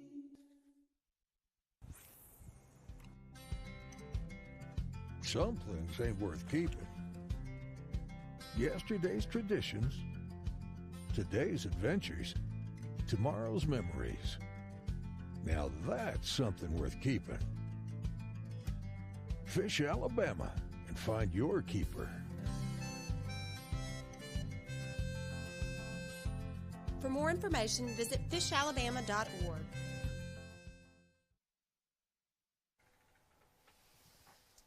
Welcome back to the Alabama Bass Trail South Division here at beautiful Lake Martin.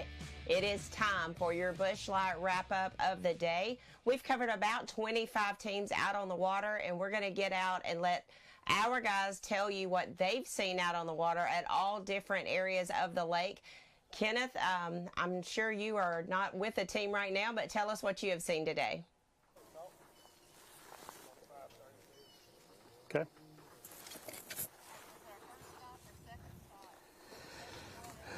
Well, it's been a really good day here on Lake Martin. Weather conditions have been cloudy, a little bit of mist and rain, a little hard shower that came through earlier. Seeing a lot of fish catches. Just talked to the kids here off camera, and they've got a limit, but he says it's a small limit. He's hoping to upgrade. I did ask him if he thought it would be a spotted bass to do well this tournament. He said it's going to take some largemouth to really make a difference.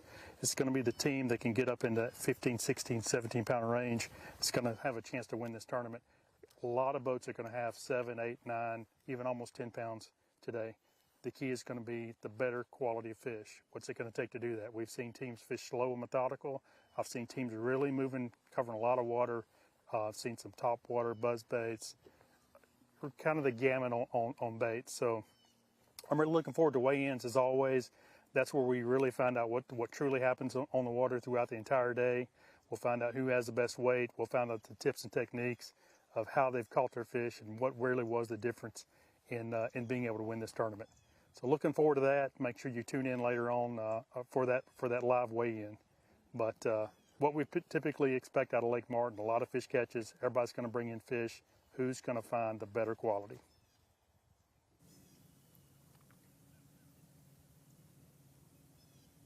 So we just made a little short run down south of Takeoff. I won't give away the exact spot, but it's one of the main creeks on the left side going down. How about that? You guys can figure that out for yourself at home. We jumped on a couple of little different teams here. Mostly what they were doing were fishing little pockets off that creek. About 45 foot of water that goes up really quick with a lot of laydowns right along there. They were throwing crankbaits. They were throwing soft plastics. We just left a team that was throwing jerk baits and jigs. I mean, they were really mixing through a lot of different baits. One of the teams we were on had about 7 pounds. On camera, they caught us about 15 fish with us, and they were upgrading by ounces one at a time. So I think right now the teams are really just trying to get a good solid limit. I've heard talk all week that 11 o'clock is kind of the marker for a lot of them. And at 11 o'clock, that's when the fish really begin to bite. But here's the thing. This week, we had a lot of sun. Today, we don't really have any sun. So I think that 11 o'clock bite may be a little different than what they've been expecting all week long. But here's the deal. We're going to go off at 11 o'clock, and you're going to find out at weigh-in what these guys really are able to put on them. So let's slide into Robbie and hear what he's able to do. Hey, let's hope they turn it on at 11 as far as the fish bite, because the fish catching hadn't been a problem. We saw a team within the first 30 minutes already have a limit. They've gotten 5 handfuls of limits probably at this time, but culling ounces. 10 pounds is not going to win you this tournament. 10 pounds is going to be a great start right now. The big thing is catching those bigger fish. We've heard reports of 6s being caught this week, 5s, 3s, 2s, but not today. We haven't heard those big fish being caught. They're out there. We may have 225 boats with 225 limits. Who's going to catch that 15 to 20 pound limit? But it being the first stop of 5 of the Alabama Bass Trail South, unlike one of the teams we saw earlier today, I would not be throwing back in those 12 inchers. You catch a limit, every ounce counts at the first tournament, just like it counts at the last tournament. Again, you want to make that team championship. We're going to crown a champion today. You can join us at Wind Creek State Park starting at 3 o'clock. The first flight checks in. 225 boats left. I think we may see 225 limits. On behalf of Jason and Kenneth, I'm Robbie Floyd. Kay back in the studio. It's going to be a great day. Come out and join us in person. If not, you can watch us on AlabamaBassTrail.org. It's the first stop of the Alabama Bass Trail presented by Phoenix Boats South Division. We're glad you can be a part of it. The fish should be turning on at any moment.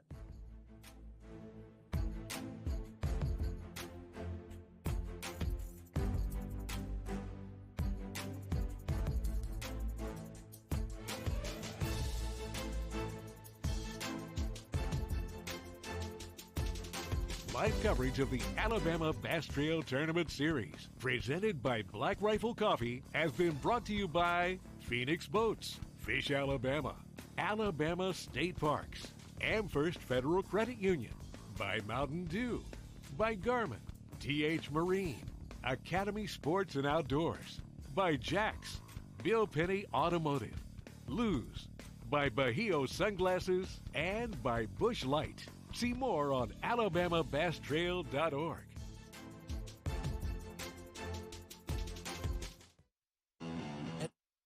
Boats, our passion for fishing is obvious. Whether it's a pro event or fishing with our family and friends, We truly love the sport of fishing. that's why our goal is to make every single Phoenix boat that goes out the door the best fishing platform it can be in both design and construction. We love to fish as much as anyone, and we believe it shows in every boat we build. Phoenix Boats, built by anglers for anglers. Stetson Blaylock, Todd Auden, Hank Terry, let's go! Garmin Live Scope, I tell you right now, if you don't have it, you are behind. It's just wild. It's like a video game. If you do not have that Garmin Live Scope, you are definitely missing out. Bassmaster Classic Champion,